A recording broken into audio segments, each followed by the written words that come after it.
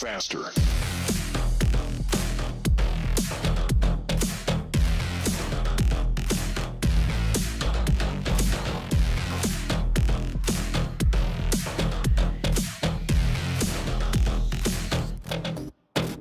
Go.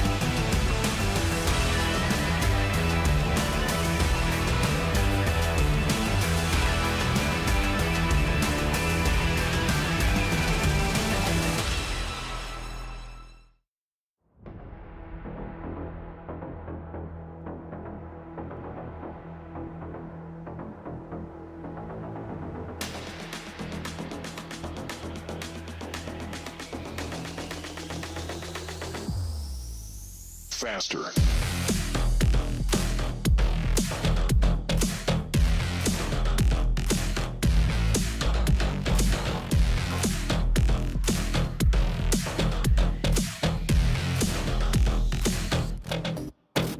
Go.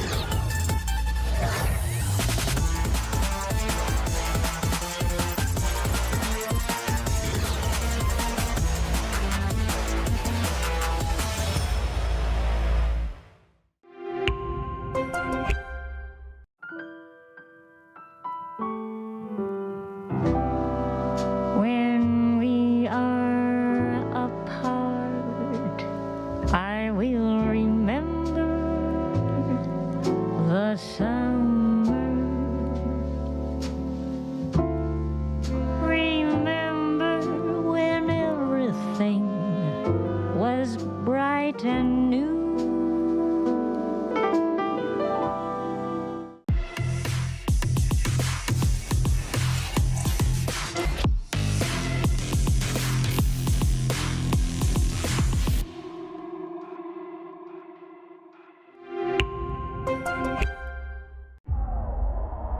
I just want you to be more patient because these guys just play contact. So Okay, Team Secret. We need you guys on the stage now. Come on, let's go. Let's go. Tara, let's go. Tara, tara. let's go.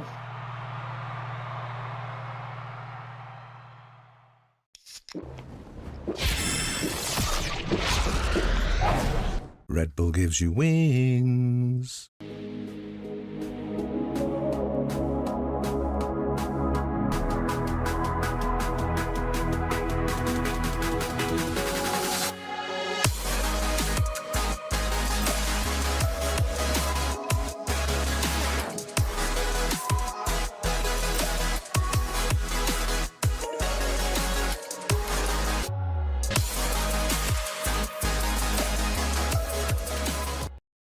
立ち日グループ100周年。私たちは愛する立川にかつてないワクワクや感動に出会う場所を作ってきました。そして今大きな夢の実現に挑戦しています。立川と世界を文化、芸術、スポーツでつなぐ。私たちが愛する立川を世界に愛される都市に。立川と世界をつなぐ立ち日グループ。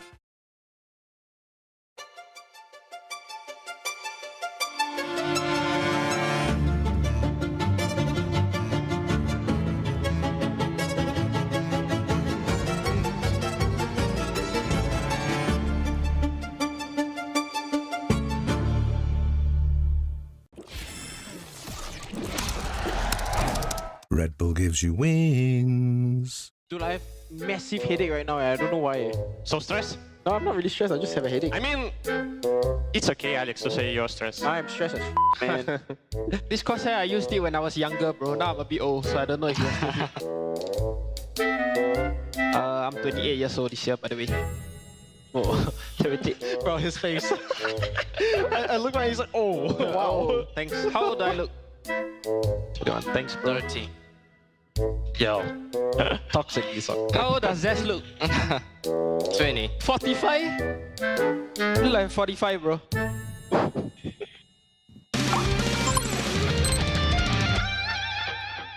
야, 텐션 좀 올려줘봐라. 어떻게 해줄까? 어?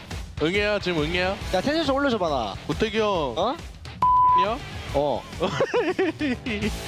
가빈아, Yes. 너 오늘 잘하잖아. 예. 이겨줘. 아, of course. 스플릿. 근데 스플릿은 내가 버스 반 맵인데. 오키는 엔딩이었어. 난 정기해. マンチとデクショ一生喋ってんだけど。仲いいんだよ、あいつら。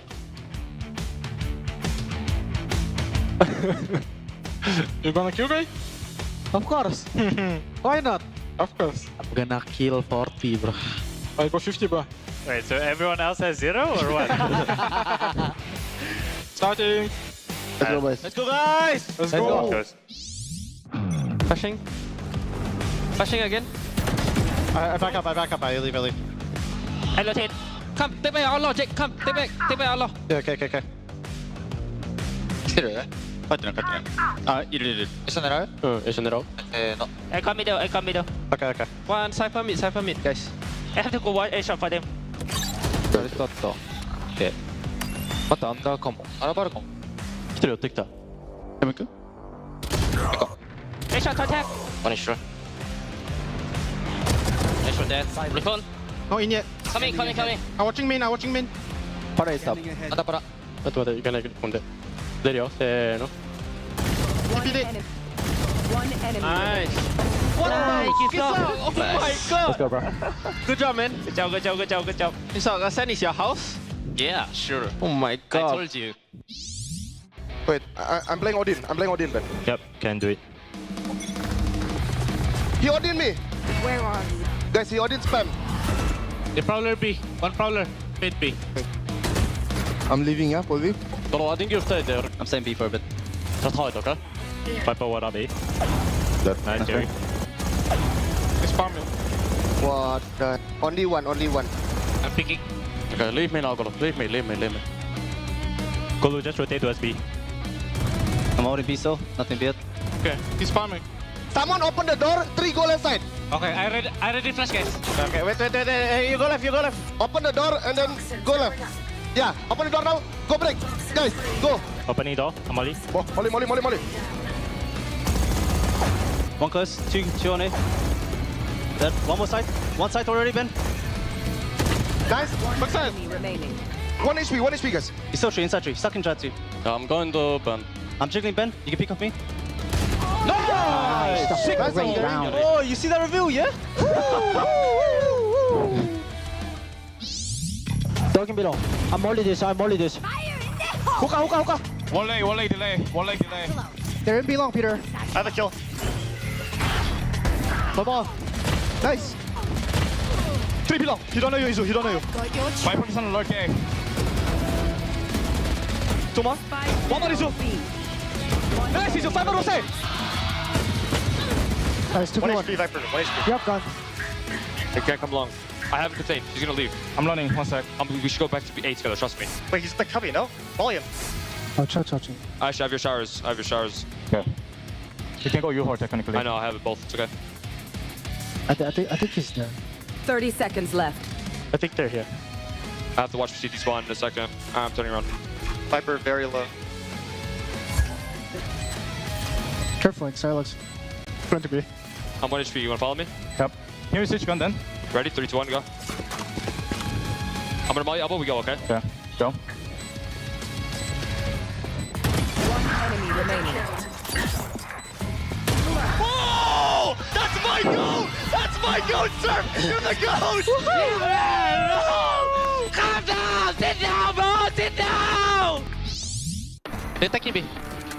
They can't be from middle. Right here. Nothing. All the rest. Hey, 1 be close. Go kill him. Okay, ready? 1, 2, 3. May isa ka ba yun, B? Meron. Yeah, pag meron. Kayo dito. Wag, balik. Flash A. Bridge with open na. Sa'yo nga top mid. Pwedeng mid ah. Sarado ko to. Speaking 3, 2, 1. Yeah, let's go mid 2. Leave me alone in it. Look, left side 1, may paleta pa. Yeah. Go now. Cypher mark. Let's go. Coming. Right here. Mag-i-split tata. Top mid. May stun ako, Bash. Down A. Pusin mo! Pusin mo, Bash! Babam! Ay, tabi! Amen! Asan? Amen! Nice! Babam!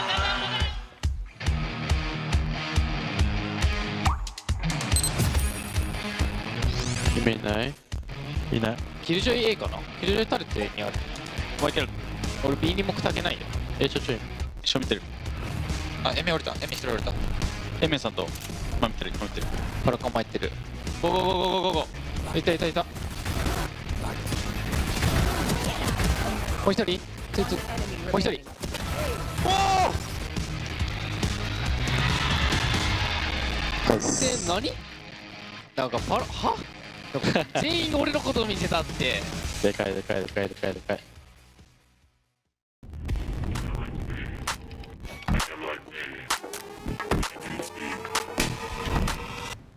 To use that thrash. Very offensive posture as they go aggressive here onto long, where you do see them trying to play out through the flash, and it's perfect this time. Euron picks up the 3-4K! Another chance, maybe? Slowly creeping in. Where's the spike planted? Oh, okay, I was about to say, maybe he can get into the site and then start defusing, but that headshot from that makes it exorbitantly more difficult. All right, he's doing some things. He's doing a lot of things. He's doing everything! Izu! T1 could not be here without you!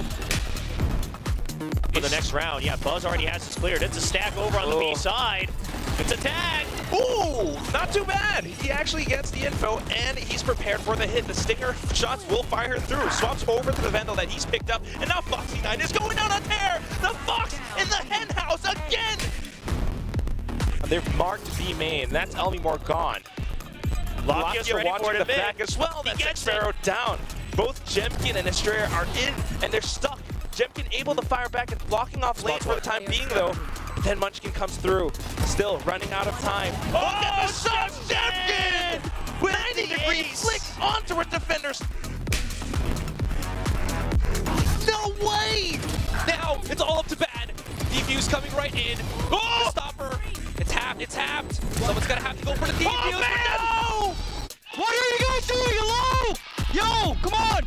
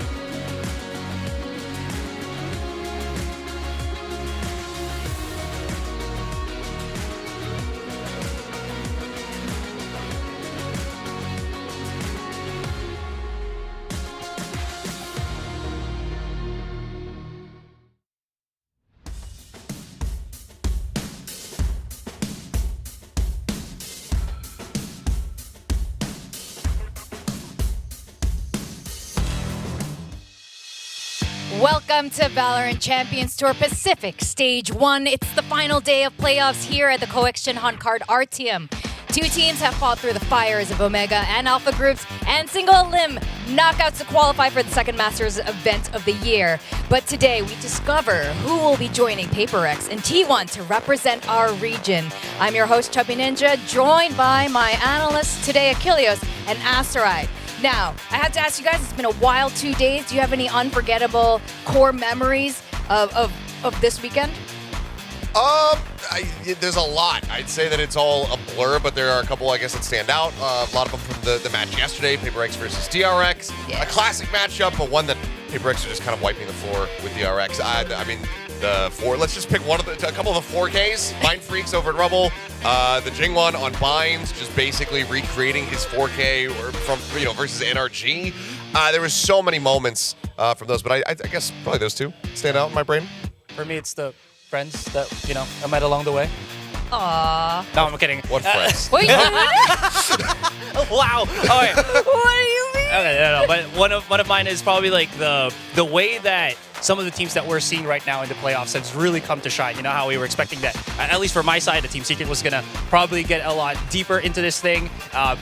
get immediately taken off. So that was one of the things that I was not expecting. So lots of those things happened throughout this, which I'm very kind of excited as well as thankful that I'm here to kind of just witness it, firsthand. Oh, yeah. And guys, we saw our first 13-0 game in record speed. You're 22 right. minutes. I forgot that happened. It was so fast. It's 2 days ago. Just After like that. everything yesterday. Like I said, it's all a blur. I completely forgot we had that one. I think Sliggy, I believe on his co-stream, shout out to him, had tallied up the numbers without like timeouts and everything. It was something around like 22 minutes. Yeah, and 12 it was seconds or something. Absolutely ridiculous. I knew that was going to be a very pacey game, but nowhere near as fast as it actually was. Oh, yeah. It was incredible. I think there's just new records being broken constantly here in Pacific. Now, Team Secret and Talent are out. We have 4 remaining teams, and I think it's safe to say all 4 of these remaining teams deserve to qualify, and they all have a strong chance to contest for the finals in Shanghai even.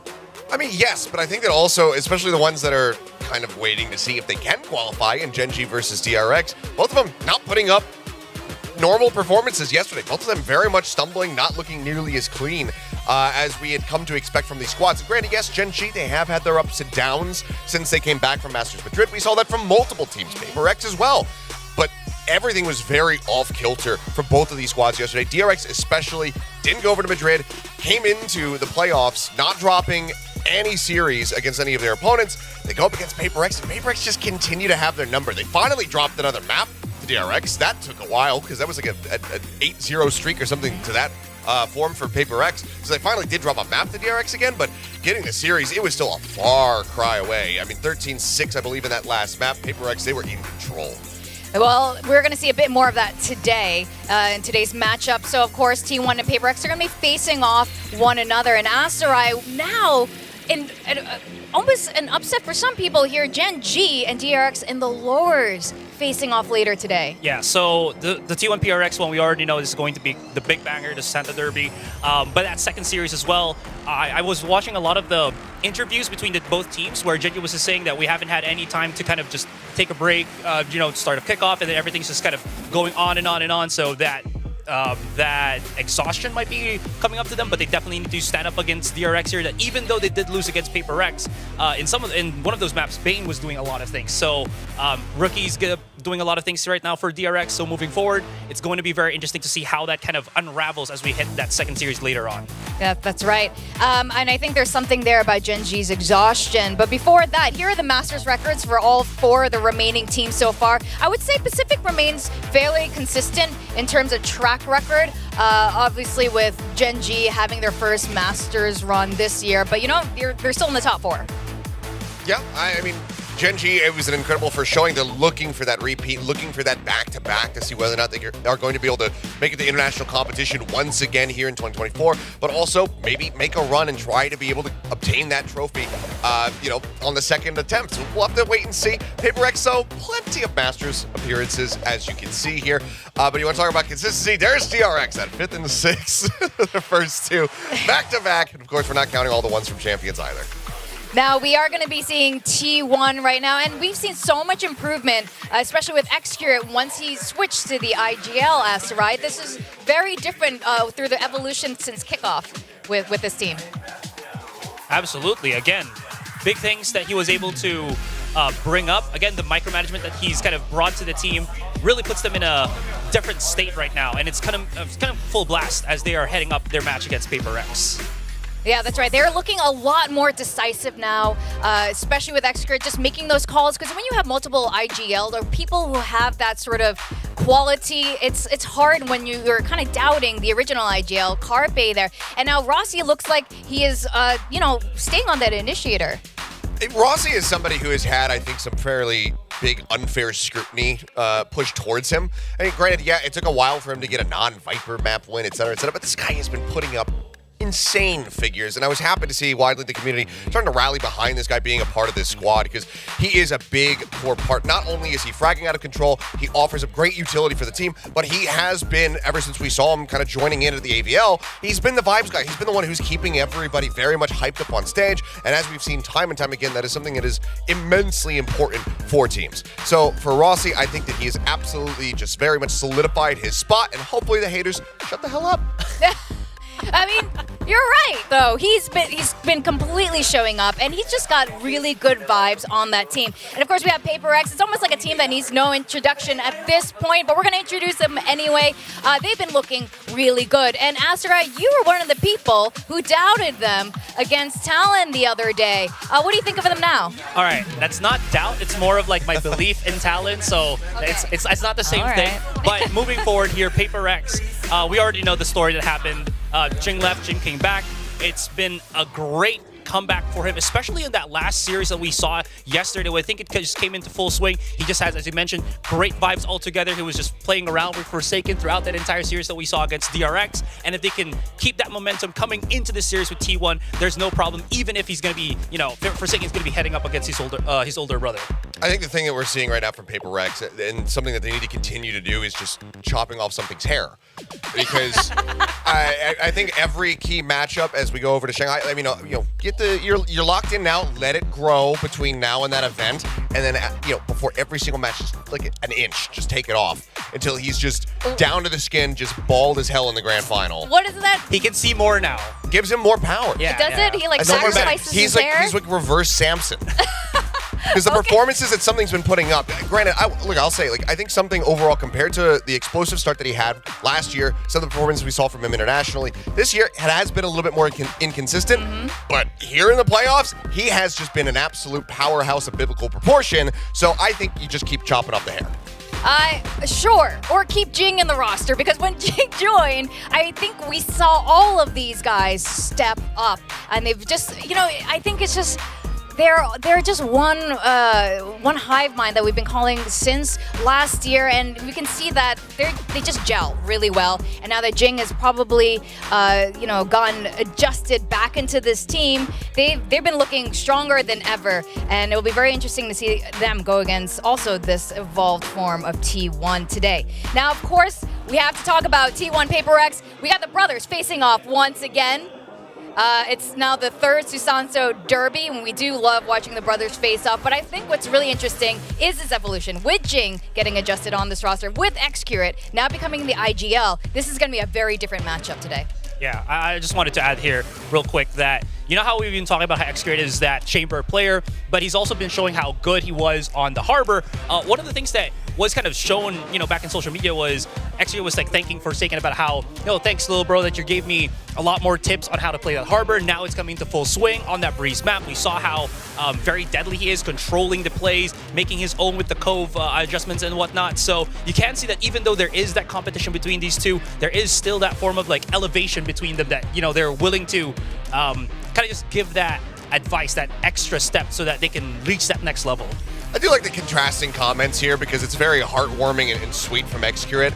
And Forsaken, it does come across a little bit more crass, a little bit more abrasive with how did you make it, but I think it actually is a pretty fair question. You think about the road that T1 had to get to this point, the first team that confirmed their spot at Masters Shanghai. They were also the first team, the only one, to drop a loss to DFM. They barely made the playoffs, and then they come in here and they continue to work on Xcurate as the IGL, and it just looked incredible yesterday. Better than I could have ever anticipated. Saya player as well was just having an all-time performance. That was just classic Saya coming through. We'll ignore the sunset a little bit. We'll ignore, the race performance. That was rough around the edges. But him playing that jet, the shots that he was hitting, the value he was finding was just absolutely immaculate. That's right. But Asterai, I mean, with Paper Rex, yes, they are Paper Rex, but we saw a little bit of a shaky start. But the last 2 days, especially this game yesterday with DRX, Paper Rex is looking really good.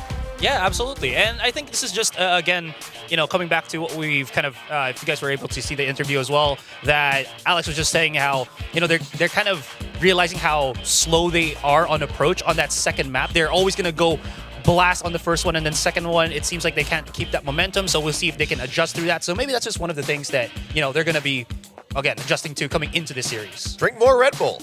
Keep the energy up. Gives you wings. It does give you wings.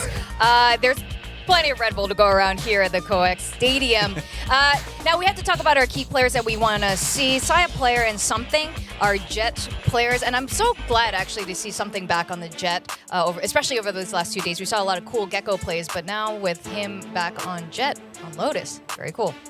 I mean, they're always going to do that. I thought maybe the one adjustment we would see from PaperX, and I did say this a couple days ago, is like, okay, if they're going into Lotus and they make any changes, it's probably something going back over to the Reyna, if anything else. I don't think you're going to adjust anything else as far as that, that core setup that you have. No reason to take the Vi off the Sky. The guy has just been playing out of his mind. Again, he's making Sky look like she's still pre-nerfed, that she's still absolutely busted and necessary.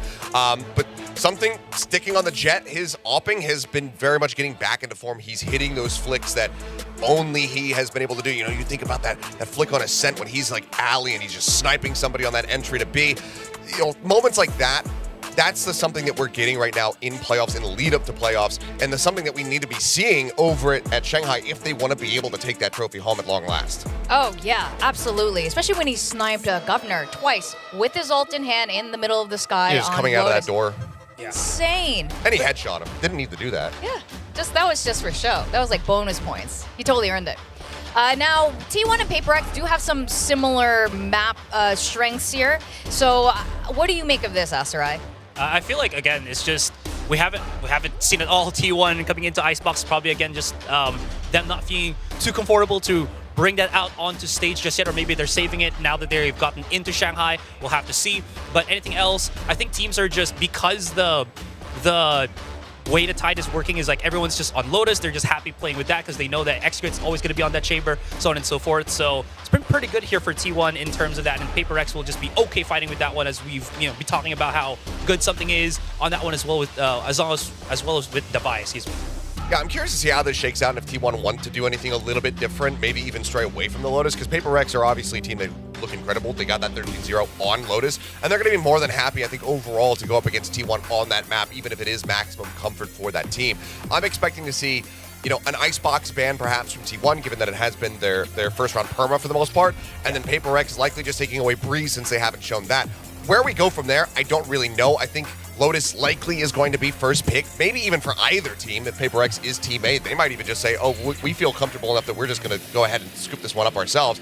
We'll have to just wait and see what they decide to do, but I'm expecting to not see Icebox and Breeze at all. And I think most people are probably happy about that.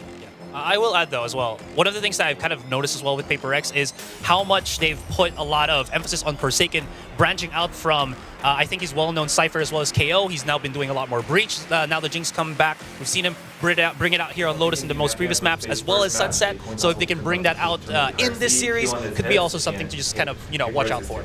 Definitely. I think he has like maybe 2 or 3 more agents we have yet to see in general. And now we're looking at the map ban Okay, picks. I thought he was just not going to get that fist bump. That assistant coach is the CEO of PaperX, Nick Hill. And he's helping out Alex today. He's not alone. Except for moral support, but oddly enough, it's actually Autumn who's alone. Don't have Data up there with him or anything like that, so Autumn going through the drop by himself, but there's the Icebox ban from T1. PaperX, is it Breeze? It is. Okay, everything is going to the script, and now we fully expect to see Lotus, and anything else would be a bit of a surprise.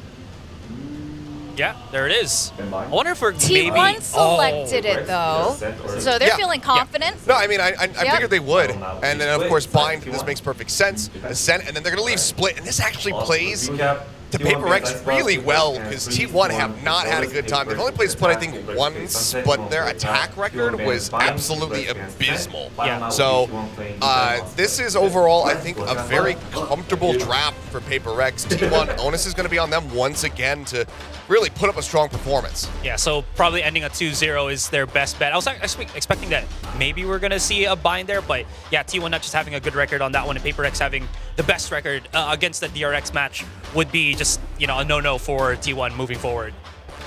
I'm just wondering if Nick actually gave Alex any helpful advice there during the map ban picks. But this is looking like a very strong map selection for PaperX. It is for T1 as well, but when they're going against PaperX and they've already shown how strong they are, especially on Lotus, I think we're going to have some banger matches today. I think as far as getting advice, Nick is probably one of the best people who could give it, because he's the one who can say, like, okay, if you get the win here, you get a bonus. So he can push that added motivation. So I think that's pretty good. He's a good person to have up there as you're getting ready to go into the game. Yeah. You know what? Maybe we will ask Alex about that later, who we're interviewing in a little bit. I also want to talk about our predictions. We've been all kind of, not on the same page, I think, for all of the matches so far. But today, are we on the same page? And yes, it is a full Paper X. We finally are in agreement. Congratulations, T1. Asarai. Yeah. The curse. Do you think so? We're going to plat chat curse this. It's just going to end up going their way. I like a snap zoom on me. Holy. Wow. Very All hot right. takes. Asarai, why did you not have a hot take today? I have no idea, honestly. It just feels like when you look at the differences in terms of just the pound for pound, individual player skill for both teams, it just feels like Paper X have proven and have shown how strong individually they really are. Sure, there are some moments right now that we're seeing T1 Carpe's bringing up a lot of steam. We're also, obviously, we talked about with Rossi, but then you just compare that with what we've seen from Paper X, Mind Freak, Davai, and then the explosiveness of the other three from Paper X. It feels like it's just leagues at this point for now. Yeah, it just feels like there's just so many more layers for Paper X that need to be peeled back by T1 comparatively. Like if you switch them around, like if Saya player is not having a good game, then it's way easier for Paper X or just any team in general to try to just break down T1. We saw that from them on that map too yesterday. Whereas for Paper X, like there's just so many people that can pop off and basically will pop off. So if one person's lacking, there's so many other layers that you have to try to work through on Paper X. It's like, okay, Jing's not having a great game. Yeah, there's something. There's Davai, who is putting up incredible figures this weekend. There's Forsaken, who can just go off at any given moment.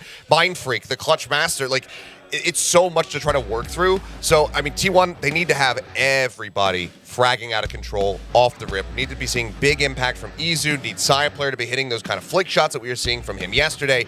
All of that needs to be on point for T1 to have a really strong hope here. I think that this is not, 100% for Paper X by any metric. Both teams had just played yesterday. Yep. Both teams getting pushed and prodded a little bit, but Paper X inevitably having to play a couple more maps yesterday.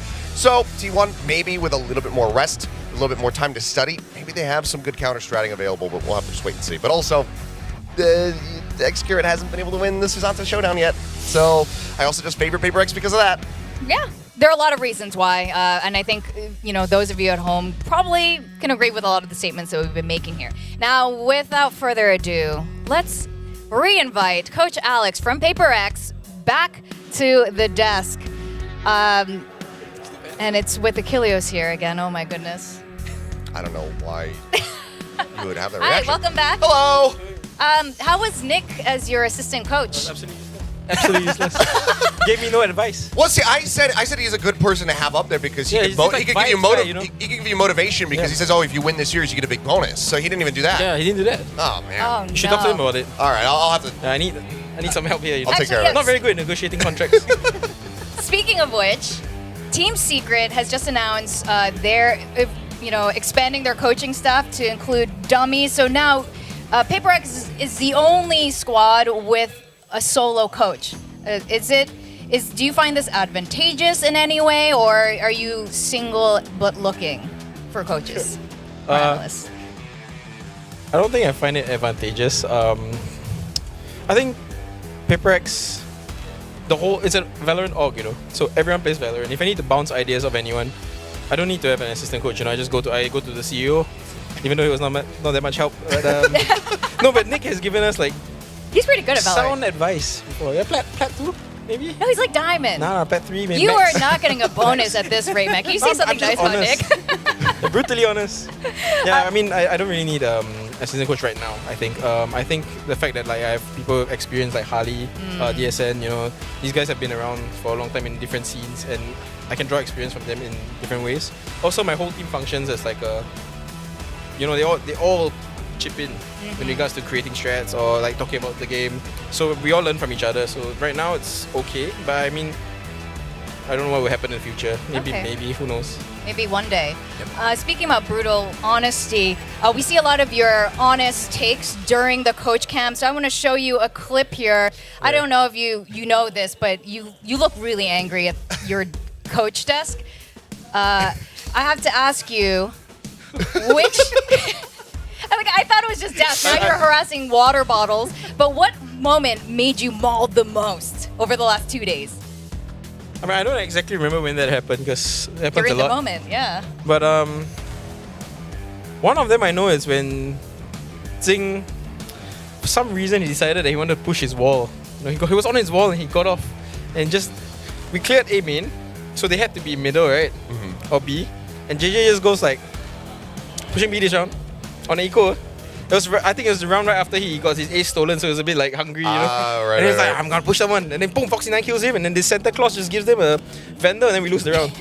Donation for you. And Merry I can't Christmas. believe it. Well, speaking of which, Kilius was casting yesterday. Yeah, this is in regards to JJ again, because I mean, maybe you're trying to put up like your best Eng impersonation, because we had that 4K on bind from Jing. Let's run that clip, If we have the actually. clip, yeah, here we go. And it was incredible. It just felt like, you know, when he did this on bind versus NRG, and then we looked at you and you were just no reaction. And I wanted to actually genuinely pick your mind about that. Is that because the game isn't over yet? Do you just wait to have like a celebration until after the win is confirmed, Well, or? I mean, I'm just thinking about the next round. I'm like, Yeah, so okay, you're staying great, next round, focused. you know, like. No next time round. for I'm pop-ups. kind of nervous, you know. Like I'm really like, okay, good. We have a good round, you know. It's like I just want them to do momentum going, and I'm just trying to listen, you know. I'm trying to hear whether they're trying to call something funny, and I have to tag pause, like just in case, you know. Like if they're gonna say something like, "Oh, let's push this round," Should we just get? one round, I have to pause. Should we get Nick in the booth with you today so that you have like a kind of like a hype man, so that you can be the stoic one? I want someone to massage me and make me calm, you know. All right, well, Nick. All right, Nick, there you go. You are not only social media manager today, you're also going to be the massage guy for your coach. Now, we also saw a really beautiful play from Mind Freak on Lotus. 4K, the most beautiful spray transfer. Yeah, that was amazing. But you told me Mind Freak hates Rubble. Why? Yeah, that's true. I've been making him play Rubble since Lotus came out, you know. Like so, there was this match we played in Tokyo against NRG, if I recall correctly, and there was this new wall, which is the standard wall now everyone uses.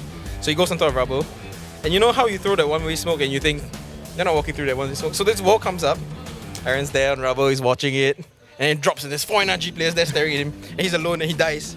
And then we keep telling him, like, Aaron, you have to play Rubble. You know, you have to play Rubble. Because it's the most important spot in the game. You control Rubble, you peek, you kill the guy.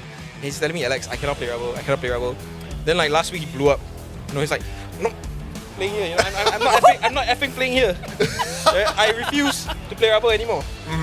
I'm not playing. Then we tried to like JJ's like, no, I'm gonna help you. It's like then he complains. He goes like, JJ, you always run away to see so you can throw your nade, and then there's nobody helping me. And I say, come help me. And then by the time you guys arrive, I'm dead. You know, so he's been complaining it for like, and then yesterday he just decides to TP on Rubble. I'm so proud of him. He found the moment. So that wasn't even like a forced thing. You didn't just say like, I don't care how you feel about Rubble, you're playing there no matter what, and kind of like lock him in that cage. I've locked him in for like a year and a half. Okay. And he's freaking out. And then he put himself back in the cage, so now he's getting Stockholm syndrome. Exactly. It's his house. He likes it. You know, it's a bit masochist.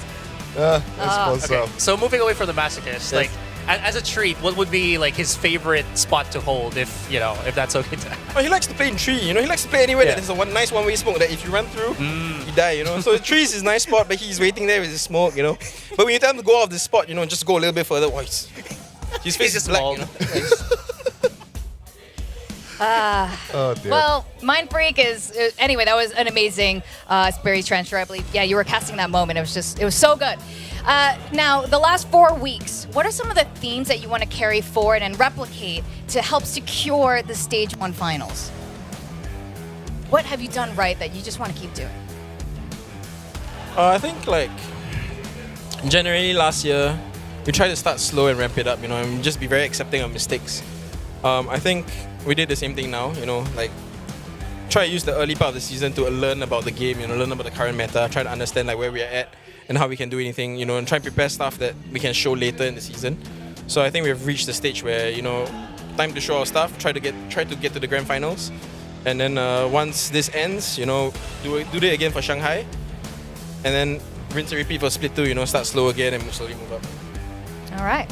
Well, do we have a mini game? yeah, for Alex. Oh. Production has a mini game for you. Okay, so you're gonna basically hold up. Oh, am I holding the wrong ones? Sorry, it's this one. Oh, there you go. All right, so you have all the teams here. I'm gonna ask you some questions and just hold up which one you know that you think. Okay, so the first question is, what was the most frustrating match? Oh my God, he's holding a team secret one. I barely asked the question. What was the most frustrating match? Was it Secret, Talent, or DRX? Wait, this is for playoffs or for the whole season? I think for the Season. Oh, Yeah. Secret, man. Yeah, that you picked up the right one right away. Do you want any remarks about that, or is it pretty self-explanatory? Yeah, I'm never letting the uncle play Sova again. I'll just tell you now. Jesse You back. already know what's gonna happen. He's never playing Sova against us. All right, today, you know, match 2 is going to be DRX or Genji. Who do you think is going to win today? What's your prediction? I think DRX is gonna win. All right. Simply because I think Marco is the GOAT. Oh. And he's gonna show up today. Okay, I think a lot of us can agree with that. Okay, we want your honest answer. Do you think T1 or Genji was the better opponent? I think we match up better against T1. And I think, you know, there's the whole brother rivalry thing going. That's Talent. Yep. T1. I'll find it. I mean, they look so similar. They do. Yeah, they do look really similar. A little bit inverted. Yeah. But T1, Yeah, okay. I think we match up slightly better against T1. Okay. All right. Okay. And which team surprised you the most with their results? The mirror image. That's one. Ah, why is that? Talent. You know, when I was playing against Talent, firstly, it's because it's a single limb bracket, right? So it's already very stressful. But I also had this inkling that like something is gonna go wrong. You know, they're the type of team. They have 6 members. They keep interchanging. I don't know what they're gonna run. You know, they play a different style, you know, very, very control based. They like to run around the map. They like to go into the B bomb site, disappear, come back to the C bomb site, disappear, go back to the A bomb site. You know, so I find that very difficult to play against. And they like to flank you more than other teams. You know, so these kind of things are very frustrating for us. And you know, I think they showed it on Bind. You know, so impossible for us to like figure out where they're going. Yeah, that's really interesting that a lot of the Southeast Asian teams actually, I would say, give Paper X a little bit of a hard time in terms of their gameplay. Now, I know you need to go down there and do a walkout, so we need to send you down. Thank you so much for joining us. Thanks for stopping by. You get Thanks, to... bye everyone. Yeah, Thank you. Seth doesn't get to ask you questions today. I made it. Yeah. I made it. I had nothing prepared. 谢谢. Always a pleasure. Thank you. Thank you. Practice your Chinese. You're going to Shanghai. I'll try. All right. Well, it's always fun to have Alex at the desk here. He's got a sprint downstairs now. Yeah. We held him for a We little did bit that. longer than we were supposed to, but it was a good There was a conversation. mini game that we had to do. Yeah, so that was really insightful as always, especially in terms of how he regards his players and how he regards like a lot of his opponents there. I was curious to, you know, see whether or not he did actually just kind of lock Mind Freak into that prison of like, okay, you're forced to do this, but it gives him a little bit more free reign than I was kind of expecting. So it's not quite just Alex holding the leash of all those maniacs, I suppose. Yeah, that's right. Now we are gonna be welcoming the players, including coaches, who's like sprinting down to the stage right now, out onto the stage. This is gonna be a very exciting matchup. Once again, I'm gonna see this Santo Derby. We're gonna see T1 versus Paper Rex.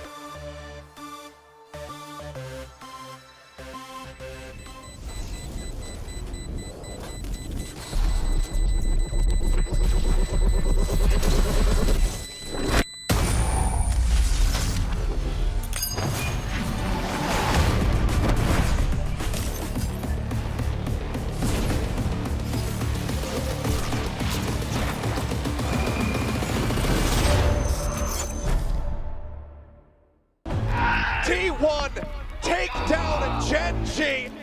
Oh my gosh, T1, what a comeback is this the T1 that everybody has been waiting for? 저희가 일반 시즌에서 너무 못했었어 가지고 그거를 이제 다 이겨내고 상하이에 진출했으니까 너무 행복합니다. 다들 긍정적인 선수긴 하지만 특히나 카르페 선수가 작년처럼 되게 긍정적인 콜 그리고 팀이 부진할 때 되게 일어나라는 콜 그런 게 되게 많이 도움이 됐던 것 같습니다. Paper X punch their ticket to Master Shanghai. I'm really happy that we managed to win. With this match against DRX, Forsaken called a lot and it really helped us because we won many crucial rounds based on his calling. He played a really big part of this win. For Masters Madrid, I wasn't there, but now I'm really happy that I'm able to play in Masters Shanghai. 어떻게 보면 저희랑 조금 비슷한 바이브를 가진 부분이 있거든요. 약간 공격적이고 상황 변수에 좀 대처가 능하다. 그런 부분이 되게 정말 견제가 많이 될 것 같고요. 마인드 프릭이 요새 정말 클러치를 잘해요. Swing out, but Mind Freak! 클러치에 진짜 신이라고 할 정도로 잘하는 것 같은데 요새는 마인드 프릭 선수가 좀 경계가 됩니다. T1 has really shown a lot of improvement and they're slowly getting their form, so I definitely think that they are tough competitors, but we're gonna prepare and overcome them. 마스터즈 뭐 가는 게 목표가 아니라 정말 챔피언스에서 우승하고 싶은 게 목표일 만큼 어디까지 갈 수 있을지 팬들 여러분들도 응원하면서 지켜봐 주시면 좋겠습니다. I will try my best against T1 to win this match and hopefully win the entire championship.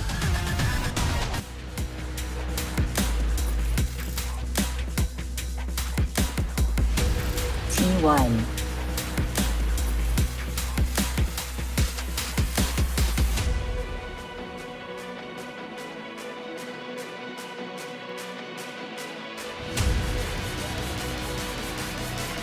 Before yesterday, T1 was considered the underdogs amongst the 4 remaining playoff teams. Few believed they would make it to Shanghai, let alone by sending Genji off to lowers in a convincing fashion. This Korean org is a force to be reckoned with. This is T1. A force to be reckoned with the team on the other side of the stage, Victoria. A big challenge for them.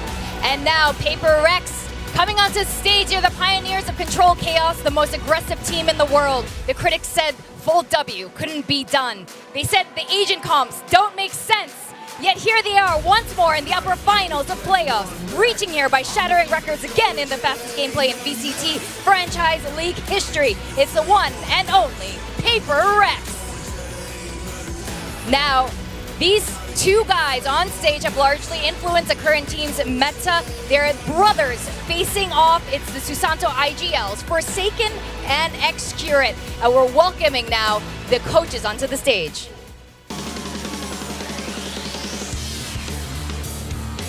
Fist bumps exchange, but I think that's about where all the pleasantries are going to end as we get ready to go into this series. These 2 organizations have played against each other a multitude of times now in VCT Pacific history. This will be the 6th outing, and across all of their matches in the past, T1 has never taken a map off of Paper Rex, let alone gotten a victory. Yeah, absolutely. And one of the big things as well is Paper Rex were the reason why T1 couldn't get into Masters Madrid, because they knocked them out during kickoff. So that's going to be a kind of double on what they just have to do to be able to beat down Paper Rex right now, in terms of just, again, the losses that they've never been able to win against this team, as well as just the chances to get into international that they couldn't get because of the Paper Rex.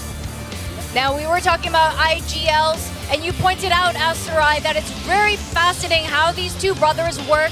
X-Curate on one side, pioneering through the FPS esports titles and probably showing Jason a thing or 2, but it also goes the other way. Yeah, again, that we do know X-Grade is just the bomb on Chamber, but him trying to branch out, showing a lot more extra roles, was because he was getting help from his little brother that has that experience on so many roles, so many agents. So now, will that be the downfall here of Paper Rex coming into this series? Side player leading the charge there for T1 as they take their seats. He needs to be the one leading the charge in the game itself.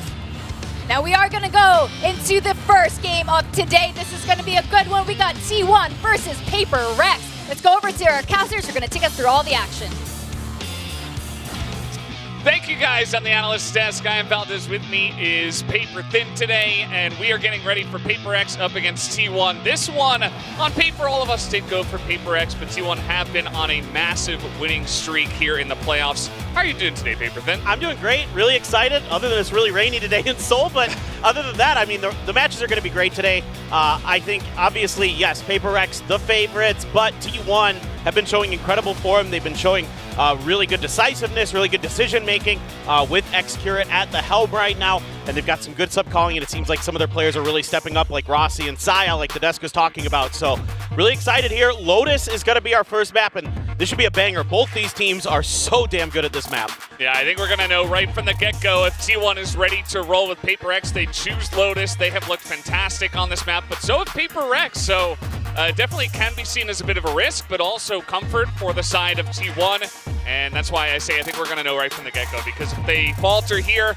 I think Paper X, they start to get rolling, they start to get the vibes up, they start to fool around, you know, in comms, and as they're destroying you, that's when they're scariest. But T1 have been dominating their matches that they have played so far in the playoffs, including up against some really strong teams. So far, in terms of the comps, anything that stands out to you, Paper Thin? No, this is what you expect. I mean, I think, again, a lot of people, if you've missed the last couple of days, shame on you, first of all. Second of all, there is a breach now for Paper X. Forsaken has added yet another agent to his agent pool.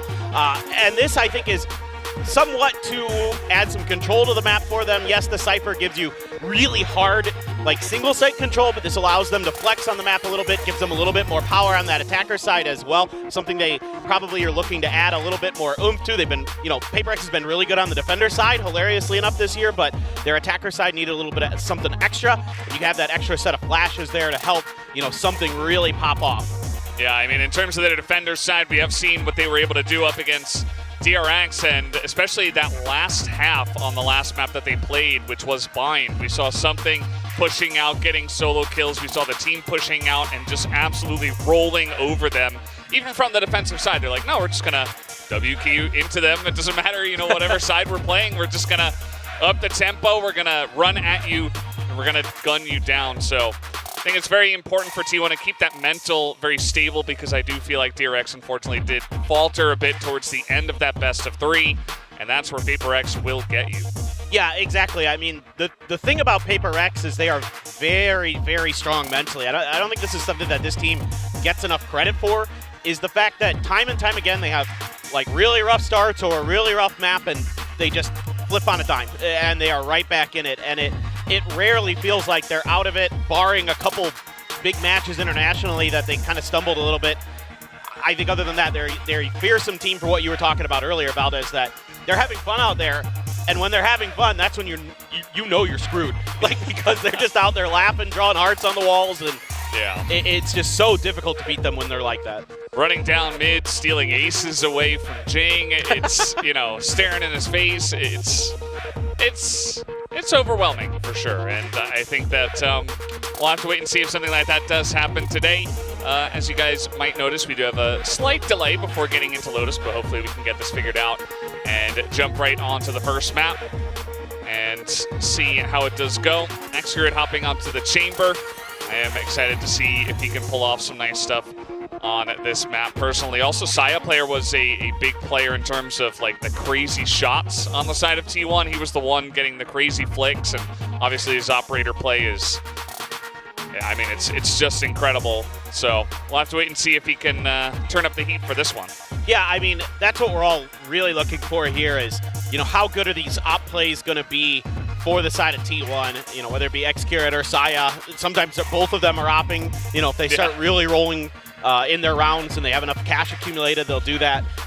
Forsaken did say he's got some plans how to deal with his brother's chamber, and, you know, that's what I'm kind of curious about, is really watching that breach to see if he's got some good fault line setups, maybe some good aftershocks to keep an angle held so that his team can cross and things like that, so that X-Curate can't really get comfortable. But that's something that I'm really keen about today. Is I'm really going to be focusing on that breach, because he put up 18 assists against DRX yesterday, so he clearly is having a ton of impact on this agent. Yeah, definitely something that they just bring in for the power of the breach alone. Seems like we need 2 minutes, by the way, guys, before we do hop onto this map. But, you know, I was casting with William. He's like, maybe they were preparing up against the Neon. You know, Governor likes to pull that out. But you see them bring it out here once again, same composition. And not necessarily going to expect that same agent pick from the side of T1. So just seems like a straight-up good pick in his mind that he wants to play against anything.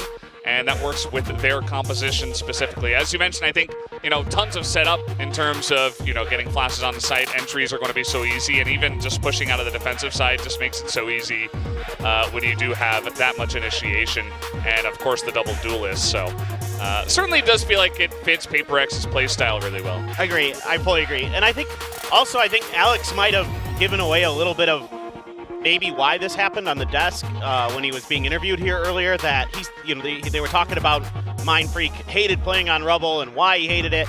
But Alex said that it's the most important spot on the map. And Breach gives you extra control over it, right? I mean, fault lines allow you to block people coming out of A lobby really well, or just fault line the back of Rubble itself. You have the aftershocks to clear the back of Rubble. You have the flashes as well. So I think that's probably part of the equation here as well, is really helping Mindfreak out, take a Rubble control and maintain it. So I think it just, in general, gives a lot more flexibility here to Paper X than what the Cypher would bring. Yeah, and if you're pushing on to it from the attacker side as well, the aftershock just to clear the back of the Rubble, to make sure you just control that area, it's pretty strong. So as you mentioned, maybe giving away some secret technology, some secret information, but I think, if you're a coach and you watch what Breach was doing, what Forsaken was doing on that map, you can kind of learn it anyway, so it's kind of out in the open at this point. And we did have, as I mentioned before, everybody predicting Paper X for this matchup. Did that surprise you at all, that nobody kind of went for the T1 upset? No, I thought maybe like Asarai or William might go for it, because they sometimes like to throw those out there, but it's hard to pick against Paper X, especially with how they looked yesterday. I mean, they were so dominant. When they're feeling themselves, I don't think there's any team in the world that can beat them. I mean, they're just too darn good, and Devi's playing out of his mind this year again. I mean, I know a lot of people who are watching FNS's stream have gotten the kind of Devi belief in them, because he's been glazing Devi a lot. But I mean, I think it's just really, really insane how good he's been the last couple of years. And I think a lot of people don't understand that it's his utility usage and his shooting. He's really good at setting up. People like something in Jing in particular with this guy, using those flashes incredibly well. He's so good off the cuff. He's so fast to get to those positions. And he's just like, it's like they don't even have to think about it. It's so fast. So I'm a huge Devi fan, have been for a long time now, and you're seeing it in the games and in the stats and everything. Well, guys, it seems like this delay is going to take a little bit longer than we did expect. Sorry about that. We are going to take a quick commercial break, and we'll be right back with Lotus.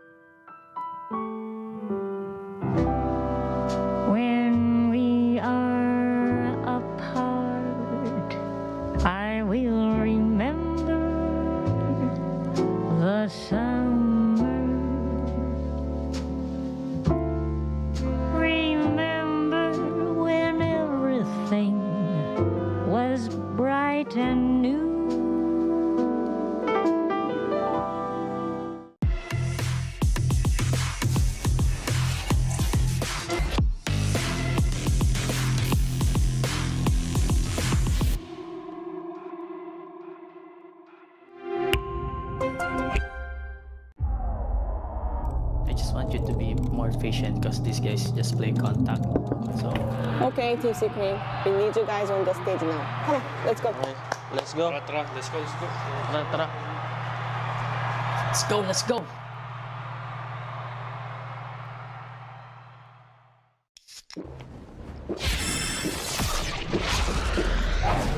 Red Bull gives you wings.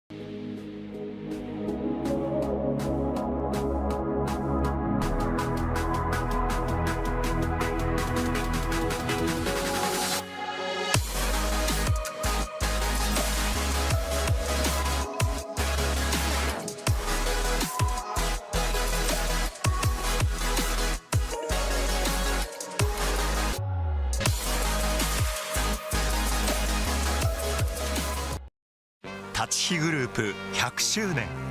私たちは愛する立川にかつてないワクワクや感動に出会う場所を作ってきました。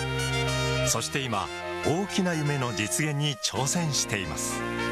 立川と世界を文化、芸術、スポーツでつなぐ。私たちが愛する立川を世界に愛される都市に。立川と世界をつなぐ立ち日グループ。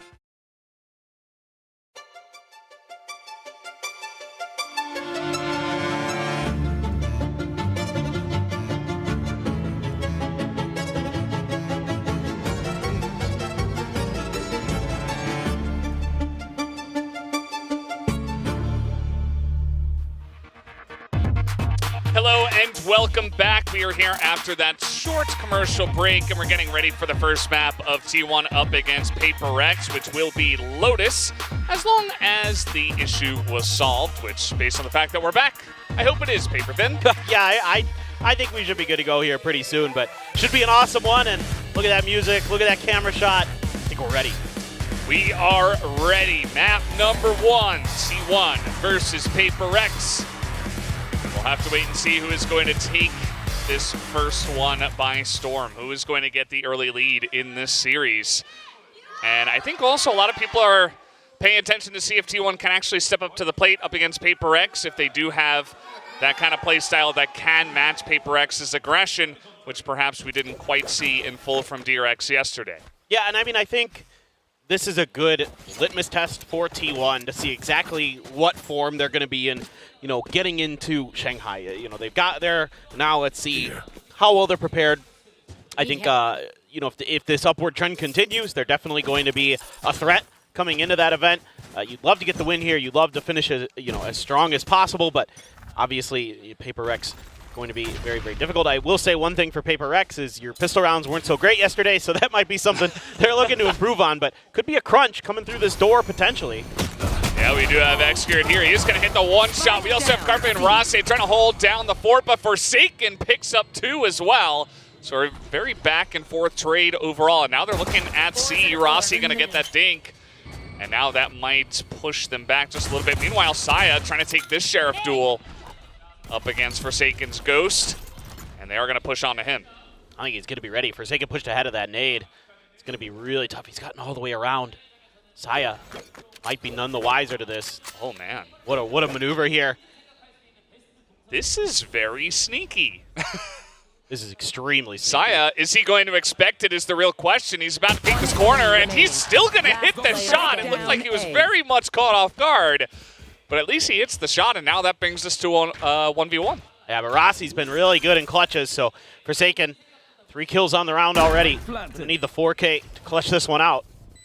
Forsaken just going to get in the tree and pass over right before Rossi makes his way out of the site. So now Rossi, he might have an inkling that he could be in tree. Obviously, this plant is very good for tree coverage.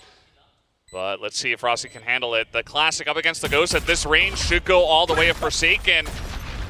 Let's see if he can take the win, and yes, he will. A 4K for Forsaken on the first round to bring PRX their pistol round. Yeah, these are the things that make PaperX so tricky. I mean, all the credit to Saya for reading that they could have gone through towards spawn and at least getting one there. Forsaken, though, just spraying through smoke. Unfair how that works, but the flank angle nice there, so the counter maneuver by Forsaken, really, really good. Just barely able to get through with that win, 22 health left. Nice attempt, but I like what T1 did. Honestly, I think they had a pretty decent round, except for they just didn't account for Forsaken, and that kind of cost them that round. And once again, going to be turning up the pace. Xcure looking for that headshot. He's going to get it.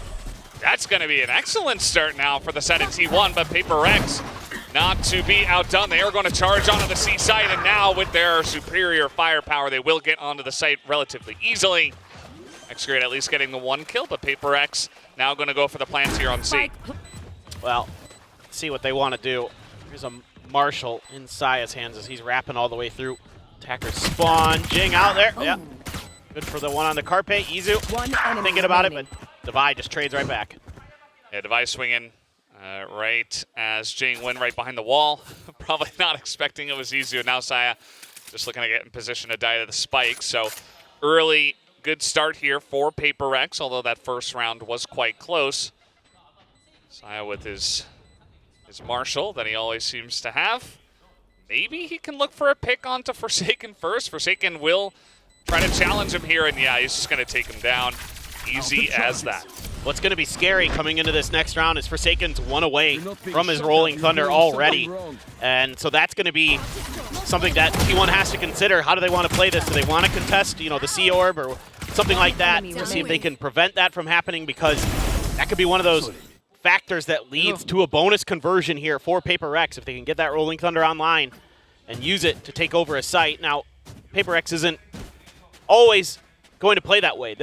They'll mess with your minds a little bit. You'll think they're going to play for an orb, but actually they're just going to come right at you. So that's what makes this team so difficult to go up against. You can see Xcure, they've got 3, in fact 4 if you count the door. A little bit of damage done trying to contest this orb. Yeah, they are going to put up the smoke here, and something just going to tap it, and now here comes the contest from the side of T1, trying to get on top of something, but something with the Guardian is just lighting them up, picks up 2. But it is going to be traded back pretty heavily by the side of T1, as they do at least pick up some kills after something picks up his 2. But now on the wraparound here, Carpe trying to push on in, but you can see that PaperX is already on the A site. Yeah, and they're going to give the spike over to Forsaken to get the Rolling Thunder. Should be a clean plant. It's going to be a difficult retake here for Xcure and Carpe. I mean, I don't even know how you approach this one with the Rolling Thunder, as you mentioned. I mean, Forsaken just going to play down on drop, and you see the door is going to spin right here. Divide looking at pressure here, and he will pick up that kill on a Carpe. And now everything falls on the shoulders of Xcure. Extremely difficult. This is not easy. Oh, he is he's in so much trouble. I mean, he's getting hit by everything, and Downey will go only had 50 health. And they win the bonus with 2 people alive, and they hold on to the Rolling Thunder. Already, PaperX is off to a fantastic start. Yeah, this is brutal, man. And already the younger brother is going to win over his older brother here. A great start for something. Anticipating that there was going to be a player wrapping around his right through Mound. Read that very nicely. Just got what he could done. Devi winning over on the other side of the map onto A allows him to pick up that Vandal as well. Now Saya player going to have to go for the Outlaw, but it is full armors here for PaperX. So going to take 2 shots, most likely, to get a player down. Unless he just goes for a blind headshot, that could be nice. But yeah, with the smoke in his face, not going to be easy. We do have a nice stack here from the side of T1, as it does look like PaperX should be pushing through tree and in onto the A site. As here comes something looking to open up the site. He's going to get on in, but he gets shot in the side of the head by Izu Sheriff, but now Divine trying to line them up, and Jing and the rest of the team is able to get on in there in due time. Just kind of running in front of Xcure there. Not sure what was going on, but Xcure will pick up a Vandal now. Well, this is extremely difficult for Xcure, especially with 3 of them looking at him. Yeah. Yeah. Not much you can do there. I mean, and the whole time, as soon as they got to tree, as soon as PaperX got to tree, immediately Forsaken turns his back and watches that A lobby door. Like the whole round, he's expecting his brother to be wrapping around. And even though he loses the battle, you know, gives that extra information and time over to the rest of PaperX to set up that 3-man peak. So good stuff from them. Xcure is going to have his tour de force, but problem is that you've got a ton of really good ults for PaperX. Yeah, you definitely do, especially if they come at you pretty fast. You got a showstopper just to say no. The Odin spray is going to come through from the side of Devi. And already getting some extra damage here on a Carpe. We do have Excurate pushing up with the tour de force, but there is a bird in his face, and oh, something, a very rare drop shot there. Not quite gonna line it up, but Excurate's still gonna go down without being able to TP back, and now Saya trying to get in, and Jing is going to take him down, and Jing is just pressing his W key and running at T1. He usually does trade one back, but still advantage Paper X. That was so incredible. The movement from Jing there. He is just the best in the business when it comes to those blast packs. Nobody resets after the blast packs like him. Just unbelievable that he's able to win that fight out in the open. Now you get the plant down on the beat. Mind Freak gets Rossi. Yeah, now, I mean, easy, you're 30 health. You've got a Vandal. Your economy's in the toilet. You're going 1v3. I don't know if you really want to challenge this, but he is going to at least try. Oh, he's going to take a little peek and then just back away. So Paper X sitting on the cusp of 5 rounds in a row already.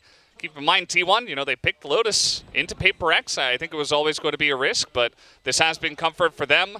So far, it hasn't looked very comfortable. Yeah, and it's some brilliant flashes here from Paper X that set up the ability for them to really take the space that they need to get the positive angles, the better of that fight, right? And so that's what makes this comp so scary right now, is you have so much util to contest this space. You can see there also Saya goes for the showstopper, but he missed a little bit. That is just unreal what Jing just did with that blast pack.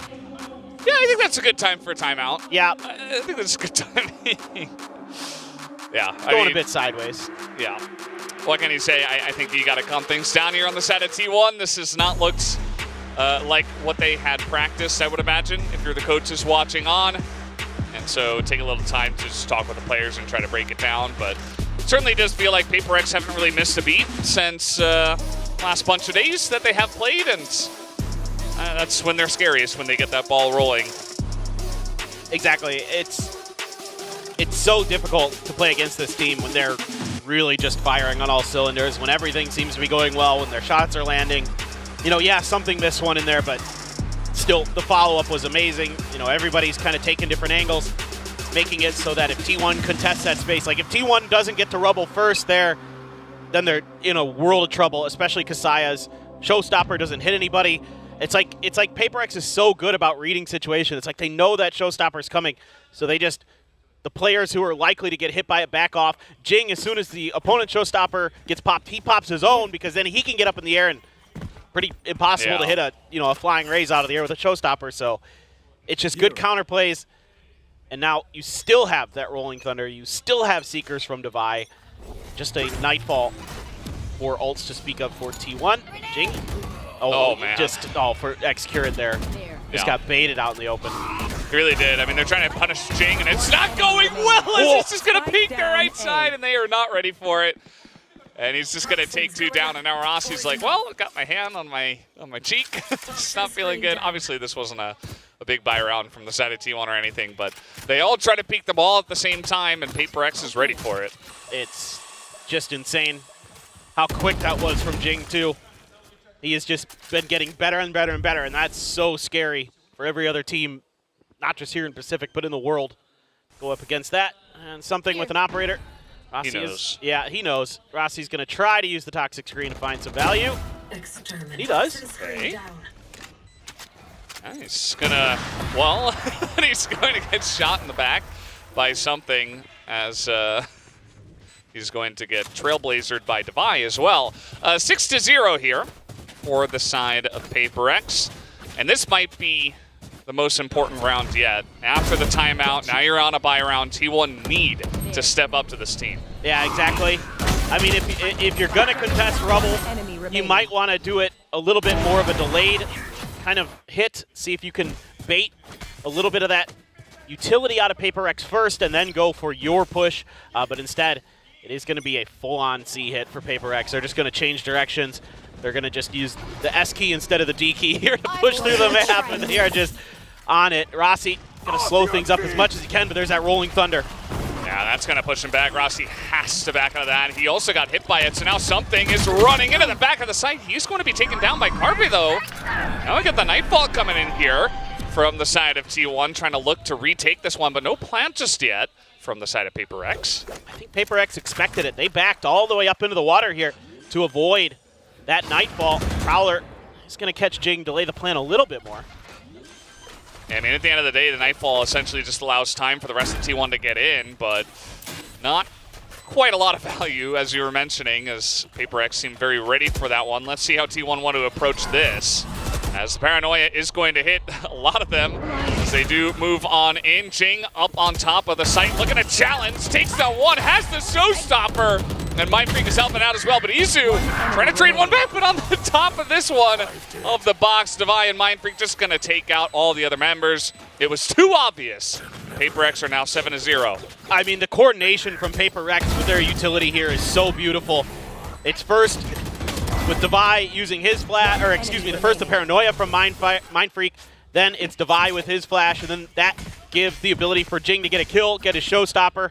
It's just like the dominoes just fall perfectly for Paper X there, and then you just start mowing you down. It's such an incredible team to watch them play off of each other, to play so well coordinated like that in the heat of the moment. Ooh. Okay, that is nasty.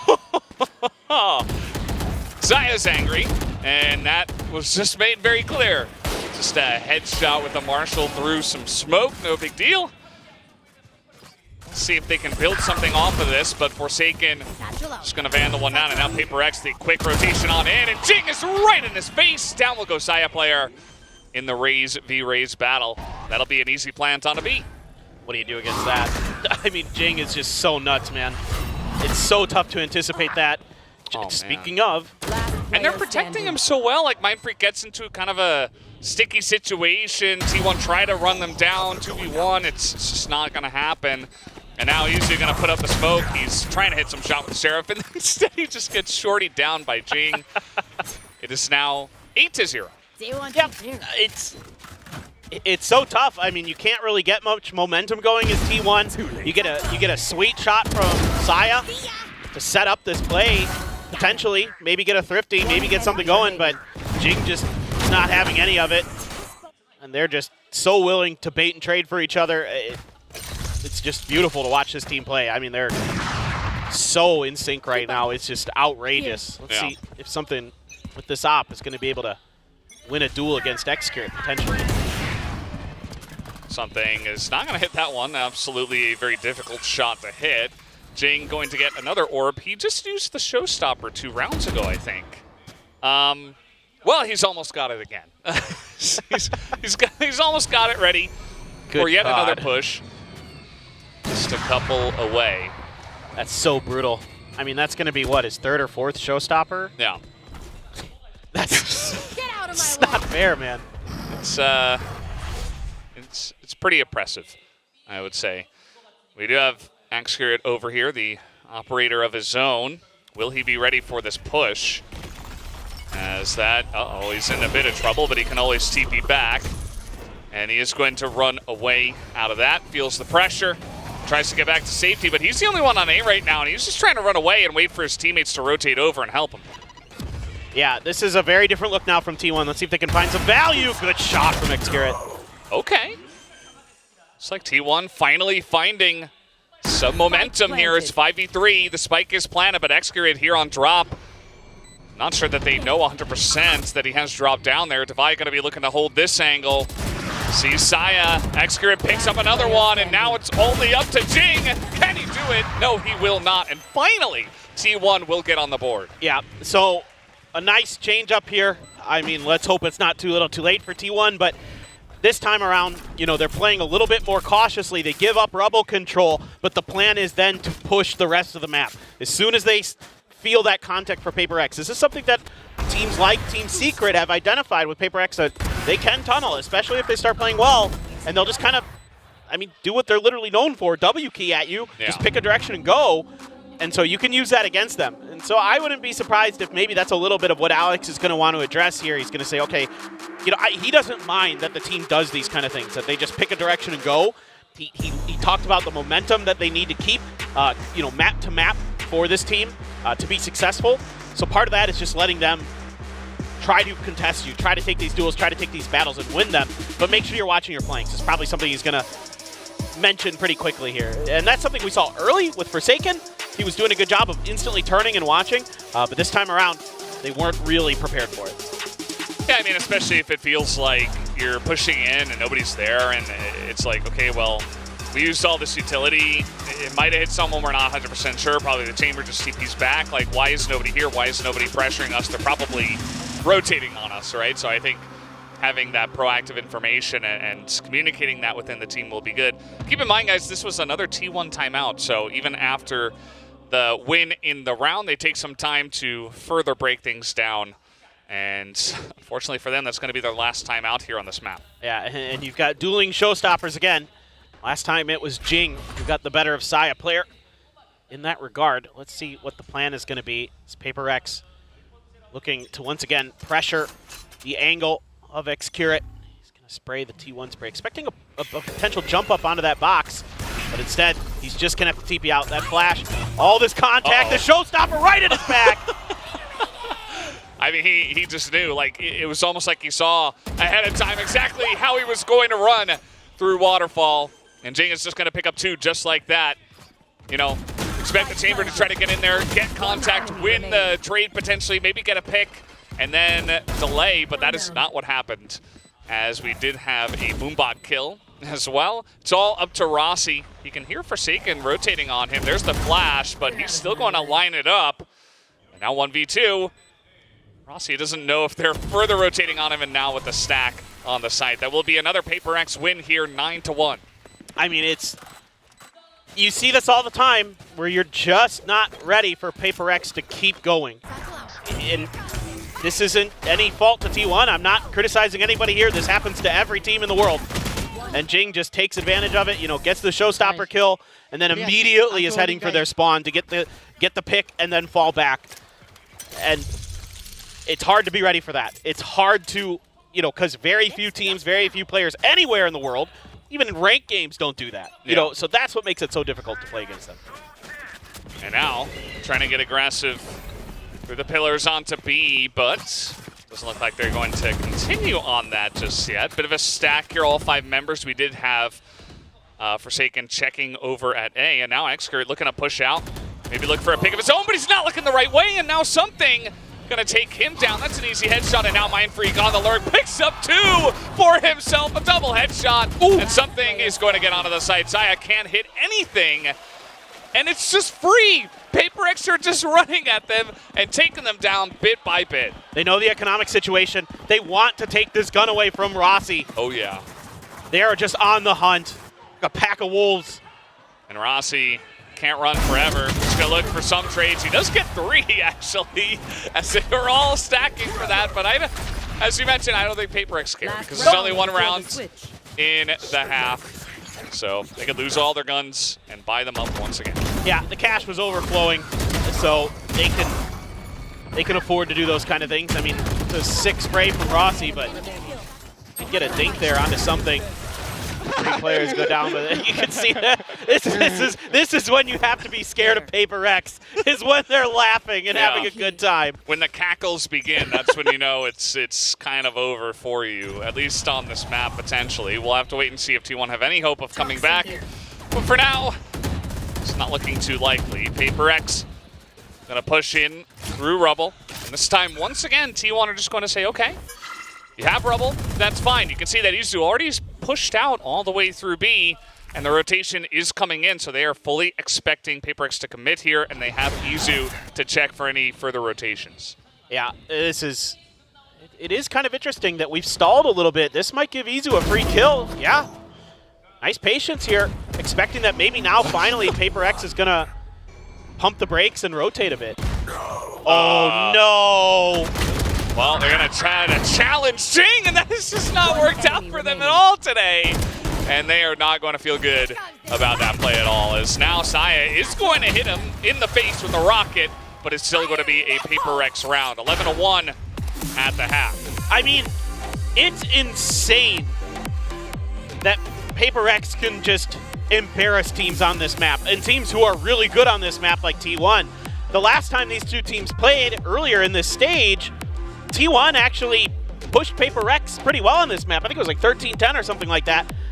And it looked pretty decent from T1. It looks like they just needed to make a few tweaks, a few changes, but Forsaken wasn't kidding when he said he thought he had a good read on his brother.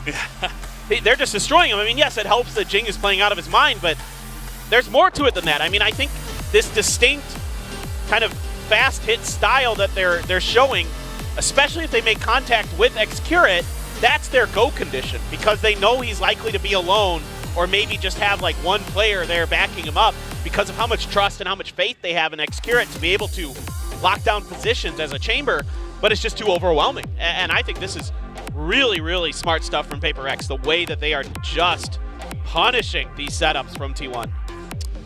Yeah, they're making it look easy too.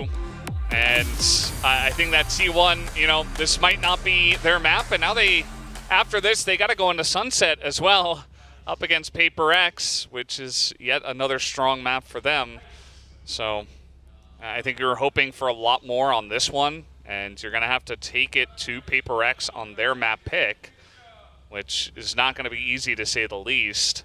But let's see how the rest of this map is going to finish off first.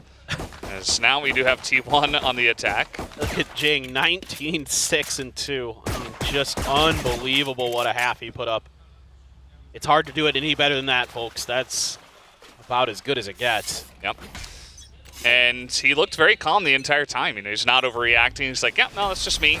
It's just Jing, you know. That's typical Jing, man. He can have the sickest plays you'll ever see, and he's just gives you a little nod, maybe a smile if you're lucky. Little fist bump.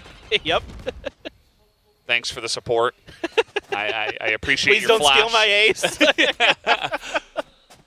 Well, T1, they feel the pressure over at Mound. Not sure if they know 100% that something was hanging out in the corner behind the box, but now they're going to slowly rotate over towards A. As Forsaken, the baby door is already down. He is going to get first contact here onto T1. They seem so aware. Uh-oh. Yes. No, no. And now we do have Devi holding this corner, so T1 able to break into the site. Mind Freak is going to hear all of this. And Xcurate is just backing and dropping. Mind Freak gets a second onto the low health member. Carpe trying to hold it down, just trade one back. So now they will go for the plant. Saya on half HP is going to hear the member of Paper X running on in. Jing is going to be taken down by Carpe.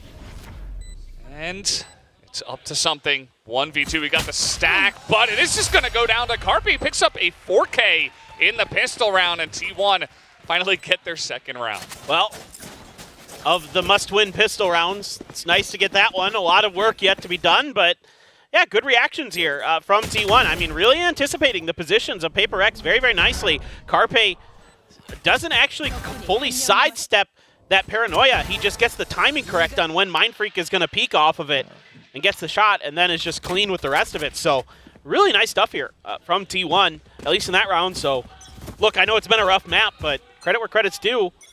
That's a good start, and it's going to take a lot to come back into this. But again, you want to get more rounds here as T1. Get that confidence flowing. Sure, trying to challenge there. He took a tiny bit of damage, something also looking to pressure on the side of T1. You see Rossi very low on health now. Something just spamming on through. As now they're going to get on top of him with that Spectre. Not much that Something can do. Saya player entering for his team very well. Yeah, nice Prowler setup for Saya. Good reaction by Saya to put pressure onto that Marshall. Knowing that if you close the gap, you're going to have a huge advantage. Takes all that space. Gets the kill. Now just a couple Sheriffs left here for Paper Rex, but certainly dangerous with those, no doubt about it. Yeah, I mean, let's see if they actually do challenge here. Izu going to take a bit of damage already, as now he does get that first shot. Forsaken charging in with the classic, gets a headshot. As now trying to spam on through. Two members of Paper X still looking to challenge this, still looking for exit kills. But just going to wait. Actually not going to wait. Devi gets in there. He trades one back. Mind Freak trying to do the same, and he will just go down to the spike. Yeah, but again, it's just good early reads here from T1 that give them the opportunity to get the plant down. That's what you need to see. You need to get these moments going. See Saya still very much engaged. He's Always giving it his all. No doubt that T1 is trying their damnedest. But, you know, I always say this, you shouldn't feel bad if you lose to Paper X. Like, it's so difficult, especially when they're playing like this, man. But already the op, so the early investment here, and you have to go big or go home here for T1, a borderline must-win bonus. So certainly a wise decision.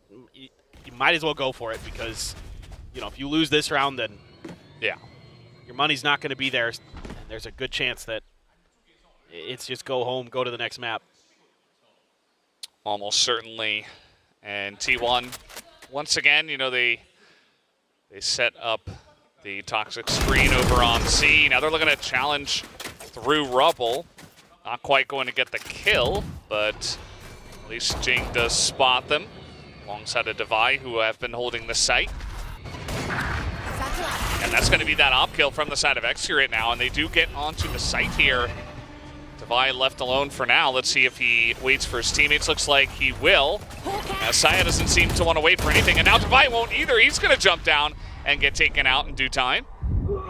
Something, though, does trade here onto Xcurate over at Rubble, and now up top Forsaken. He does land one, but only the one, as the two last members here of Paper X looking to challenge.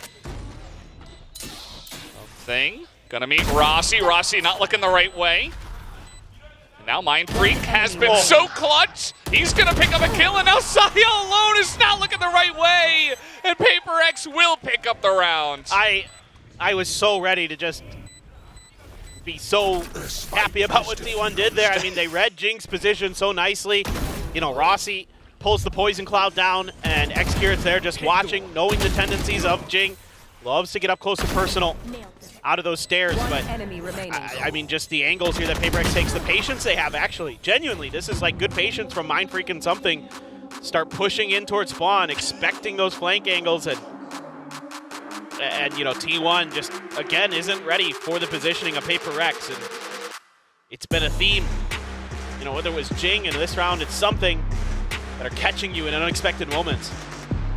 So we do have a timeout from Paper X. I mean, the beginning of that round, as you mentioned, it felt very nice for the side of T1. And so it looks like Alex maybe not expecting them to win that round, and they are going to take a timeout here, even though it is 12-3, and just discuss a little bit of what they want to do to take that last round and potentially even going into sunset, you know, a little bit of preparation. But for now, this is looking pretty much like a done deal, especially the way that the rounds have been going.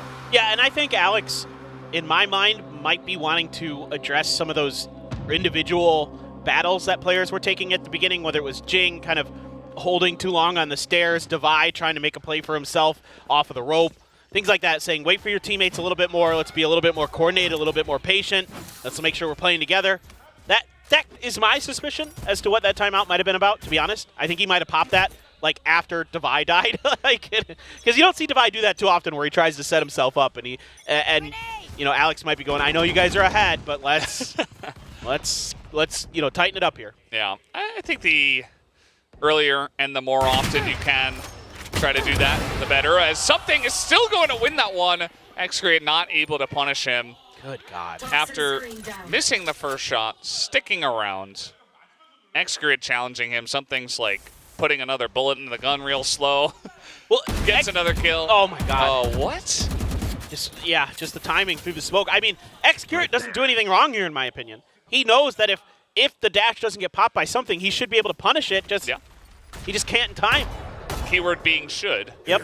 I guess. Just unfortunately, unfortunate for him, he wasn't able to punish something there. And now the store is being held from the side of Paper X, and they got a lineup here as well. Saya gonna be going down. It's only 2 members left on the side. They're just getting judged down by Devi, and that's gonna do it. 13-3 here for map number 1 in favor of Paper X. Oh me, oh my. What a fearsome team this is right now, going up against one of the best teams on Lotus we have here in Pacific, and making them look like this is one of their worst maps. I mean, it is just unreal what they are doing to teams right now. Just dominating Lotus. Unbelievable domination from the side of Paper X. We are done here for the first map. Let's go over to the analyst desk to break down that first one. Lotus belongs to Paper X. As officially as of today, after 3 days of this kind of performance on Lotus, they've just shown how Lotus should be done. And, you know, this is what happens when you have Paper X playing all of their strongest agents. You got something on Jet, you got Raze on Jing, you got Sky on Divide, etc. And Forsaken's just good at everything. Like you're saying, it's Raze on Jing instead of Jing on Raze, because they are basically one and the same at this point. Yes, they have just molded it together. This is just, again, immaculate play. We were talking about it during the ban pick. It just felt like Paper X won the draft because, yeah, Lotus is really good for T1 typically, but it's also really, really good for Paper X. And I think the biggest indicator here to show just how in control Paper X was is look at the first kills. Paper X didn't have that many. T1 had a ton of them. 10 first kills, only 3 rounds won. They could not get an advantage and then convert that into a win at all. Yeah, it just feels like whenever Paper X would try to pick up a site, right? T1 gets that first kill, and then they're like, let's just go the other way. And they can't seem to just follow that rotation or cut off that rotation. It's just like there's this fist that's going in your direction. Sure, it gets like deflected a little bit and still gets, you know, a sucker punch to the face. I think one of the biggest things is that, taking a look at the statistics, the Xcurate, I think 4 out of his 9 kills were first kills. So he starts things off really well. He finds that opening pick, but then all of Paper X just end up running in his direction. So he instantly gets traded. Then they're in on a site, and then they have defensive setups as the plant gets ready to come through. I mean, they were having way too much fun in this game. You saw, you know, before that first half had concluded, they had the C site open. Rossi was the only person alive. They said, you know what? Screw it. 5-man push him. Hunt him down. We are a wolf pack and we shall feast tonight. And feast they did. Rossi did pick up 3. It was almost looking like it was going to be a big major embarrassment where they just end up handing him an ace on a silver platter. But they were just so laissez-faire in this game. You know, Paper X, when they are this comfortable, when they are having this much fun, that is when they are at their deadliest. Oh, 100%. They are vibing right now. And you guys have all mentioned it. The casters have mentioned it. T1 is really good at this map. And it didn't look like that when you're playing against this form of Paper X. You know, we kind of saw this with Sunset happening during kickoff and in Madrid. And now we're seeing it happen with Lotus right now. And, you know, they're just building up their map pool. This is a very different Paper X from the beginning of the year already. Yeah, and what's even more annoying, I think, for T1 specifically is it feels like Paper X read them down. Like they somehow got the horoscope, they read their palms, and they know exactly what the future is. There was a position where we saw... Yes. There was a play where we saw Xcurate holding outside of tree on the door, and then before he can even get any contact, he gets smoked up in front of him by Mindfreak. There was a stun from Forsaken here, and that kind of happened multiple times, and you saw just... I don't know if Xcurate was frustrated because of that, but it felt like frustrating if you were in his shoes just because he can't get a shot off after the initial one. Absolutely. You know what? I had a quick chat with Forsaken before they went into this match. He was really relaxed. He said, I know Kevin, and he's my brother. I know what he's going to do. I just find it curious that it doesn't go both ways. And they're going to kind of need that, especially going into Sunset, which is the second map. And Paper X is really good at Sunset, too. Yeah, now the big curiosity for me in regards to Paper X is what Alex said during our interview and what we've kind of witnessed from Paper X hold true, in that they start off really hot and they have these just bangers, these heater first maps, and then it really fizzles out quickly, and then they end up dropping a map and they have to recollect and they come out hot again for that third one. Or can they actually maintain momentum going all the way through? I think that there is going to be some added motivation behind this because of what you're mentioning. There is that familial aspect. It's like, okay, I want to be able to just crush my older brother in this game. I want to be able to defeat him 2-0, get ourselves into that grand final. But we have to just wait and see, because we have seen this multiple times. You know, Paper X, they got the 13-0 over Talon. Talon was able to rally back and come up with the victory in the follow-up map, which was PRX's pick of Bind. So they aren't necessarily immune. The series is not by any metric over.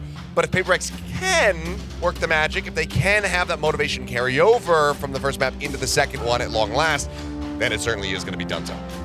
Yeah, Asher, what do you make of this? Because during our interview with Alex, he also mentioned some of the strengths that Talon had and, you know, how that made them less predictable for Paper Rex, who is also an unpredictable team. Is this something you think that T1's capable of? So the thing is, he was talking about how quick the rotations was from Talon, right? And that was kind of a lot because of how just Governor plays, especially when he's on the Neon.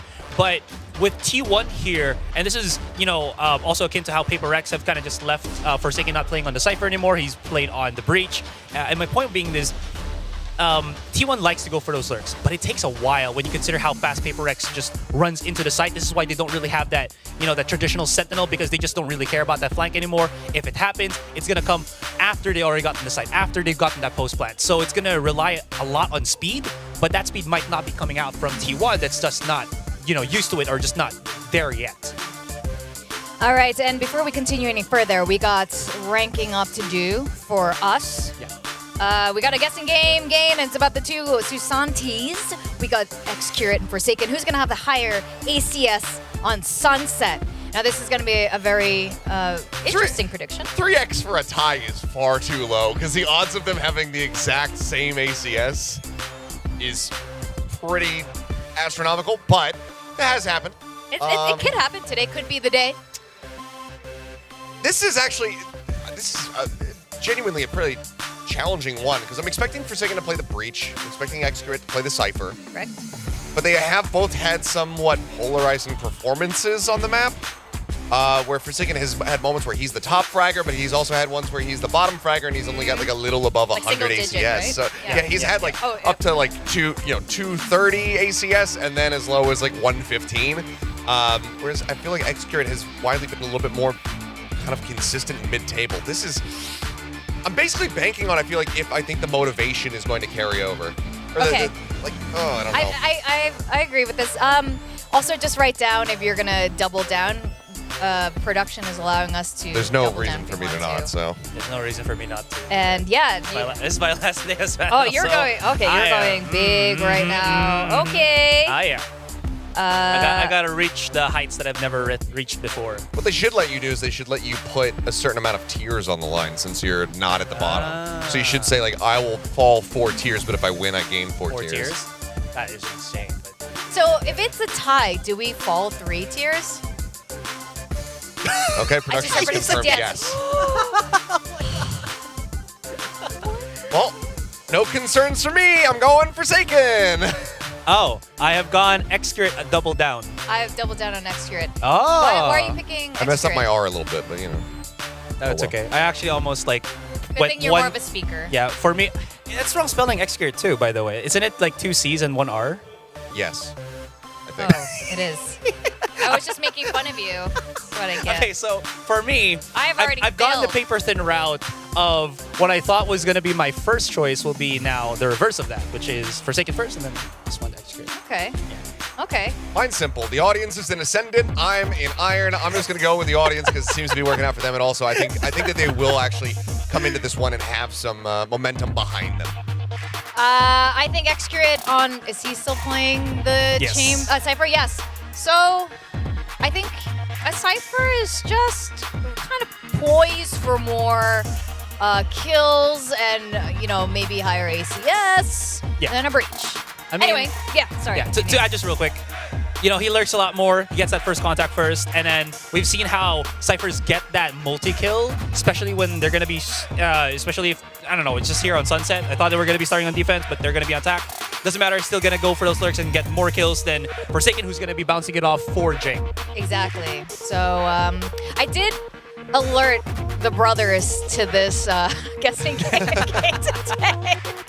And I asked Paper Rex to please help. I know, I switched my vote. Okay, it doesn't even matter anymore. But I did ask them originally to help Forsaken, so if they do it today, then you're good. I think in every other metric, I would have gone for X-Curate here for all of the reasons that you're presenting. We have seen the Cyphers coming up huge, especially just anchoring down those B sites, basically making them unassailable.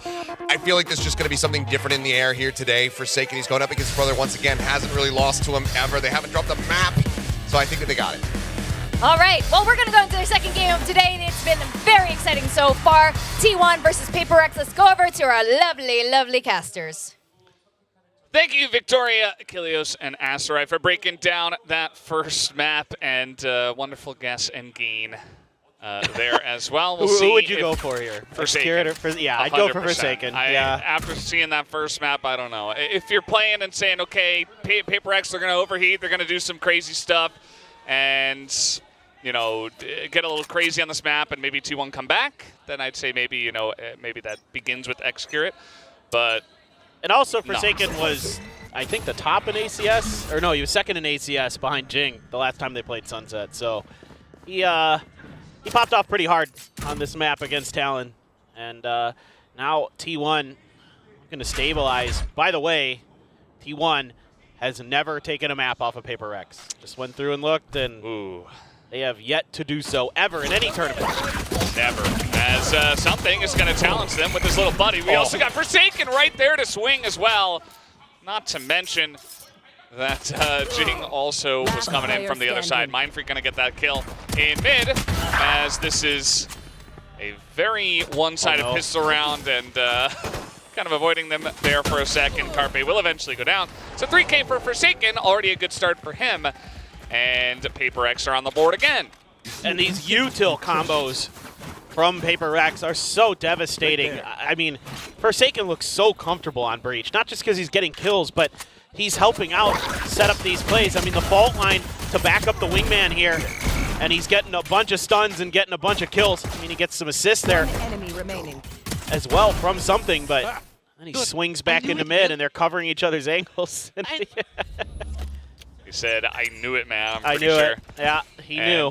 Probably just knew the push was coming in, and as you mentioned, his utility able to get on in there at the fault line, able to really give them no shot. And now T1 trying to push on in, hiding behind the box is Mindfreak, and he has Divide with him as well, just lining him up and taking him down. Ashbay coming down here as well. Carpe, no hope with his own classic. Excurate does have a nice little angle here. He's behind them on B. I don't think they're going to expect this at all. And they might be very confused, although Mindfreak is looking behind. Excurate will pick up one. There's a second, but still going to go the way of Something and Paper X. What Divide's just turning? I don't know what's going on with Divide there, if he's looking at the map or what, but he never seemingly reacted. That's, you know, two weakened players there. Make it a little bit easier. Those headshots with the Ghost, though, hit pretty hard. Good setup here. You'll see this a lot where teams like to get right behind that box in B lobby. B main, excuse me, it just shut people down from that angle. So, yep, okay. Got that round. Now it's rifles in hand for T1. Another thing, pistols have been going a lot better for Paper X here so far today. 2-1 on those so far. And that was probably about the only thing you could really fault them for against DRX. I mean, the Ascent, yeah, they lost it, but yeah, it still looked generally pretty good. And even when they were losing the pistols, they would win the next rounds, which was kind of strange. Maybe DRX faltering a bit there as well. Something pushing out here. Let's see if Excurate can get first contact and listen to this as well. But that is going to be Something with a quick one-tap headshot with the Guardian. And already, Paper X are in the driver's seat. It's so tough. And then, you know, Something is able to re-clear mid there with his utility, make sure that Tiles wasn't being pressured, swinging all the way over to A. He's going to have to seed one of his little buddies, but the push through mid now as the door closes gives T1 the feeling that maybe they're a little bit comfortable, but help swinging from potentially Something. Oh, what a shot from Saya. 30 seconds left. Yeah, excellently done. That's going to give them access here to just run straight onto A. Something is going to hear them running on in. Looking to potentially get in a little bit earlier before they're ready. That's another Guardian headshot. Make that 2 now for the side of Something, and gives them a chance here for the retake. He's so good at his timings. I mean, obviously you can hear him, but he pushes perfectly. Paranoia to back him off for Saya. Yeah, Saya's getting in there. He's trying to challenge. He's got a little bit of help as Paranoia is going to come out, and now Something picks up 4 in total. Nearly gets the ace as Rossi tries to hold it down from the cubby. Let's see if he can actually get it done 1v1. It's only Mindfreak left. Mindfreak's going to tap onto this one. As we do have the fragment coming out, he's going to get it to half already, though. And he's going to have to start this one up here in just a little bit. He's trying to get that kill first, but it's not going to happen. Rossi picks up the 4K clutch. What a clutch here from Rossi. I mean, it looked like it might be done and dusted. A brilliant paranoia from Mindfreak as he gets into the flank of T1. Great opener for Saya, anticipating that angle of Forsaken. And that second shot was filthy. Jing trying to work his magic with the blast packs into Rossi's face, but Rossi able to readjust in time and then plays the spike plant to perfection. Throws the nade, gets some extra damage, but it was ticking so fast, Mindfreak didn't have much. He either had to hold it or get lucky, and a good opener from something. Just walks out there. Just walks at them and shoots him down. And now, T1, will they commit onto this B site? Obviously not very easy on this map. We do have the smoke coming up here from both the sides. As it looks like Divine might want to challenge here with the Stinger, but there are 4 members of T1 ready to go on the push, but that is an early kill already as the Thrash will come out, and Divine is staying alive. He's going to put up a wall as well. They're going to have to shoot that one down, but no entry yet for the side of T1. I mean, Devi's just running through the smokes, fearless. Unbelievable. Absolutely unbelievable. What is happening here? Oh my god. They're just running into him, and he's just getting free kills with the Stinger. And now Paper X, they're going to pick up an easy 3rd round for themselves. As T1 stubbornly try to push through, and they get punished. I love this from Devi. I mean, this is what you always have to worry about with something. When he's confident, you know, we saw it. He got X-Curate off the rip in the previous round. And then Devi just with a Stinger and just using these smokes so well. Whether it be his opponents or his own teams. See big smile out of Devi there. Just messing with him. I think this is a good time for a timeout. Better than any. I mean, yes, Devi, he was kind of playing with them. He was utilizing the vision control very well. Had a Stinger, knew how to use it perfectly. Had great timing. But the entire team was there, and T1, they already lost a couple of people, and they say, well, we're just going to try to send it, see if we can get some early entry picks. Did not work out, and it fell immediately flat on his face. So I think the coach kind of has to calm them down from here, I would imagine. I mean, it has to feel like you're going up against Nightcrawler or something there, just with the way he's like popping in and out of smoke, so like he's all over the place. It's absolutely insane. It's usually the controllers who are, you know, working those smokes like that, but this time Devi on the stage just being the smoke criminal. Absolutely nuts. One away from a res, something as a Thrash. You do have an ult command though here for T1, so it is the eco likely not to use it in this round. But who knows? If things go well, you grab a gun or two. Definitely have a good opportunity to maybe shut down some of that retake utility. It's just a matter of getting there for the side of T1. Yeah, very true. Well, they're going to try to open up B lobby once again. And let's see if they decide to push through. Once again, they have 3 classics, 2 sheriffs, and a dream at this point. They're going to send, looks like X-Curate kind of on his own little mission through tiles, see if he can spot anyone out, maybe look for some long-range sheriff one-taps. But with the smoke to come down, maybe not going to go for that just yet. I mean, no doubt that damage can be done here by T1. X-Curate in particular, rather good with those sheriffs. So see if they can find some value. Have to be so cautious though, knowing there's going to be an operator one way or another. Good fault line to slow them up. Look at the stagger utility here to just make this harder for T1 and allow Paper X to get into good positions. Yeah, they make it look easy. But as you mentioned, perfect staggering. Oh god, he's just trying to jiggle peek and he just gets his head taken off. And now they're going to totally clear up the site as they knew this push was coming in on the B. And Science hoping for the one tap. He is going to get 1. Can he make it 2? There's 2. Does get the headshot through the wall.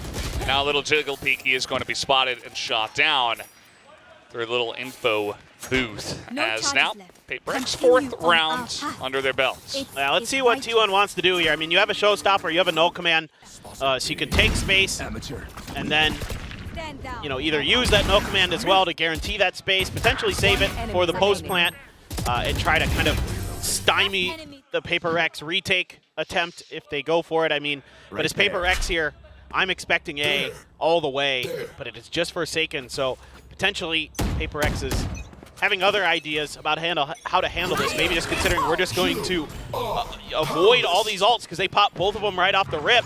It's maybe a really good read from Paper X. Yeah, I mean, Showstopper, it's not going to kill anyone. As you mentioned, they kind of just leave the site open. So it does give entry to the side of T1, but now they don't have that Showstopper. Big rotation coming in around the bend here from the side of Paper X, trying to come in from behind. Meanwhile, Something just going to hold by himself. Going to throw in the Thrash that immediately gets taken down.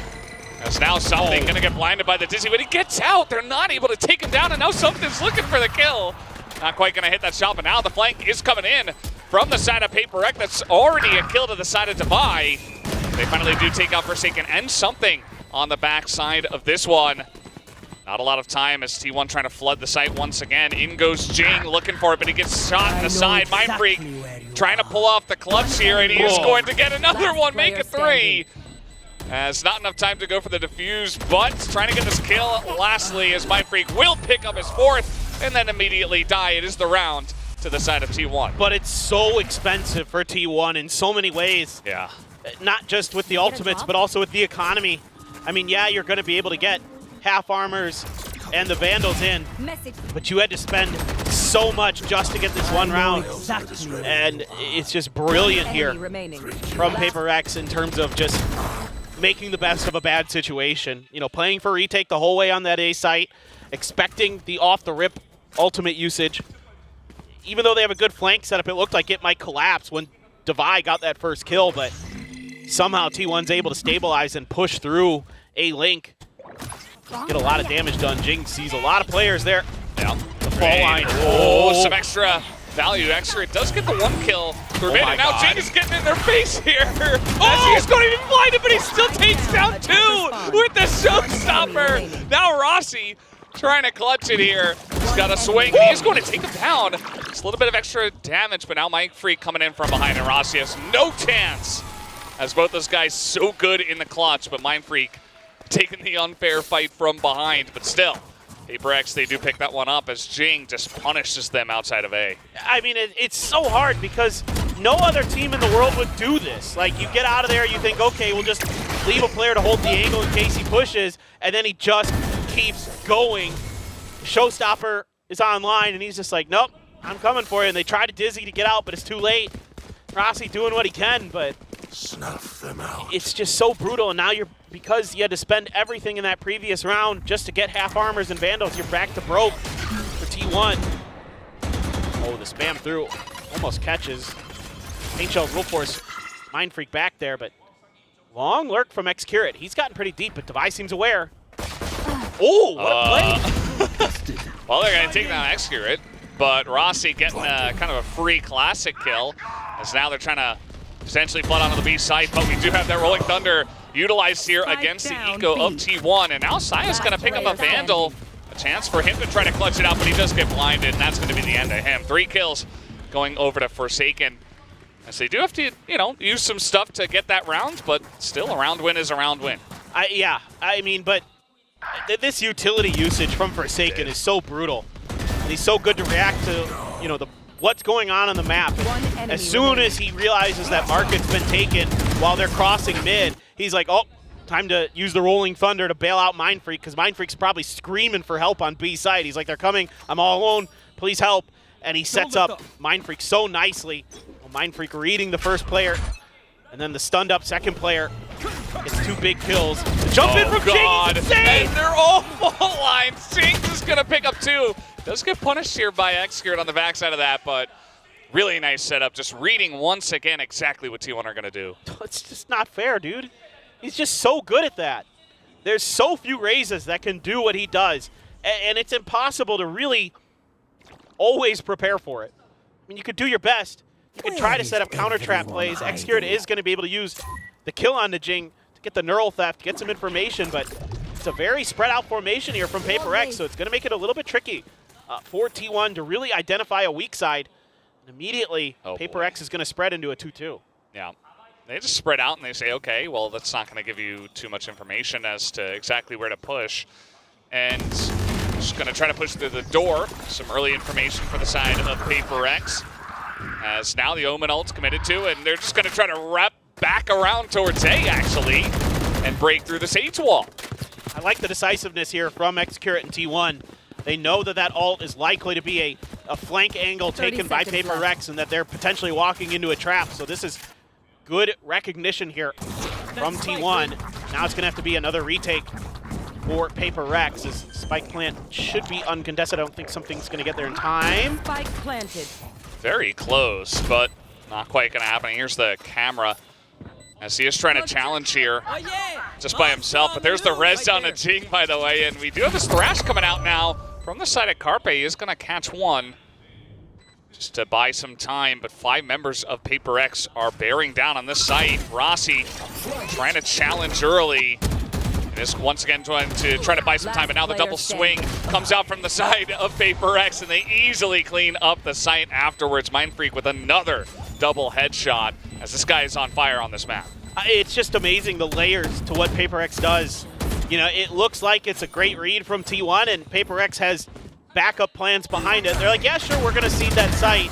We're going to commit, you know, to the flank angle in case you take B, but we have the res online, and we know that, you know, it looked like we sacrificed Jing early. I mean, he still gets 2 kills, but the fact is that they have the res to also then pick him up along the way for the retake. That round is actually insanely brilliant from Paper X. It absolutely is, and that's going to be the second timeout called early on the side of T1. Once again, right after round 9, just to try to bail themselves out. On the first map, it was 8-1 at this point. Now it's 7-2, so slightly closer, but you can see that August still has a ton to say. Sure.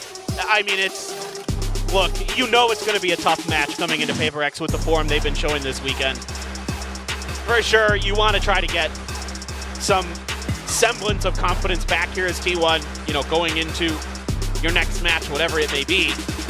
Because this doesn't feel good no matter who you are. You know how good the Paper X is, but you want to give them a good showing. You want to keep it close like you did earlier in this stage. But so far, it's been all Paper X all the time. And you are 1 away from a showstopper and a no command here.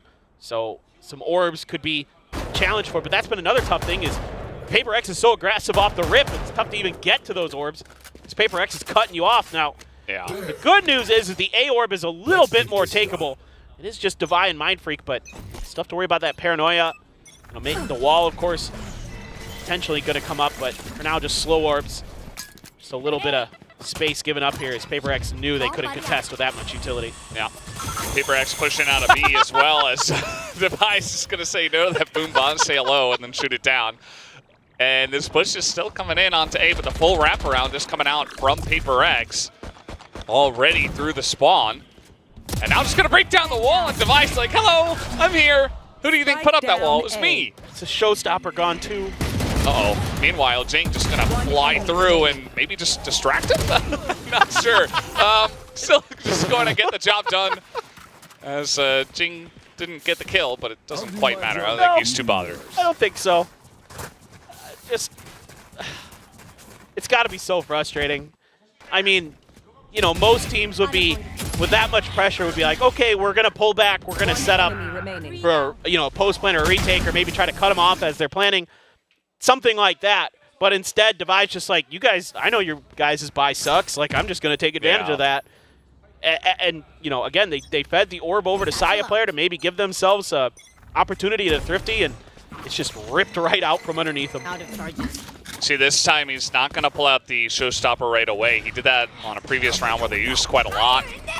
They got their second round with it. Now he's going to pull out the showstopper just to see. But again, the site is cleared from Paper X. They read this, they say, okay, he's got his ult online. Let's just not be here. And it's the same idea that we saw the last time the showstopper was there for Paper X. This time they're overwhelming the flank angle. Good paranoia, at least backs him off momentarily.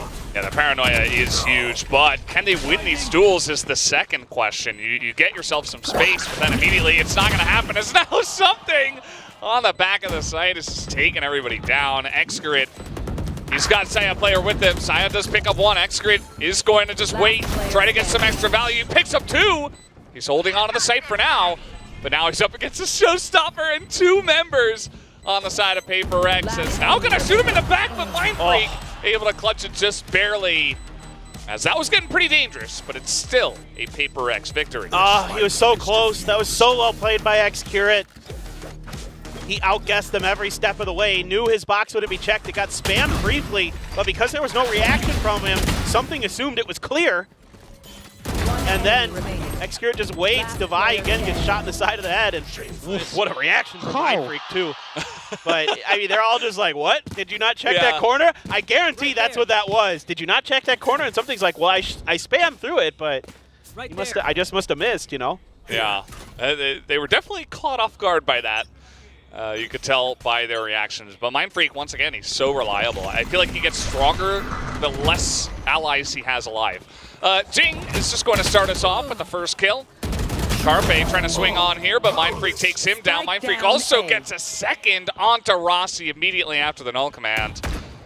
And once again, the wings are clipped on the side of T1, and there is no momentum for them to continue pushing. It's... Last player I mean, you give up any space, this Paper X team, they're giving... and they just punch right back, dude. The aftershock. The early part of this round, you know, T1 is lining up for another big A execute, and immediately off the rip, there's like fault lines, paranoias to slow them down, to allow Jing to get to tiles, and then everybody's flooding towards the flanks of T1 through their spawn, and just, it's merciless from Paper X. You give them an inch and they'll take a mile. Yeah. And so far, T1 have not been able to fight back at all. We saw that DRX was able to in their series and at least, you know, calm things down and go over to Ascent and have a nice map win and kind of challenge this team.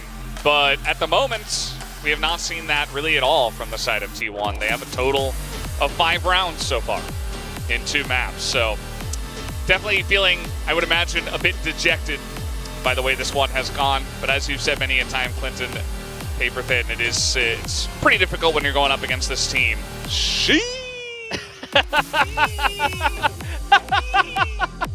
There you go. There you go. Nice. Oh, Paper X fans, absolutely. We've been saying a few of those. A few sheeshes come out today. They're just so good, man. It's like when they're really all kind of executing their game plan, reading the maps well, you know, whether it be whoever's kind of calling plays, you know, like they said in the interview yesterday that Forsaken will do like pistols through bonus and maybe a few other kind of meta game calls, but otherwise it's been a lot of like something in Jing calling plays for themselves, and that's given them these confidence, or the confidence to make these moves, right? You see something early in the rounds, taking space, whether it be with an op or just a Guardian, to get those early picks, and then it's like, okay, now we're going to change it up. Now we're going to have Jing do it, and it's going to be Jing's turn to start running them over in the beginning of rounds, and it's just so oppressive. It's kind of crazy how much value this Breach is getting just across the board, like every single round. It's like, why are we not seeing more of this? And it really does show you that Forsaken really can just play anything. He's like, okay, maybe play Breach, playing Breach, pulling him out. Playing him to a high level as we do the Paranoia coming through, and it seems to not matter. Izu is going to be taken down, and the push is not stopped at all. I mean, T1 is over here, and they're trying to swing onto the site. Xcurate does get one, and there's Rossi for a follow-up kill. The cage is going to come down. Forsaken, though, holding onto the site, and they have this plant ready. Nice flash coming out here, and the spam onto the site is not going to work out. T1 do clear it out, and they pick up a pistol for themselves. Yeah, this is good utility usage here from T1 that gets them this round. The constant staggering of those flashes makes it really difficult for Paper X to ever get comfortable, start holding angles. Couple kills here and there, but otherwise that is another much needed pistol round win for T1. See, it's the over flashes from Rossi, it's the dizzy, it's everything you need here. And they're hitting a lot of Paper X players and then using that wall against Devi, knowing that you have enough room to get up on top of it. Really well thought out by T1. There's a fan in the audience that is screaming, let's go T1 every single round. I hope... maybe you can give him his energy. Yeah. I mean, he's got plenty. He's trying. He's trying his hardest, as we can tell. And they really do need it at this point. Izu, gonna get a nice check here on the Mind Freak, who was just hanging out by himself in tiles. As now, Saya seems to have a good read on where this repush is going to come in, and Saya's got a Spectre, so that makes it very easy. Carpe there, and Izu actually, to help out in clearing that. Just Devi with a Sheriff and 60 health. Already used his heal once. Not going to be able to find anything else. Flawless round for T1, Valdez. I mean, that's okay. It's something. It's a start. And the real question is there any real teeth to this second half for T1? Are they going to be able to string much else together once the guns come into hand for Paper X? That's been all but lights out for them. I mean, they've won 2 gun rounds so far in both these maps. Once in the first half on Lotus, and then one essentially gun v gun round. I mean, they did win, you know, their anti-bonus round, but excuse me. Yeah. But other than that, when it's been all evens, they've been having a tough time. And of course, you know, just 2 Bulldogs and some Spectres. A lot to do here for the side of T1. Xcarrot going to try to sneak in up close. See if he can mimic what Devi did earlier. Oh, he just revealed his position, though. Well, he's still going to get one at least. As now we have the Thrash coming out here. Something looking to open up the back of this site. Not going to get much value. Whoa. Rossi with a quick headshot, and now out the left side, Jing tries to trade 1 for 1. Something now going to give it his try. As one by one, the Paper X members try to force their way onto the site, and it will not really work out for them. Yeah, and this might be one of those rounds that Alex isn't going to be thrilled about. Giving up too much to T1. Mind Freak's been insane in clutches, but not this time. Izu has the better of him. That's a huge round for T1. That's the bonus there as well. So talking about needing to win some rifle rounds. Don't even need rifles to win this one. I thought this might go awry when Xcarrot, had to reveal his position right around the corner, but Carpe just ADS'd in and letting him walk out in front of him.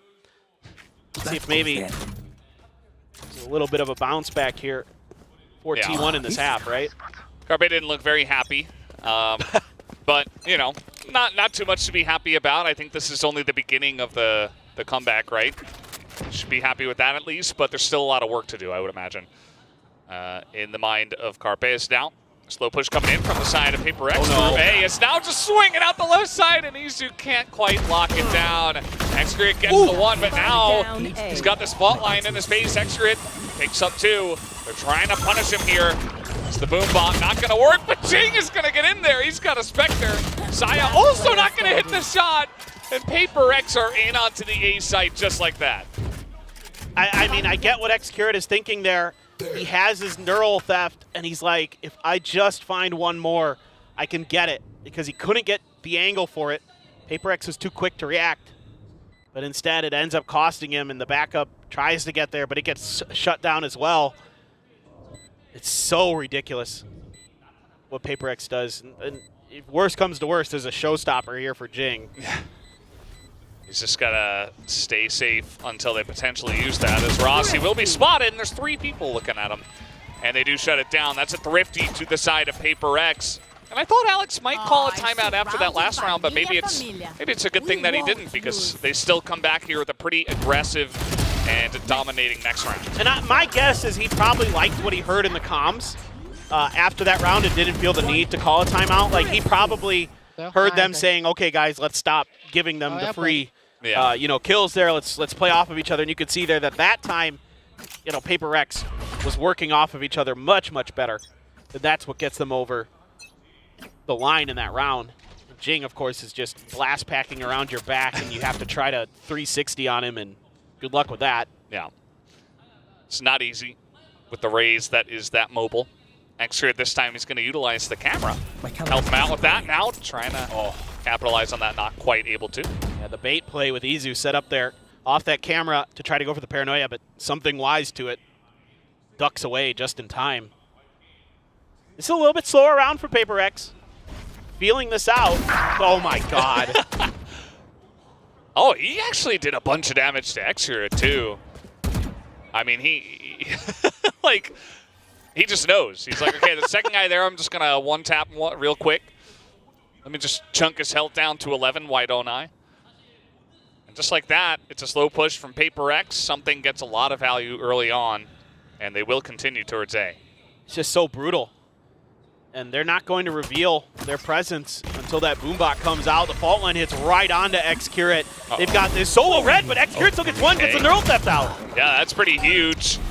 Does get that going as now the flank is coming in. Saya as well on the back of the side. Double swing here from Carpe and his buddy. T1 have a chance, but oh, Rossi gonna swing a bit early and Divine will punish that. That angle there, so difficult to read. Hello. Watch gonna come down and Divine is just crispy with it. Gonna take down Carpe and Saya is all alone. He's got a Vandal. And he has a decent shot here. Let's see if he can get it done. The satchel, though, is going to give away his position, and Divine immediately takes him down. That is 12 rounds now to the side of Paper X. I mean, it's just so... Match point. It's so frustrating to play against Paper X because of stuff like that that you've never seen before. You never anticipated that angle for that utility, and then Divine, the way that he's set up to play against it. It's just such a wide angle. You're not really expecting somebody to hold there. So annoying, and then he just stands there. He's like, oh, you're gonna mosh me? That's cool. Yeah. I've got a gun. This does more damage. Gun's better than green goo. Yeah, clearly. At least in the hands of Divine. Here we go once again. Jing is in, and T1 have not cleared the site for this, as it's gonna hit Carpe behind the boxes.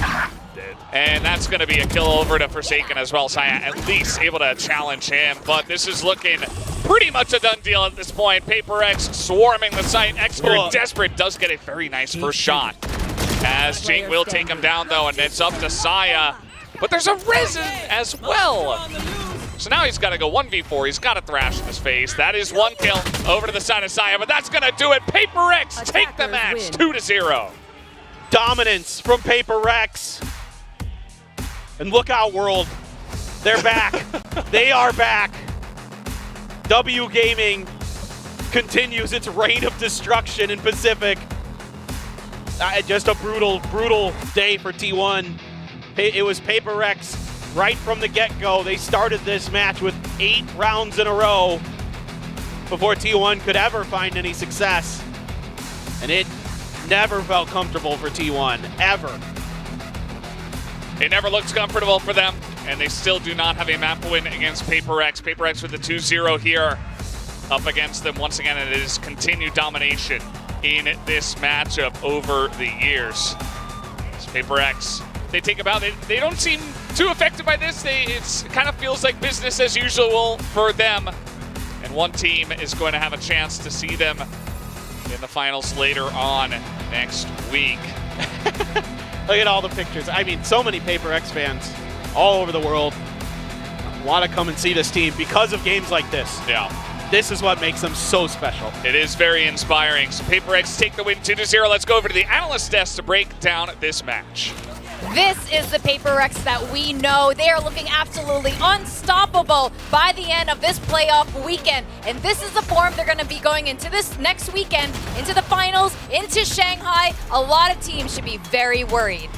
No, they absolutely should be. This is just another dominant showing. Not dropping any maps to T1 in the history of the head-to-head between these two squads. It is an insane feat here from the side of Paper X. Continuously dominant. Forsaken consistently getting the better of his brother, just not dropping anything at all. Yeah, and the thing is, it carried over from Lotus. You know, we were talking about how it felt like there was a hard download from Paper X here, that everything that T1 was wanting to do, all their setups, all the rotations and everything, it feels like Paper X just have such a good read on it. Like all the positionings for X-Curate gets picked off. All of the sites that, you know, they're going to be pushing in, there's like no players here from T1 just because T1's like stacking somewhere else on the map because, I don't know, they just do not want to get that fight first. They just want to play the retake. I don't know what's happening here, but T1 just doesn't feel like the T1 that we saw was dominant in the previous series. That's right, but it's hard to look like that T1 when you're facing against a Paper X like this. While they had amazing reads, just the raw firepower. This is the raw firepower that we admire coming from Paper X, and they were completely on form today. They really were. I mean, that motivation, it carried over from the first map right into the second one. Slowed up a little bit more. There was a couple, decent rounds there for the side of T1, but we're seeing similar scenes where T1 could get an early advantage and then just not able to convert that into a round win. That happened so many times here. There was many moments where they just had that early lead. PaperX maybe make a misplay, but then it just gets away from them. Yeah, that's right. And, we can see Rossi, we could say the rest T1 trying really hard, but you know what? They're still going to Shanghai anyway. It's fine, and they will be going into the lowers next weekend. So it's not over. It's not the end of the road for T1 at all. And you know what? This is probably a nice taste of when you're on a really good win streak. Sometimes you need an L to help figure out what your mistakes are and how to get better. With that, we also got to figure out how to rank everyone because we both doubled down, and it looked like Forsaken was gonna have the higher ACS, but he didn't. And I love that you were commentating when we got this info, and I just. We got the digits. I will actually point out what production has on our teleprompter is incorrect. It's 248, not 284. Yeah, so there's there's only a difference of 7 ACS between them. So it was very close. Simply, if Jing in that one round had sussed out that Xcure had tucked in behind the box, which was the only feasible place that he realistically could have gone, and just sent his showstopper and killed him, I would have won. So thank you, Jing. Yeah, or the one where Device steals the kill from Forsaken when Saya was coming into the site to retake it. Well, you know what? Thank you, Jing. Not only did our PaperX predictions come true, so did our rank up. Yes! Who should we start with? Oh man, Asura, you are going to Immortal. I need one more. I am going to Diamond. Drag those viewers down. And they are going down. Well, they didn't 2x. They can't 2x, so they just go to Diamond. He is just... If Raze is one with Jing, viewers, I'll defend Achilles you. is one with Iron. Viewers have to go up the Diamond, though. Don't do them dirty. They can't 2x. They don't have that ability. Oh, yes. Oh, we're together again. I got you guys. Don't worry. Okay, there you go. We're together again. It was meant to be. I am down. I am in the slums. I'm in the slime, the muck, the grime. I will still defend the viewers and make sure that you guys are placed properly. This is why we still like Achilles, despite all the things that he says. Yeah. It's the only thing that's going for me, so this is why I'm so hyped about it. But you know what? I'm glad you are. I'm glad you are. We do have one more guessing game in the second match, Gen G and DRX, and that's going to be really exciting too. But the fact that their ACS was so close on Sunset anyway, I mean, I don't think this is, end of the road for Team 1. I don't think this is a bad sign at all. There's no shame in the loss. And it's the same thing with Talon in that 13-0. I think, you see them consistently perform like that on Lotus against all, 3 different teams now. So it's, just PaperX, Team PaperX. There's some cause for concern. I think that look, does this match mean a whole lot? I mean, yes. This would be your ticket into the grand finals. One less step that you have to take to try to get those championship points for winning the stage, and also just a championship point. Yeah, Go ahead, lock that one in. points. So, that would be obviously huge for them. They have their tickets to Shanghai already booked. They don't have to worry about getting knocked out of that qualification. That you don't have to have concern over it. But I do have to have concern about their ability to deal with teams that like to just go for these fast hits that are going to be all up in your face, because there's plenty of other squads that are likely to be over at Master Shanghai that are going to be able to do that. If you can't deal with Jing, if you can't deal with that kind of level of performance, how are you going to fare against Ospas? How is that going to shake out, assuming that they're going to be able to make that qualification? So I think at T1, they do need to be able to dictate pace a hell of a lot better than what was put on display here. Well, I have to ask you guys now, amongst the 3 Korean teams, they were kind of viewed as the underdog coming into stage 1. Do you still feel that way? For me, probably not anymore, honestly. Again, there was just that talk about how T1 started rough and whatnot, but they're coming back and swim. They're here in the playoffs, so that's still pretty big. Gen G and DRX, I don't think there was ever any doubt. Maybe just the fact that DRX just kind of maybe went under Gen G in terms of the tiering, but then they're kind of coming back because of how Bane has been performing as well. So not really, at least in my opinion. Yeah, I mean, look, the turnaround from T1 in this stage has just been nothing short of miraculous, just given how things had begun. I mean, again, the only team to drop a series to DFM. It's the only victory that they've been able to collect for themselves as an organization in VCT Pacific. So it was looking like everything was going to be completely boomed once that happened. So to be able to turn things around, be the first team to qualify for Master Shanghai, still, be in that that losers final now, where they'll have to play against either DRX or Gen G.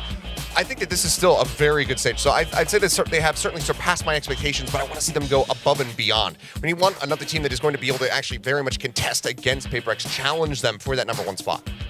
And we are going to go to our interview really soon. I think it was almost a little bit tough to decide on the MVP because a lot of PaperX performed really well. Who are your MVPs real quick before we go to the stage? Mind Freak.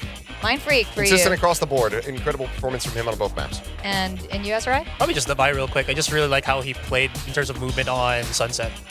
Well, you guys are about to find out who the MVP ended up being, but the whole team performed really well. PaperX victory today. Thank you guys, and I'm standing here with PaperX's Jing now. Congratulations, Jing, with this win. You guys are heading straight to the grand finals. Now, we were curious as to see what the clash of style would look like today against T1 because you guys have similar play styles, I would say. So what was it like playing them today? I mean, wait, isn't this the same question? Yeah. I mean, we just played our own game and we played it well today, and we were hitting our shots. So yeah, it looked really good because everything we tried worked, and we were hitting our shots. Yeah. Well, that was brutal once again against T1, but especially on Lotus, I feel like you guys found the perfect comp that suits your playstyle perfectly. So when it comes to cooking up the compositions, is Alex the only one doing all the cooking, or is everybody chipping in? I think especially for our Lotus comp, it's mostly Forsaken, but usually everyone chips in and we give our ideas. Okay. But for the Lotus comp, it was Jason's idea to play Breach. All right. So what was he selling with the Breach? What was he trying to sell? I mean, he just gave a lot of. I think he just didn't really want to play Cypher, so he just said, "I think this Breach will work because I can do this, and." We thought about it for a while, and we were like, actually, he might be right. So we just tried it, and yeah, it worked. Do you like it? Way better than the old comp? I mean, it doesn't really matter to me. As long as everyone is comfortable, I think it's good for us. Okay. Now, speaking of feeling comfortable, you had a little bit of a transition period coming back to PaperX and playing on stage. I know that a lot of the teammates on PaperX, they try to give you more support in-game and outside the server as well, but was there anything special that you were doing on your own personally to make sure that you get back into your prime form? I think it's mainly just playing the game a lot still, watching like VODs because the meta has changed a lot since I last played. So I think I just have to play a lot and just adapt and get used to how people play now. Now, would you say you're in your prime form? Or you're doing even better? I think I'm slowly reaching there. I think I can still be better. All right. Can always be better. You can always be better. I'm scared as to see how good you're gonna get and how better you're gonna get. I feel like there's no limit. But that's for another day. Now, next up would be the grand finals. Time for PaperX to take back the Pacific Champions title. So, how confident are you guys feeling? I'm quite confident in ourselves, so yeah, I mean, hopefully we just play our own game and we hit shots that day, and yeah, if we do that, I'm confident that we can win. All right, now congratulations once again, and thank you for the interview. Best of luck in the grand finals. Thank you. Now that was Jing with the post-match interview. I'm gonna toss it off to a short break, but don't go anywhere because we have Gen G taking on DRX. Two teams fighting to punch the last ticket to Master Shanghai. So we'll see you soon.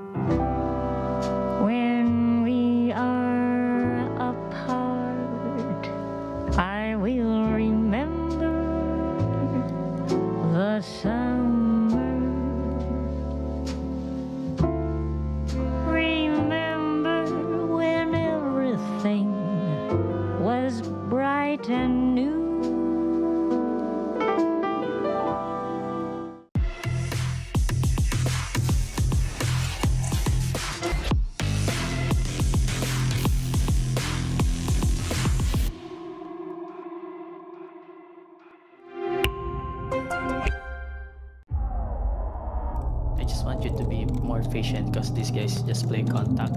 So Okay, TC Cream, we need you guys on the stage now. Come on, let's go. let's go. Let's go. Tara, tara. Let's go.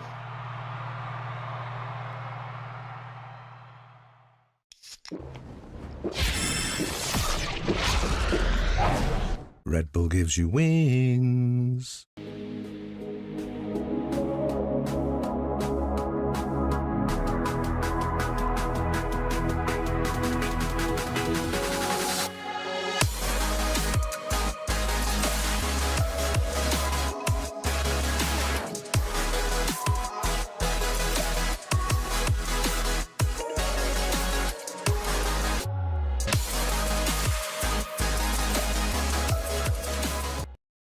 立ち日グループ100周年、私たちは愛する立川にかつてないワクワクや感動に出会う場所を作ってきました。そして今大きな夢の実現に挑戦しています。立川と世界を文化、芸術、スポーツでつなぐ、私たちが愛する立川を世界に愛される都市に、立川と世界をつなぐ立ち日グループ。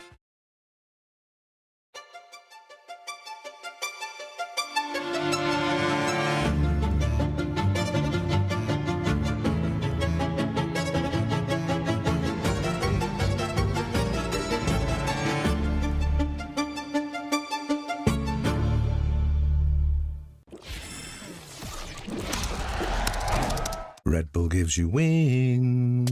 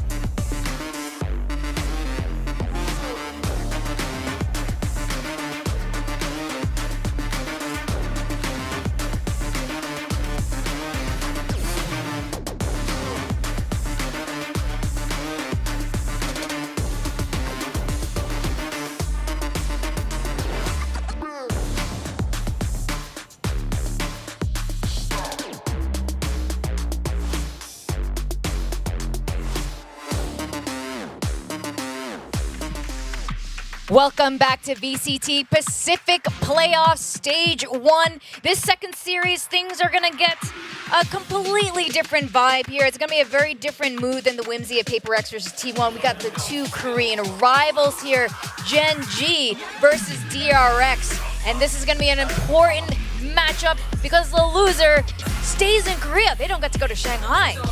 Yeah, so I mean, you can't really afford to have that whimsy. I mean, if you can find it in the lobby and you'll really play off the back of it and ride a wave of momentum, that's one thing. But as far as going into the series, likely it's going to be a lot of serious faces, I would suspect, just given how important this match is for Gen G. It's a repeat appearance at an international event, back-to-back Masters for them. For DRX, it's the potential of missing out on two Masters events where previously they'd missed out on none of them. I mean, you think about the elevator video, Stacks, I always go.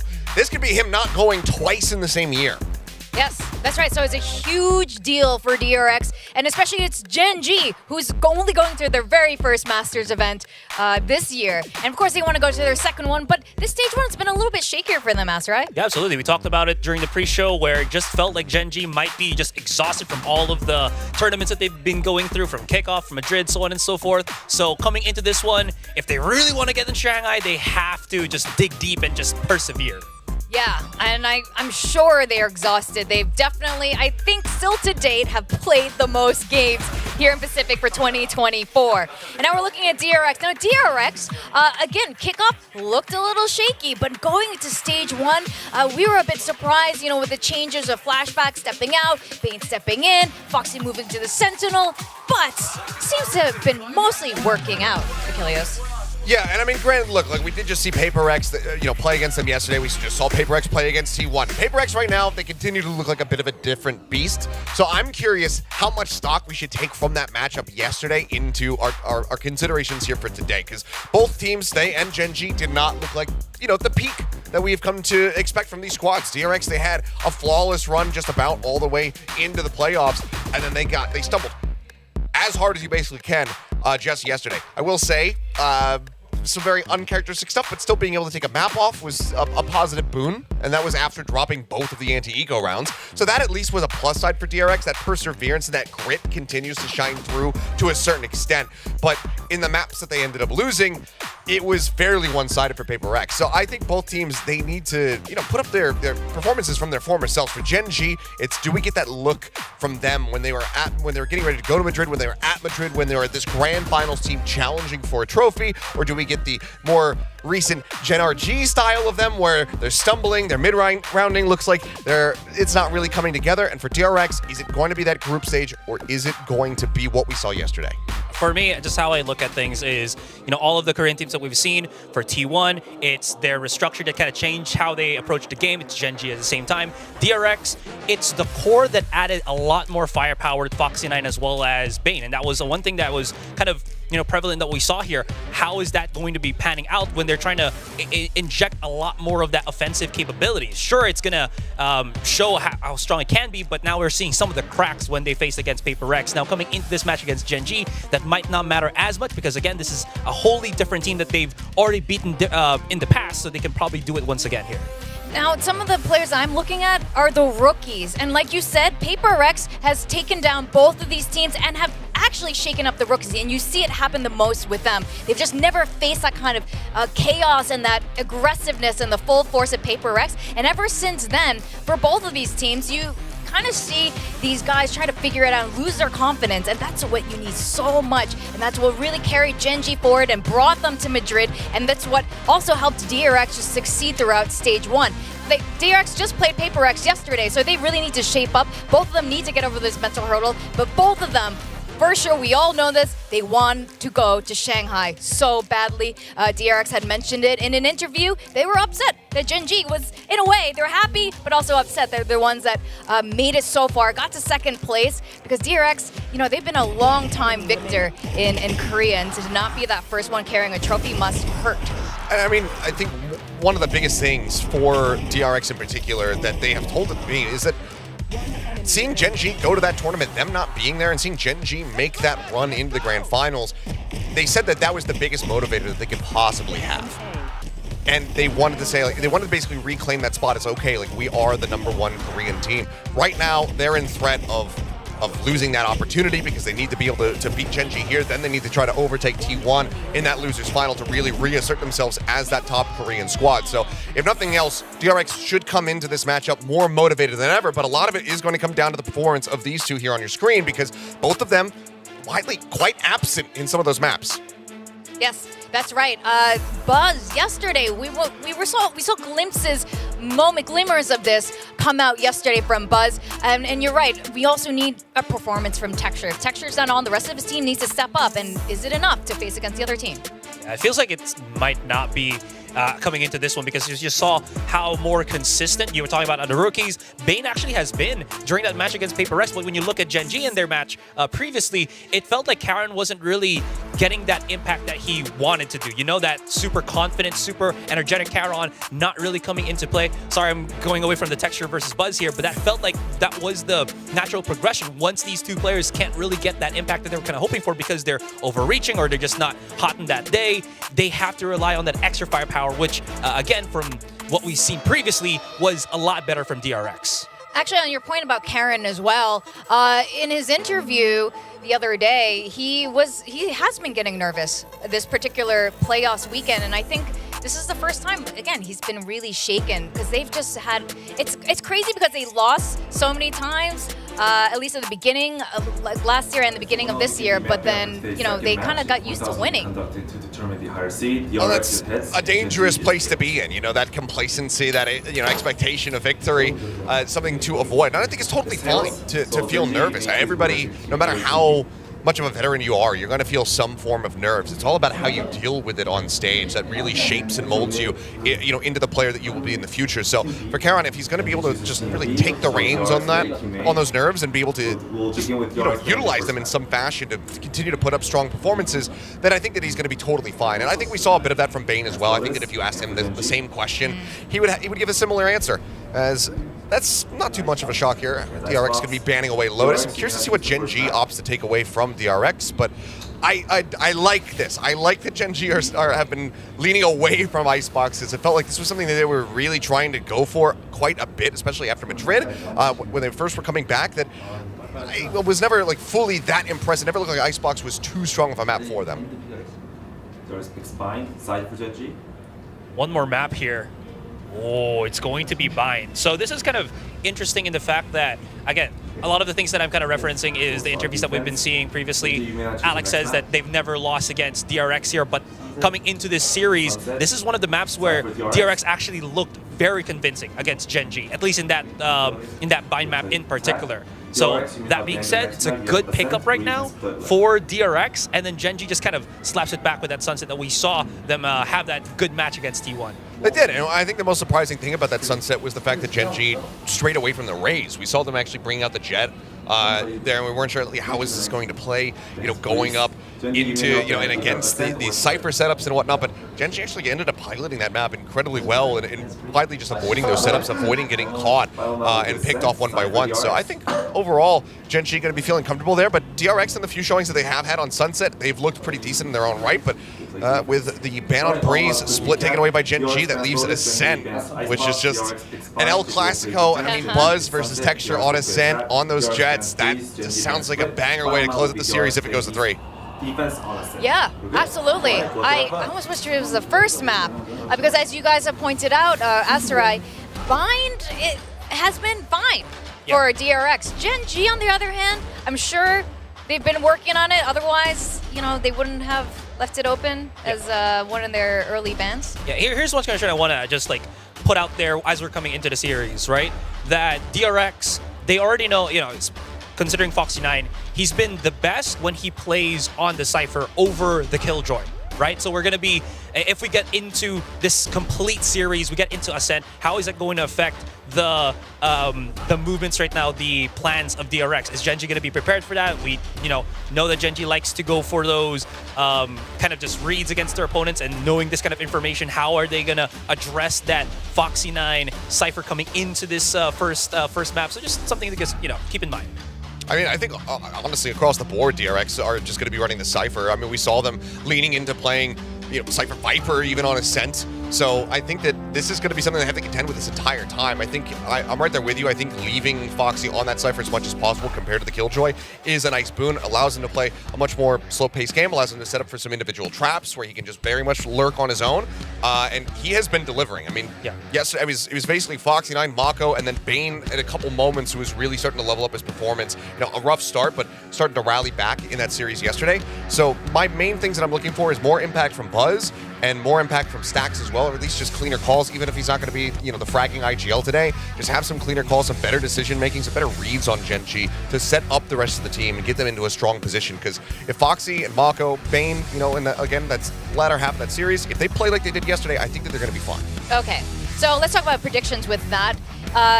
How confident are you feeling about your DRX pick with that rationale? Yes. Yes. Yes. Is that sufficient? Yes. All right, Asarai, go. Yes, it's sufficient. I don't know, actually. It's just like I flipped the coin as well, and I just thought Gen.G felt like, at least to me, felt like the better team. I mean, I put all of my points for both of these sides. I felt like DRX is gonna look a lot cleaner, but I also put a lot of faith that I have on Charon still. That's why I'm putting a lot of emphasis on how I talk about it, just because I feel like if there's any turning point right now for Gen.G, right? I don't think it's going to be Texture. Texture's always going to be there. I feel like it has to be Charon because one of the big matchups will be those rookies. So that's just my, kind of 2 cents on it. Okay, I will make an actual point, not just kind of shirk away from this one. Look, I've been straying away from predicting for DRX, and yes, that did bite me in the rear yesterday because PaperX looked absolutely incredible. But I don't think the DRX are at all going to be happy. I think neither of these teams are going to be happy with their performances. But I think the DRX are going to look to rally back even harder because they don't want to miss out on another international event. They'll say, okay, you know what, Gen.G, you've got yours. We're not missing out twice in a row. That's going to give them added motivation. And also, Termi in particular, I think, isn't going to want to miss out on another international event because of the efforts of Solo, now that Solo is there in that coaching booth. So I think that is going to have him being way more proactive, have much better ideas, and a much stronger understanding about how they're going to be looking to play this game. So I give the edge to DRX, but it's still by slim margins.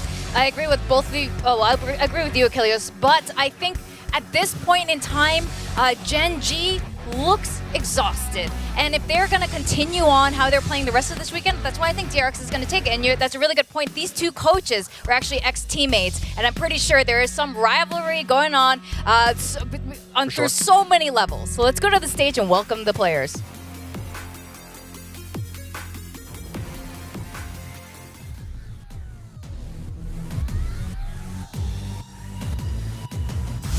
저희가 이 경기를 패했는데 패배의 큰 요인은 준비했던 거에 제대로 못했던 것 같고 저희의 색깔대로 못 가져간 것 같다고 느끼고요. 아직 역시 부족한 부분이 많다고 생각하고 그래도 이제 기회가 한 번 더 남았으니 그 부분을 잘 저희가 노력해서 이번 경기 이겨보도록 해야 할 것 같습니다. 페이퍼렉스와의 경기에서 아쉽게 패배했는데 상당히 중요한 자리를 두고 원하던 방향대로 흘러가지 못했어가지고 상대가 원하는 그림으로 흘러가게 쉽게 내비뒀던 것 같은데 다음 경기에서는 그러지 않도록 저희가 잘 보듬어 오겠습니다.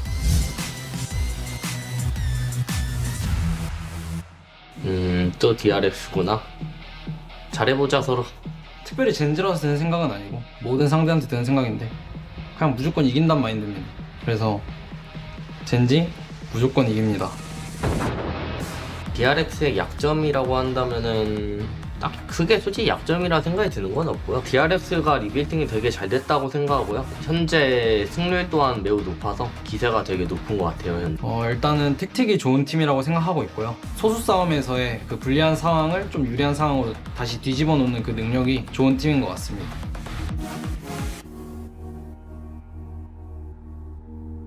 DRX 선수 중에서는 스택스 선수? 많은 인연이 있었다 보니까 이기고 싶네요. 스택스 선수 요새 잘 쏘시는 것 같더라고요. 잘해봅시다. 1대1 상황에서 절대 지고 싶지 않은 선수라 하면은 먼치킨 선수를 뽑겠습니다. 많이 배웠던 형이고 리스펙트하는 형이기 때문에 그런 상황에서 한번 눌러주고 싶네요. 여기서 이기는 팀인 거 알죠? 마스터즈 티켓은 저희가 가져갈 수 있도록 하겠습니다. 저희가 패배를 기록했지만 이 패배를 발판 삼아서 우승까지 달려보도록 하겠습니다. 젠지 화이팅! DRX 화이팅 하자 우리!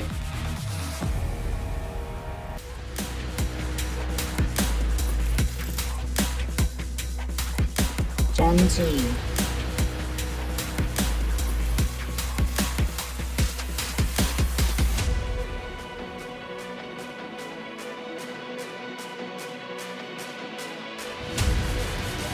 Welcoming Generation Gaming.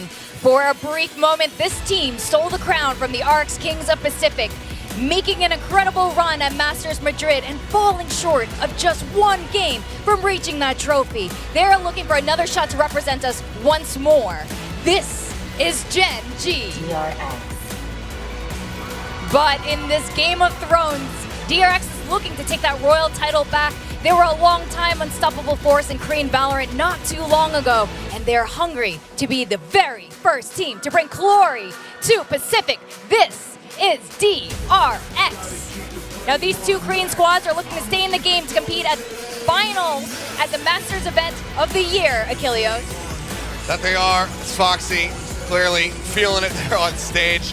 A bit more energy and personality being shown than I expected, considering the stakes of this matchup. But I mean, these teams well versed with each other. You've got camaraderie, you've got former brotherhood across the board. Solo and Termi having played with each other in the past in CS, against each other when Termi was on Vision Strikers. Solo, a player on New Turn. Buzz versus Munchkin, former teammates on Cloud9 Korea many, many years ago. These players are incredibly well versed with one another.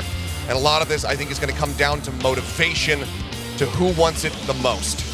Yeah, I'm just gonna point this out there as well. They both experienced this loss, right? Recently, we saw how big it hit Munchkin on the player cam.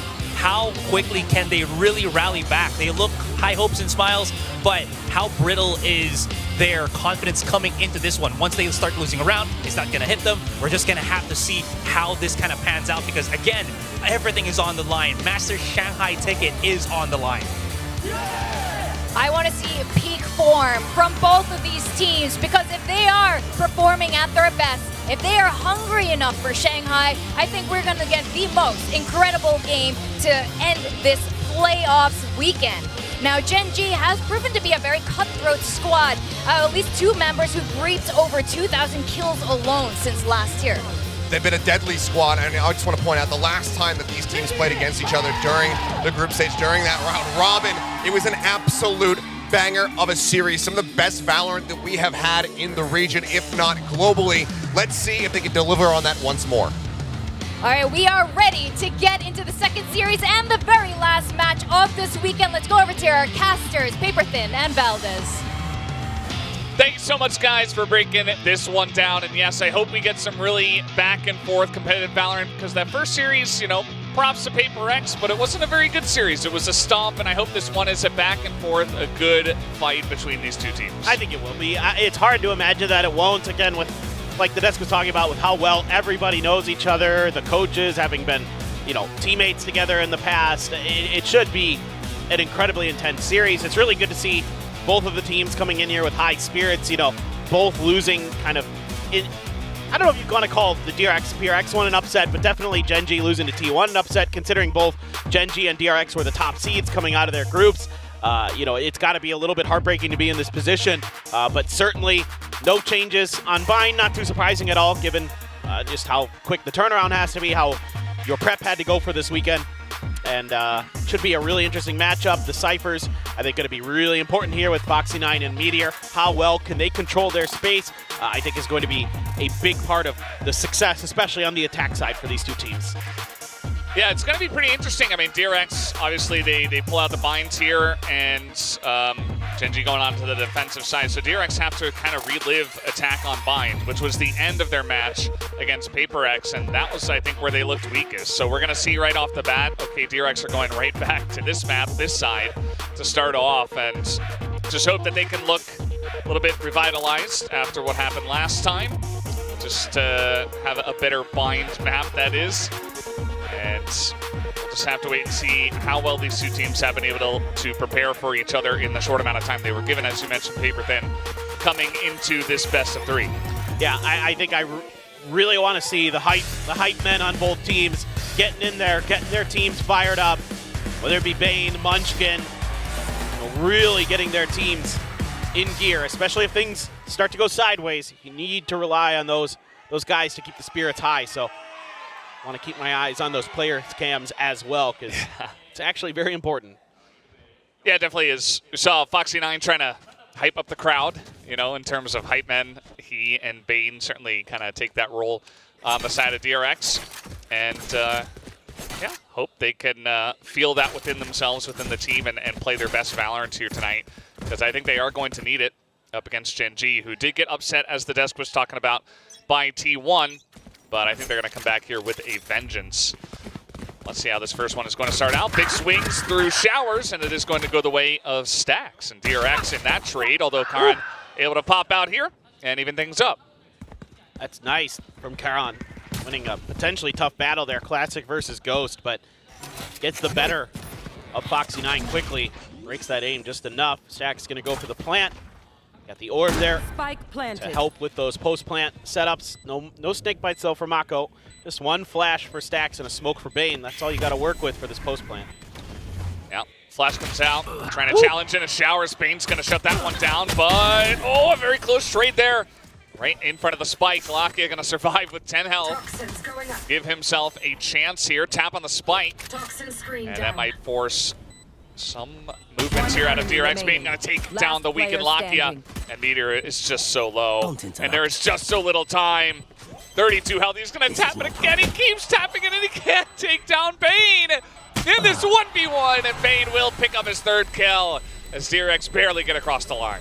I mean, you got to love just the poise that Bane has had throughout this season. Yesterday, yes, a little bit rough on this map in particular, but he has got tremendous game sense, tremendous mental fortitude as he works this post plant to perfection, just never giving Meteor the opportunity to comfortably go for that even half defuse, and is re-peeking. And a big smile, and that is a huge start for DRX. Looks like they're going to go into this kind of secondary buy that we saw yesterday where they're going to grab 3 rifles and a couple pistols and try to snowball this into a all-rifle bonus if possible. Yeah. So you can afford to lose 2, and you're still good to go for that 3rd round.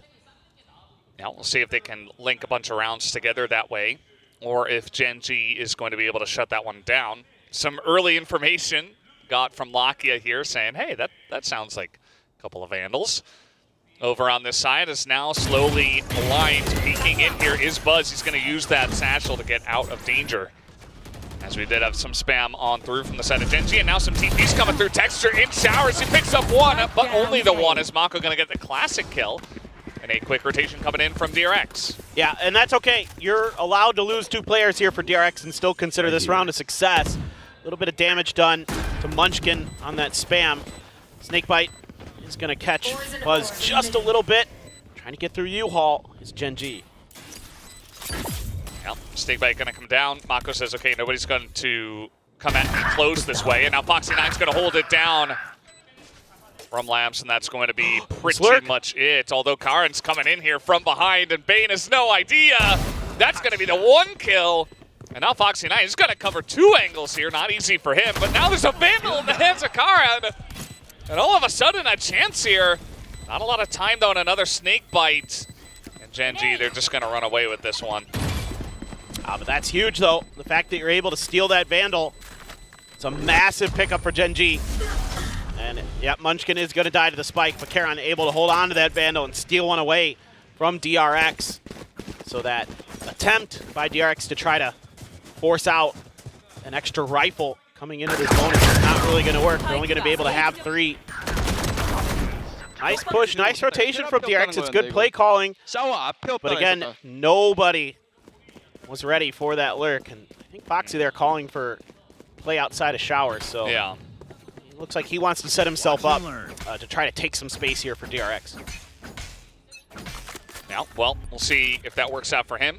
He is, of course, as the Cypher, always hanging around that showers area most of the time.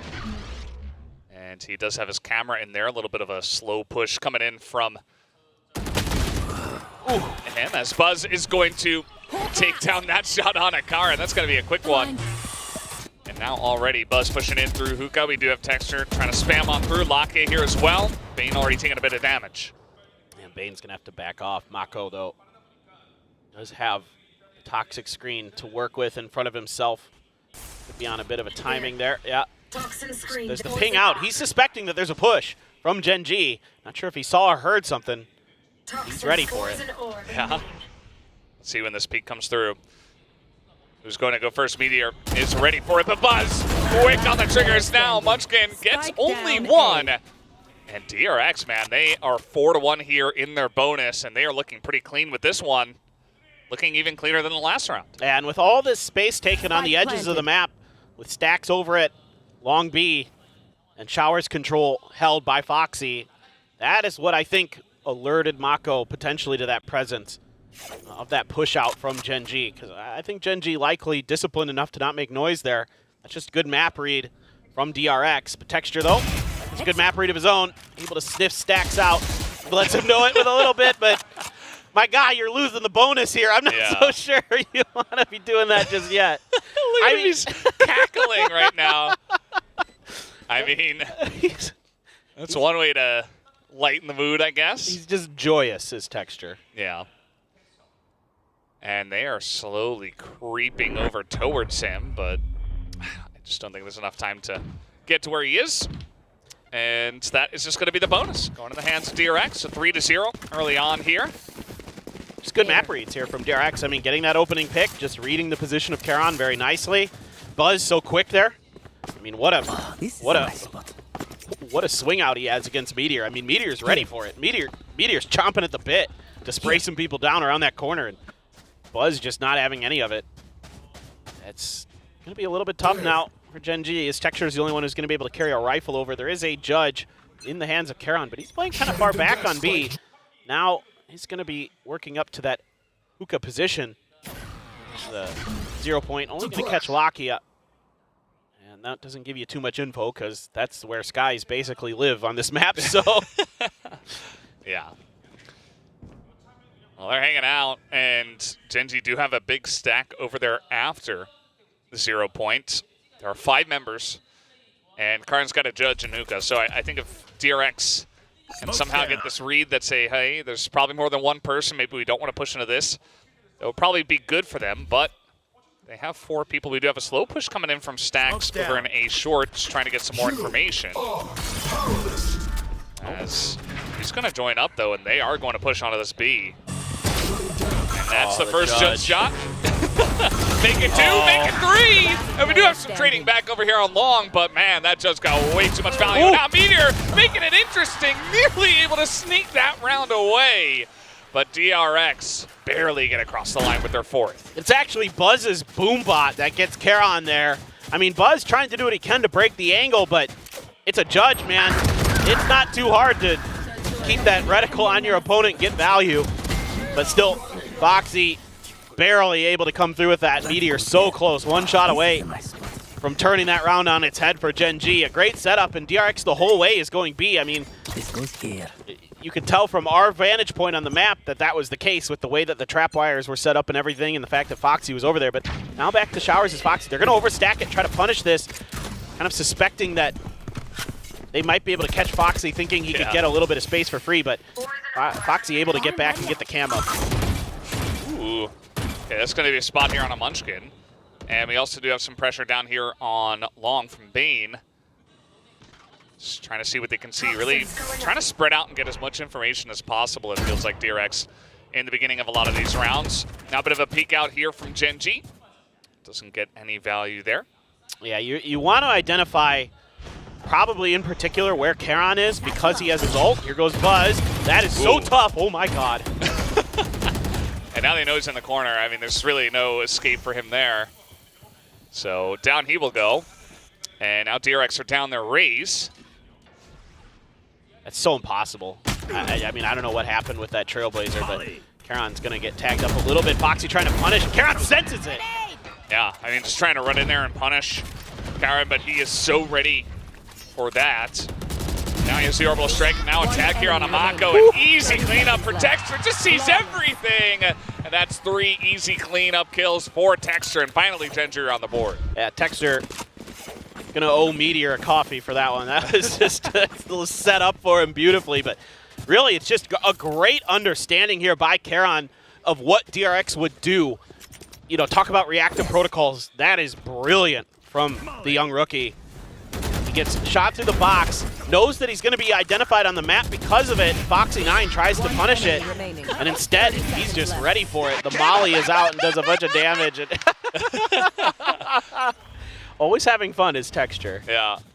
You can see he was trying to point that out. He was trying to give him credit, and probably someone said something really funny, I guess. Or maybe just slightly funny, and it's just Texture. Yes. Just having a great time. It's a good mood to have, obviously, in a high-pressure match, as long as you don't go out of hand. And once again, it's just Foxy on the lurk over at short this time, and then the rest of the team. Right here. 3 of them at least pushing through long, trying to get some information. There's 2 members of Gen G. spamming through this. Yeah, they're worried about the showstopper. That's why this trap wire is so far forward this time. Want to at least have the ability to stop it, or if they get the info that they're pushing through and it's cleared, then they can find a way to deal with it after the fact, have a little bit of a pullback, or this time Lakia is going to try to sneak around the corner, you know, expecting that maybe somebody might try to go for the clear and see if he can punish it, waiting for that spam. And they just keep getting information that there's people here, and that is now the showstopper. This time it will get value. So just a 1-for-1 trade, but now, oh no. Neural Theft and the follow-up's coming in here to Showers. Will they check this? They will, but Munchkin's still good for one. And now we got a showstopper from Texture. He's gonna pull that one short, actually, as Bane will get away without a scratch. Nice timing, coordination with Meteor and Munchkin there. Meteor waits until the TP to use the Neural Theft all, but Meteor waiting for Bane to come through, and that's the spike down, and there's no hope now for DRX. Yeah. Rotations on rotations, and Meteor, he was behind him the whole time. And that was going to be the kill eventually. 4-2. Kind of an explosive round where also not too much happened, you know? Yeah. It was very cautious from both teams, right? You can sense that both teams are trying to get an understanding of how they're going to react to each other's, you know, big ultimates and stuff like that. And DRX just unsure of what the setup is going to be like. And it just barely ends up working out there for Gen G. That Neural Theft timing was really the key there, because that gives Munchkin, because you could see that Mako knew he was going to be in that corner, but Munchkin off that ping of the Neural Theft swings out and gets a kill. So that's really good timing and coordination there from Gen G. So as great of a start as it was for DRX already, Gen G is starting to get the better of them. Yeah, it does feel like a decent time to call a timeout. You know, things slowing down maybe a little bit too much for Termi's liking, so gonna take some time to try to clean some stuff up, have a little discussion before getting into round number 7, and seeing if DRX can continue with their lead or if Gen G is going to come back in this one. So many fans here for these two teams. Yeah, it's been crazy here today. The fans are nuts, and I love it. And I love it. It's a good thing. It's a good thing. Yeah. There's just so many people. It gets pretty hectic. Still have Charon's ult, but now Bane has his orbital strike as well. Moxie 9 on a Neural Theft. You need to get that first kill to get the value. Mako went away from a Viper's Pit, so if you can get to a position where you can either let Mako plant or grab an orb somewhere, but a lot of pressure being put at both orbs. Showers being contested by multiple members of Gen G. Lakia doing what he has to do over on that long B side with the Sky. And that's something that DRX will have to kind of seed from time to time, is that long B control. Does make the map a little bit more difficult for them. Hasn't been too much pressure just yet. The Cam and Hookah is going to spot Buzz, so for now they're going to peel back, but so far, without that tripwire, or that trap wire being destroyed or crossed, I think it just did get destroyed, but Meteor is able to kind of hold on the other side of the map because they have the info that nobody's over on B. Yeah. And so this is going to be a tricky one for DRX to get through. Yeah, I mean, there's 4 people here waiting for them as now. We are going to have him getting in onto the site, actually. Now Foxy trying to take a trade here, but Foxy's going to take him down. As blast packing into that one was not going to work out for Texture. Now the orbital strike coming down just to buy some time. But still taking their time. Very cautious as DRX using the entirety of the timer. A little bit of spam here from Munchkin. It's not quite going to work out. It's a good setup. The poison orb as well, but DRX reads it. Able to plant just off. And Charon, wallbang stacks. Mako can't find the shots. Oh, Charon. Yeah, I mean, if he hits those sheriff shots and he picks up a gun potentially, just based on the positioning of the other members of Gen G, there's a chance for DRX, but now at this point, it's not looking too good. Charon picking up 4 on the round and going to take this one down. God, just insane stuff from him.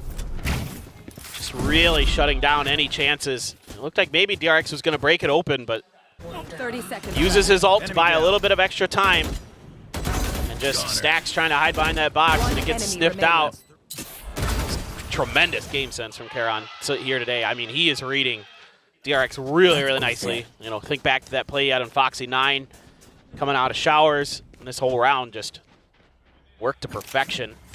Now, rifles in hand, ultimates available for DRX. Didn't opt to invest the orbital strike in that previous round, so still have that to potentially clear some space or do something like that. But let's see how they want to do this. I'd like to see them put a little bit of pressure at Hookah to try to clear that utility, you know, that they saw in the previous round. You know, again, we know it's there. Yeah.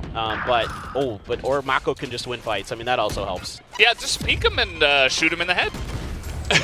That works out really well. And they do have a very nice entry into Lamps. Meteor trying to sneak on into the back, but he is spotted. Still able to spray through. That's the spike down as well. He's just going to TP out of that one. Meanwhile, Texter's holding it down. And all of a sudden, kind of an awkward spot here for DRX. Do have a plant beginning from the side of Mako, but now Texter going to pick up another one. Has a satchel as well to try to delay, but still, it's up to Mako to try to hold it down on the site. Stacks has to wrap around.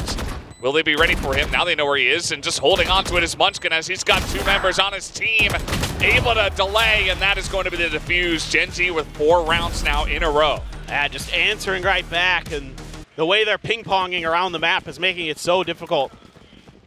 I'm talking about on the site, they're just kind of hitting and running, and keeping DRX really off balance.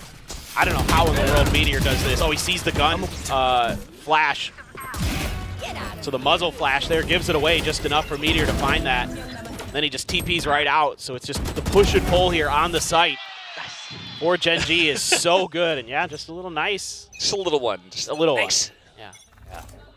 Yeah. Locky is not quite as boisterous as Texture. That's for sure. Usually. It's good to have a nice mix, you know? Sometimes he is, yeah. Very loud, boisterous, you know, guy on the team. You need the opposite as well. Usually it's Meteor who's the soft-spoken one, for sure. It's fine. You can always have 2. Got Buzz. He is able to get in, but he's blinded, and that's an easy peek here for Lakia. Just going to take him down. Nice aggressive push to get in the face of DRX and make quick work of that. It's a beautiful proactive play. Just understanding that that was going to be cleared. They had to play for it. No. Mako just walks out into the open. Another one for Meteor. I mean, they're just not even checking it, and Meteor's just standing there like, thank you very much. Oh, that's another kill. Thank you very much. I guess I'll take another one. Stacks is here, and that's going to be Karan taking him down.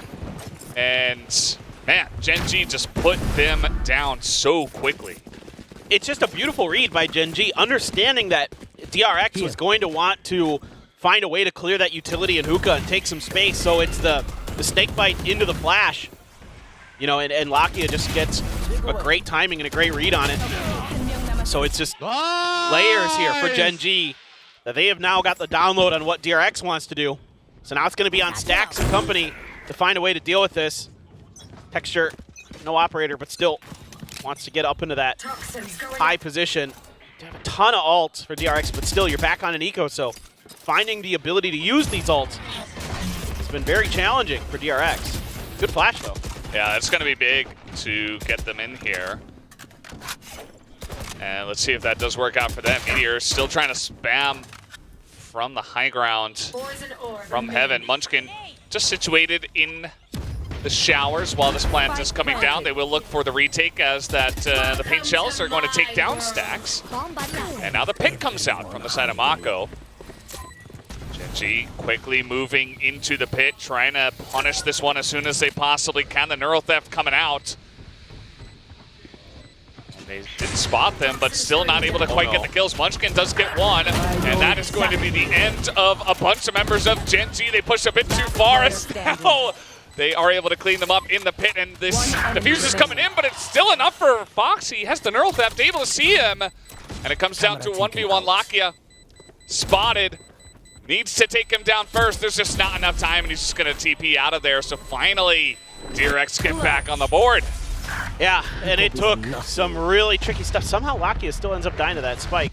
Not sure what happened there, but maybe he just wanted the ult orb. I don't know.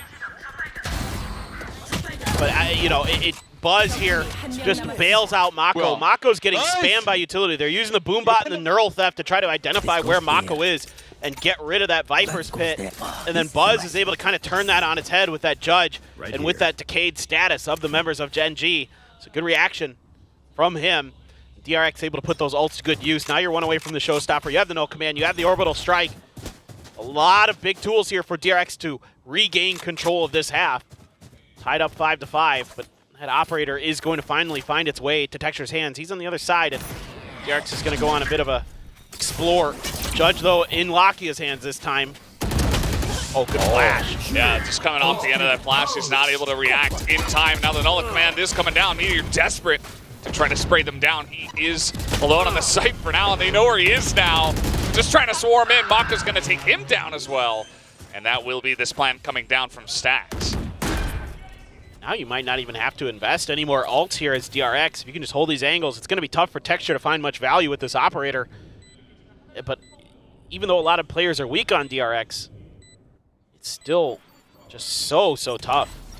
The situation they're given. Yeah, you have some utility. Buzz just in a position that Textures is not ready for. Yeah. Just trying to get value out of that operator. Only a couple rounds left. Karn's just kind of running in there. He doesn't care. He's got money for the next round, and he is going to go down to DRX. A couple of rounds back-to-back. It was looking a little bit iffy there with Gen G going on their own streak of 5 rounds in a row, but now it feels like it's back into DRX's hands. Yeah, but couple ultimates in play now for Gen G as well. They have their own orbital strike, one away from Showstopper's Texture. DRX here just doing a great job of setting up, get that info off the 0 point, use that flash to clear Lakia, can't ever get any value out of that Judge, really, and then just set up your post plants. Nicely done by DRX. That's just kind of quintessential DRX there. Good executes, good post plants. That's been their calling card for so long. And that's Bane down. It's going to be pretty huge. And now Buzz, he's got a showstopper, and it's feeling a bit awkward. It's very obvious. The rest of the members of Gen G could just back away, but still he is going to get Munchkin. But there's just so much support on the side. There's 3 members ready. They already took a lot of bite out of this push. Stacks here trying to win the 1v1 versus Meteor. Can't do that. Now Foxy's like, well, time for me to try to pull off the 1v4 clutch against a showstopper as well. I have retrieved the spike. It's unbelievable stuff from Lakia at the beginning of this round. Yeah, no hope there for Foxy9, just trying to see if there's anybody hiding in a corner. And that's just so devastating. It's an immediate response from Gen G here, particularly in Lakia, just getting ahead of the play. So it's just the way that they're exchanging these proactive ideas is so incredible. Yeah, I really like Gen G a couple of the rounds in the second half of the first half, if you will, right? Like just getting out there from the defensive side, really trying to take the bite out of the push of DRX before it even gets started. Feels like it is giving them a lot of value. And DRX have been playing it pretty slow from the attacker side, so I feel like you're getting a decent amount of info that way, even if you're not getting kills. And DRX at least able to trade a couple rounds back, as you mentioned. So many signs out here, I can't read them all.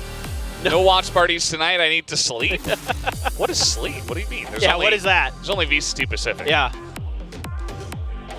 There is no sleep, only VCT. Yeah. Gen G #1, maybe. Not currently, but like maybe. They have a chance. Yeah. There's a world where it happens for sure. That's why we have double elimination. That's exactly it. Got a second chance here. And, good time to mention that whoever does lose this match, unfortunately, is out. Will not be going to Masters Shanghai either. Yeah, the pressure is insane. I mean, even though DRX is no stranger to falling to Paper Rex, it took a toll on the players yesterday. You could see it on stage and afterwards. They were pretty beat up about it. So able to come in here with a renewed attitude, at least that we saw before the match, is really encouraging. But obviously Gen G is going to be a very tough opponent. But six rounds on your attacker side is pretty good on buying usually. And that's a good start for Munchkin. Stacks answers right back. Yeah. Big stack there from the side of DRX, and they just push out, trying to isolate the one member. that was there, and now Meteor has no idea that they've also pushed out a hookah. And that's another kill going the way of Bane. So, getting a lot of value here from the defensive side, just pushing into Gen G. And not allowing them to set anything up. Oh, Texture got really beat up there. He's down to 13 HP. Did claim the orb, but able to be healed up by Lakia. Still, though, no ambiguity about where Gen G is right now. Bane, who knows, maybe they find a stray shot, but he's just waiting to put down those smokes. The likely attack, trying to clear the tripwire, is going to get it. Texture able to at least keep the attention of DRX, keep them split enough to try to set up for this rotate for Lakia. See if he can get there and maybe find the isolated player, which currently is Stax. Yeah, Stax on the back of that one. He does have Buzz alongside of him, so just 2 and 2 for now. But as you mentioned, they might be able to pick him off first. Buzz, though, might be looking to peek, and that's going to be some info. And Stax says, okay, I'll take him down. Texture 1v4, not going to hit it, and Stax picks up 3 here in the pistol round. Yeah, that's, I think, a good round here for Stax, not only in the way that DRX is kind of maneuvering themselves on the map and using that util against Gen G, but also getting those 3 kills. You know, he was pretty frustrated yesterday, having a pretty disappointing scoreline in the kill-death department. Definitely wants to bounce back and show some frags along with some good IGLing. This round, much better. Little fist bump there. Smile from Bane. Good start again for DRX as they're taking both pistols on bind. Yeah, feels pretty good for them, but still close at the moment. Oh, Mako, there are so many members over here. He's got some help from Foxy9. That will mean a winning trade. Will also bring a Bulldog back to his team. Yeah, really smart to juggle this. Keep it away from the side of Gen G as well. They're going to have to earn it. If they want to get it, they're going to have to go through all of his util. Yeah. And him and Bane have been really nasty at sight holds, particularly on bind when they're together. I've seen so many huge multi-kill rounds from the two of them. Look at Stax right now. They are going to read it, but he already got so much information that allowed Buzz to rotate over here to A. Just in case there was any hope of Gen G stealing this round away. It's not very likely at this point. Outlaw for Buzz. It's not going to hit that shot, but it is going to be Foxy on the left side there. They're just so ready for this push. I mean, there's just no way it's going to work out. Look at all these trap wires and everything. Oh, hello? Jeez, Munchkin. 30 seconds left. Well, maybe I gave him a chance. No, he's dead. He's baiting him with the gun. Oh, Foxy. So funny. Yeah. This is, you know, okay, sure, you lose a player, but it's really smart there. Really heads up to instantly just start juggling that gun back by Foxy. Gets the info over from Buzz. Hey, missed my first shot. Guy in the corner. Foxy plays off of it nicely. And now, because you know that Outlaw's still in play, you've got to try and force up as many full armors as possible as Gen G, but only 2 half armors still going to be there. So Karan and Meteor can have to be extra careful that they're not going to be the ones trying to challenge that Outlaw. Could potentially be some easy kills for Buzz. Oh, Lakia, he is just so quick with it. Buzz doesn't get any chance, and down will go Texture. Stack's able to trade it back. Of course, Lakia did take some damage as well. And now there is some nice support over here on the side of B. Meanwhile, Gen G is fully rotating over here. They're just going to leave Foxy9 alone on A. I mean, the good news for Buzz is the player you hit is the only player who can't heal himself, and Stax is nasty with the Guardian. Well, he is going to be taken down, but it's still a very strong round right now to the side of DRX. Bane also going to get a headshot with the Guardian. And all of a sudden, this is looking like another conversion on a bonus here for DRX. Yeah, I mean, Karan might just have to save. I mean, he has a lot of time, so he can try to work the map, but it's going to be rather difficult. He's going to just try to make him think he's going to A, see if he can maybe get a player to shift over. But with Foxy being the player on A with all that info, there's no reason to for DRX. They can just sit in this 2-1. keep this hold with the 2 controllers on B site. Don't want to give this up. Don't want to give him any extra opportunities. And they're going to see him. Yep.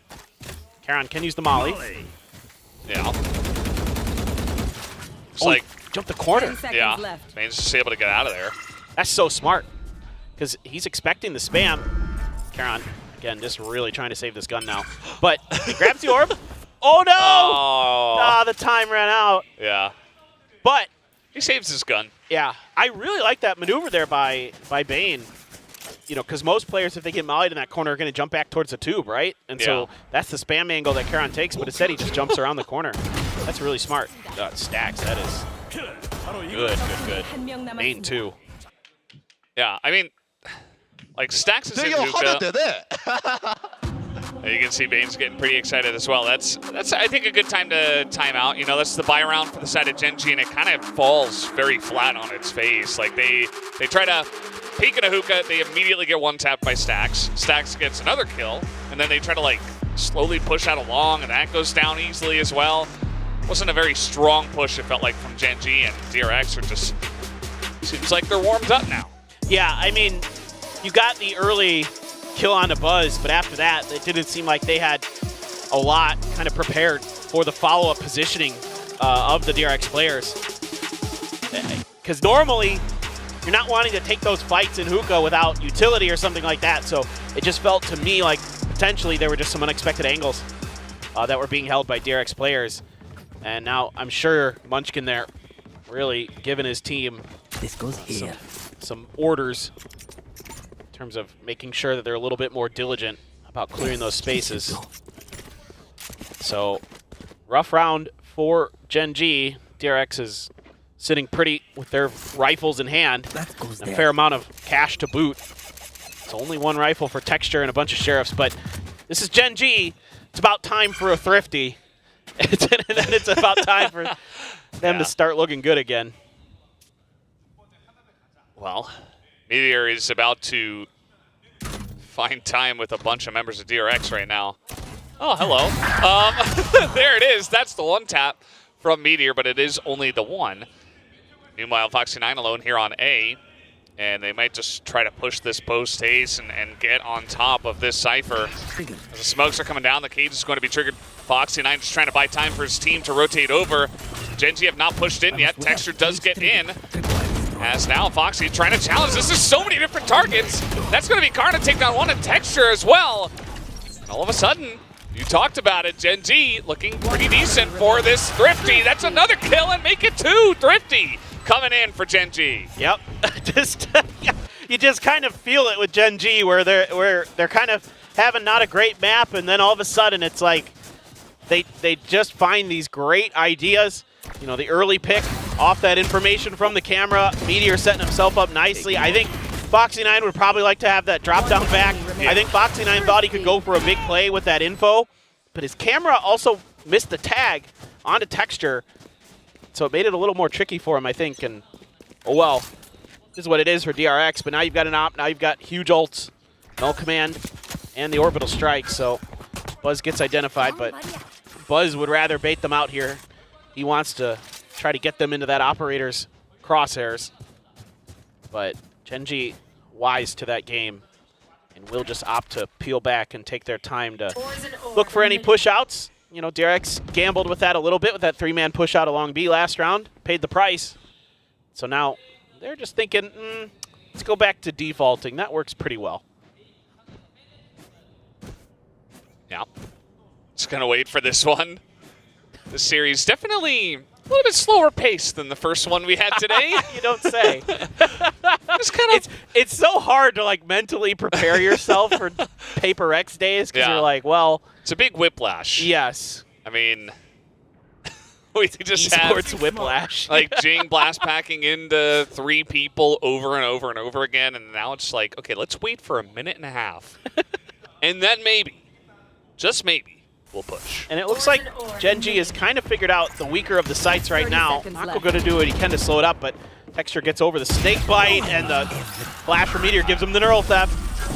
Yeah, I mean, just kind of running in, assuming nobody's going to be there, but Meteor just lurking on over, and they're able to get onto this B site. no. Buzz is in a lot of trouble. What? And he is, oh no, he's gonna get the one in Bane! Also helping out, and they just stand on it. Buzz as well. Able to switch over to the Vandal. And Locky at least gets the one, but I mean, the round's already in the hands of DRX. Wow. Oh my god, what a reaction from Bane and Buzz. I thought Buzz was done.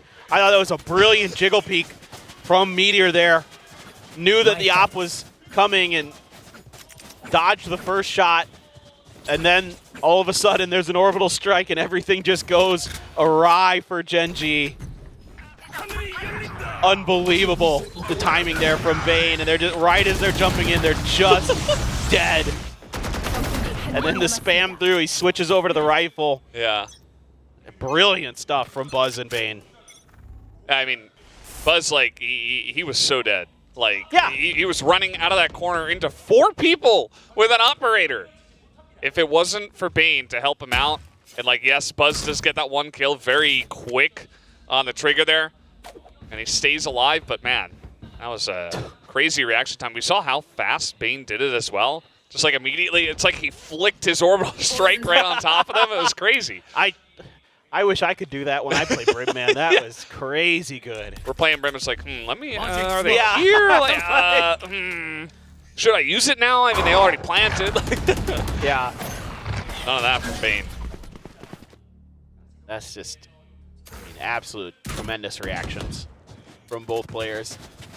Gets DRX around for sure. And a pivot towards the B site here for Gen.G. A lot of hookah space taken, so this could be a pretty good entry. It's going to be pretty tricky for DRX to hold this. I mean, Stax getting a little bit of info. Sees the flash. Here comes the Seekers using that grenade, but still gets the trade out of it. 30 seconds left. He does. Some decent information as well. You've got your Cypher over here, Foxy9. They don't check the corner, and he's able to trade it 1 for 1. Buzz is very low. Not sure what happened to him exactly. Bane, though, picking up 1. Trying to peek into the back of the site, and now DRX, they're kind of swarming around this one. There's 2 ults to worry about here, both the Showstopper and the Orbital Strike. So this retake, even though they have a numbers advantage, is very, very difficult for DRX. Yeah, Buzz is also very low. He's got an operator. Not a lot of long sight lines that Gen.G will be giving him. And here's that Showstopper. Texture just holding on to it and saying, okay, you don't want to defuse? Well, you might die to this. And Karin also able to start off with a kill. There is that from the side of Texture. He's going to steal that kill away from what would have been an orbital strike kill. And Bane, just not enough time. He's just going to have to back off of this one. And like you said, those 2 ults are enough to get Gen.G across the line and win the map, or the round. Yeah, it's just too much to deal with. And the way that Gen.G thinks that through is really smart because of how much time they can delay with it. I mean, there's such a long fuse on that Showstopper. Texture could just hold on to it, and then they just wait for it, and Texture calls, okay, time's almost out. You use your ult, and we'll just pinch him. Great shot from Karin. Great anticipating. I think Buzz took a lot of that damage as he was crossing the door at Alley. What was that? He's just an excited kid, man. He's having fun out there. But I think Buzz took a lot of damage from Molly's, I think, as he was crossing the door. I think is what happened, if my eyes did not deceive me. Yeah, and then he had 6 health, and it took 2 ults to take him down. Definitely didn't need all of that, but still, wins you the round. It's totally fine. And now you put DRX on a weak buy. So they do have 1 rifle and a Guardian, and then a Bucky and 2 classics. So certainly going to be tricky. Buzz here just waiting on this corner. You know, you're anticipating a flash, and that's what Stax is there for, to help cover. Trailblazer first, and Stax can't quite clear it in time. Oh, nice swing there from Lakia. And he's going to pick up a second as well on a Buzz. And now you've got Beta Mako pushing out of Hookah, maybe looking for a quick wraparound, but they can't make too much noise. It's now Foxy trying to hold down the site by himself. He's going to be burned up and shot down by Karin. And now we do have this plant coming down. Mako might be able to get the drop on a 2. He's going to get that 1 kill, and now Bane is there as well with the Vandal. A chance here for DRX. Trying to cross over, but excellent read from Texture. And he's able to shoot him down, and now it's all up to Bane. He at least has a gun, And a Dream, 1v2. Probably doesn't know exactly where Munchkin is. He gets the one, he gets a second, Bane is able to pull it off with the 3K, and he pulls the round forward for DRX. Oh, unreal round from DRX. Just great reads from the get-go. I mean, I know that little kind of bait and switch with Buzz and Stacks doesn't work, but it buys a ton of time for the rotate back through long B that catches Gen.G completely off guard. So that was the game plan the whole time. As soon as there's contact here, it was just an immediate push around towards Market into Fountain, and Meteor and Charon are none the wiser. And then Bane just has been so clutch for DRX ever since he's come to the team, and he does it again. He's gonna let him know. Oh my God, unbelievable. Just what game plans here. These strats that both teams are bringing to this map have been so good. Yeah, it certainly does feel like a game of chess. A little bit less boxing, but also some insane clutches as well, and some crazy reactive plays. So you got a bit of everything in this one. Gen.G slowly pushing in, taking out a camera. It's like you're playing chess against these two teams, and then Paper X is like, we're going to play tic-tac-toe, and we're still going to beat you, even though it's a solved game, you know? Yeah. Like, showstopper for Buzz as well, but is he going to read this reposition from Meteor? Now he's trying to get out. He's only going to take a little bit of damage. Will he re-peek? He's going to send the... Oh, buddy. And again for Meteor, but this time it was one too many. And Buzz will take him down. Yeah, Meteor has been pretty good about understanding that position. Oh my God, that snake bite. So much value, and now they're just going to push through. And it's one kill apiece for Mako. Foxy9, Bane, as that push onto A is just... It's just too easy to read. I mean, say, hey, I mean, Meteor was alone over there by Fountain. I took him down. They're pushing. Like, it's too obvious. 10 seconds left. And now Karin is alone, and Foxy might even look to swing, and there it is. Picks up the kill, a flawless round to DRX. They're looking good here on Binds. That's a huge kill because the economy at Gen.G is in the gutter. So now they're going to have to just scrape together whatever they can.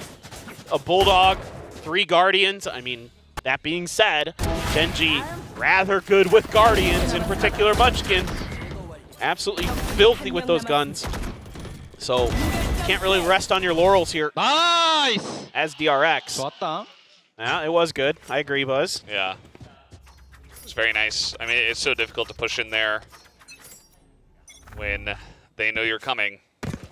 And they had, you know, Cage one way, they had the smoke one way. It's like, okay, we can try to make this happen, but no entry kills, and you just go down. It's 4v5. So now Gen.G, they got to win 4 in a row.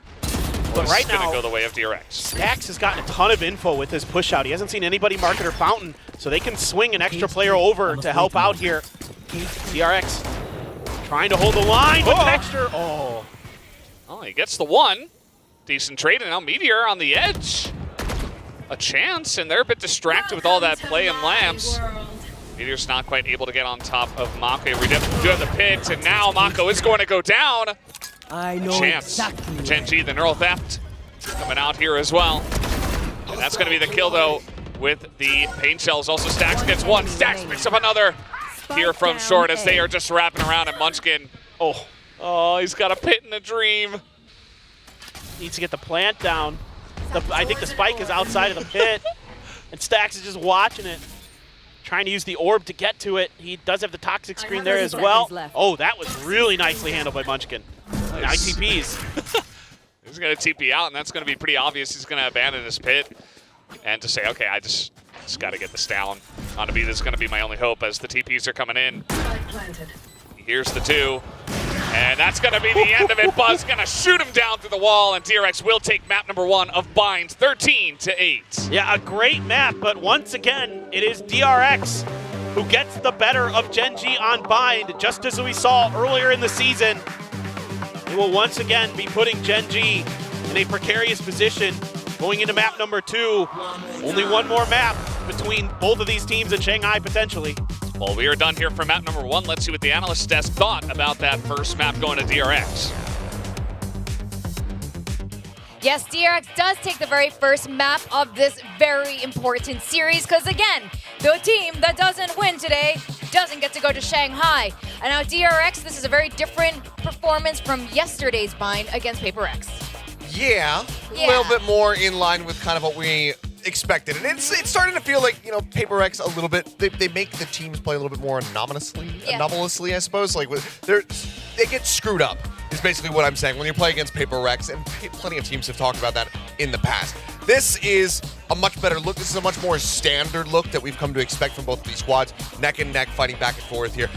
The number of attack rounds that DRX were able to rope up for themselves, though, it feels like that's really what kind of made the difference for them, because they shift over to the defense. Typically, DRX in general, a very good defense team, but especially on bind. Yeah, and it just felt like there was also some weird points once we come into that second half where Gen G would just kind of miss the ball on one position. We saw that big flank that came in on the Thrifty for DRX where Gen G had no idea that Hookah was exposed. DRX pushed through that, circumvented the tripwires of Meteor, got that double kill, and basically ruined a round here for Gen G. And I think that was the round where they only got 8 and never anything else after that was all DRX. Yeah, that's right. I mean, we did have some nice moments from Charon, and especially in that first half, but it just wasn't enough to bring them over the line. It wasn't, and I think that widely this was a bit of a battle of the rookies. You see Bane there, 16-12, Charon 17-12. They were neck and neck with each other pretty much this entire time, and there's some really nice clutches as well. I mean, Charon, he did look like he was going to, slingshot Gen G right back into a lead, into an advantageous position where maybe they even just take the map away from DRX.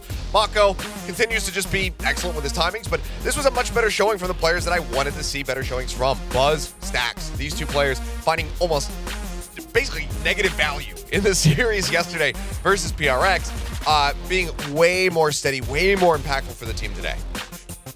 And what kind of felt interesting as well here for Gen G is just they couldn't get a grasp of what timing was DRX going to try to make their plays. Sure, there was this kind of, initial contact points, but you're kind of, you'll see some rounds here where second pistol, DRX just pushes mid, Gen G's so unaware of it, and it kind of happened over and over again. Sure, again, there's these rounds from Charon where he's just able to hold by himself, but then on the other side of the map, the contact for DRX just overwhelms Gen G. Like, Gen G's not just prepared for it. They always have to have something kind of delivered in their hands, like a silver plate of them being some of the players at DRX being caught in traps before they getting kills, and then that doesn't happen often.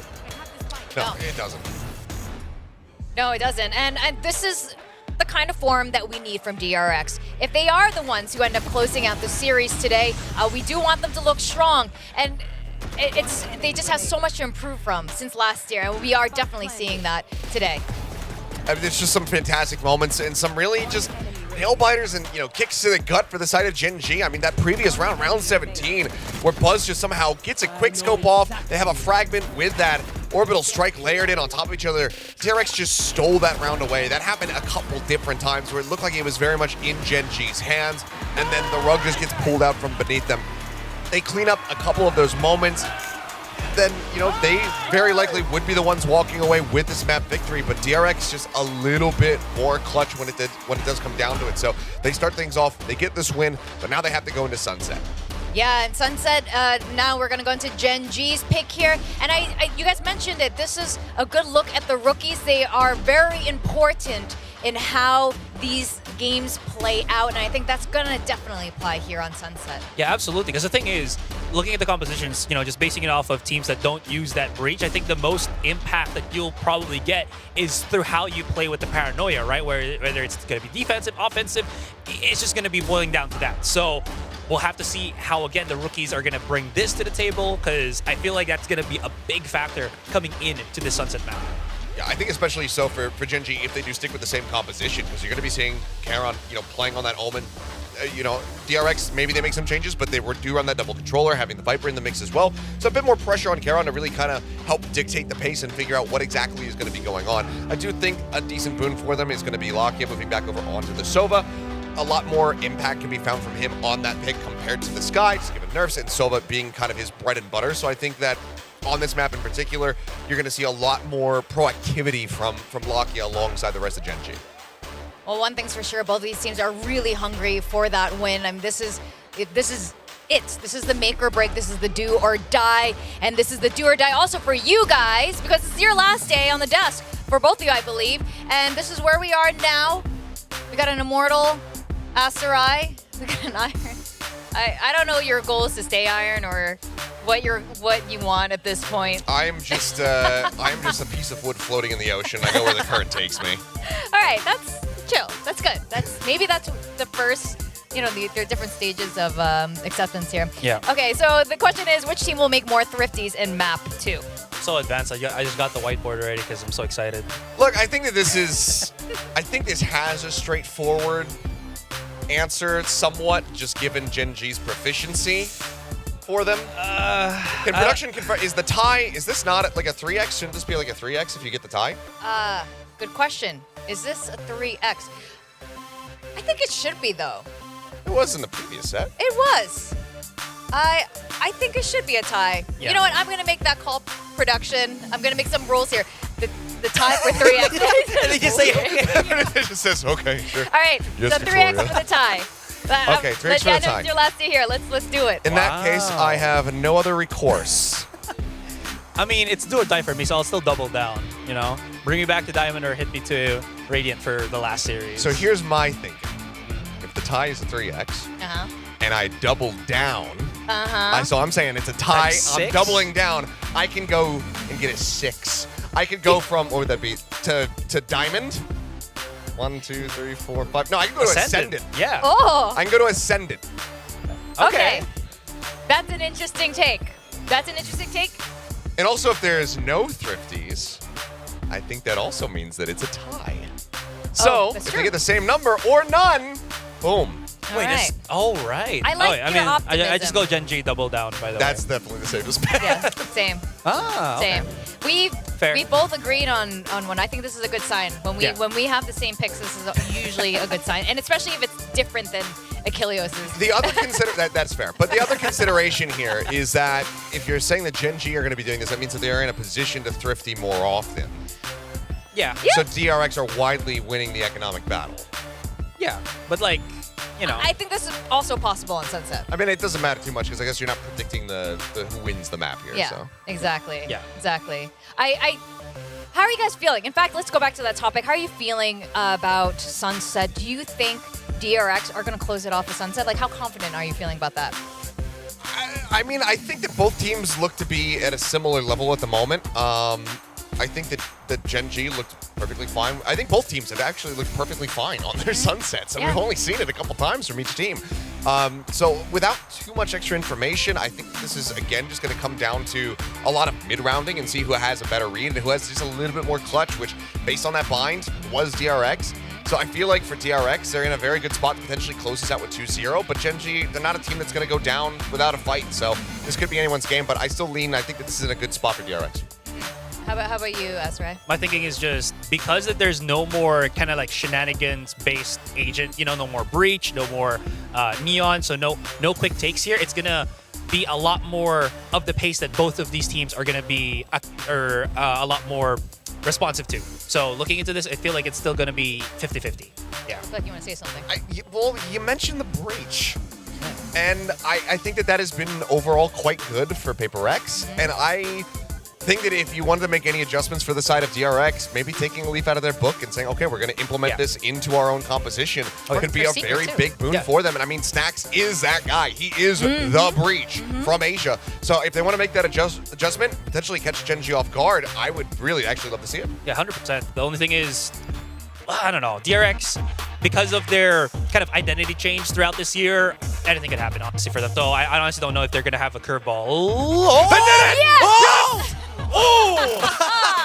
Okay, hold on. Hey, a lot to talk about here. A, you've got Stacks, the OG Breach. He's playing Breach. This is incredible. But this is also, to my knowledge, the first time that DRX are ever playing Gecko. Yeah. They never did it last season, even when T1 was looking dominant with it on Bind, etc. They didn't opt for it. Zest was the first DRX player that we got to see playing Gecko. That's after he joined Bleed. So this is a big adjustment in multiple ways for DRX. Absolutely, and it's exactly what you were saying, Asterai. This is a different DRX this year. Yes, the roster is largely the same, but we're seeing them be a lot more fluid now, and that's what it takes. Yeah, they want that aggression. They want to bank on the fact that they can play like this because they have the players that are willing to, kind of play around that. So we're going to be seeing how that kind of plays out, but also Buzz is going to be on the Rays once again. So I'm definitely looking forward to seeing how this kind of pans out right now for DRX. This feels like DRX quite literally are saying, okay, we could not beat Paper Rex. Let us become Paper Rex. They're taking their composition. They're running it here in this pivotal map. We'll see if it works out. Yeah, we're gonna go into the second game right now. Paper Thin and Valis, how you feeling about this team comp? I think trying to emulate the team that just beat you, the team that has had a lot of success with their game plan, is a good idea. I'm not sure if DRX can manage it. Are they the same kind of team? Are they the same kind of players? Are they going to be able to play as fluidly as Paper X have been playing this playoffs? I'm not 100% sure, but you got to start somewhere if you are going to start making some big changes. I think this is an interesting spot to make some changes, though. I agree. It's going to be interesting. Bane's first time ever on Gecko, but Stax going over to that Breach. That is his most played agent ever. He had been a Breach specialist for so long. Obviously, Breach kind of falling out of the meta a bit, but now teams in Pacific starting to feel like, you know what, Breach actually pretty good. Yeah. Those fault lines have tremendous range. Aftershock gives you a lot of opportunities on some of these hard angles to hold players off or to flush players out. So certainly a lot of space taken, but Gen G trying to take it right back. Yeah. Flashes as well are sometimes pretty difficult to respond to, right? They're pretty quick.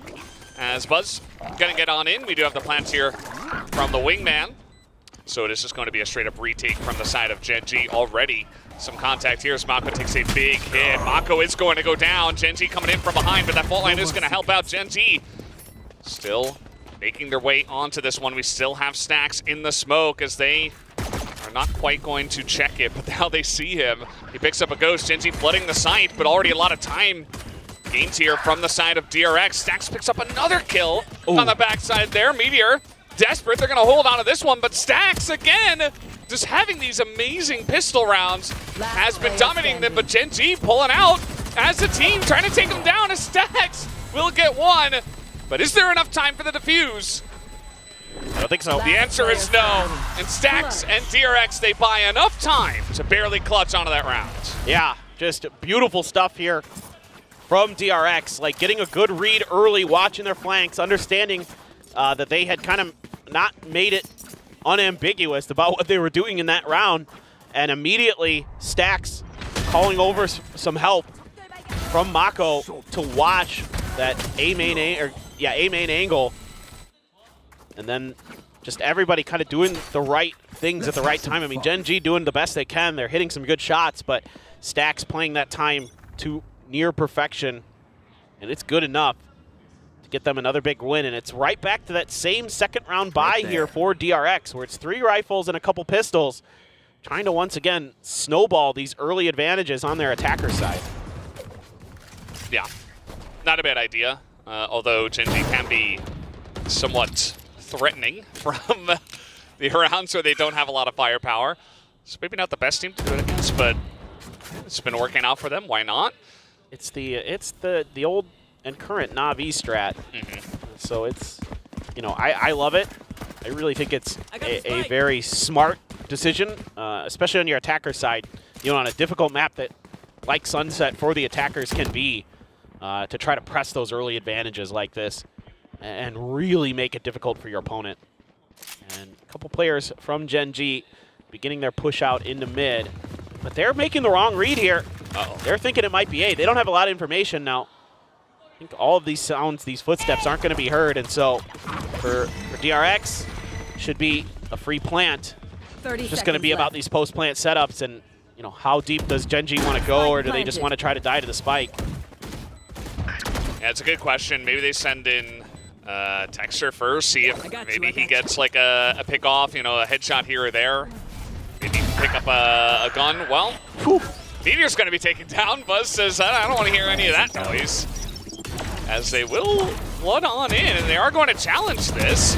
Foxy 9 on the back of this, and they have 3 Vandals. So, I mean, this is extremely difficult for Gen G to pull off, and they will be flawless.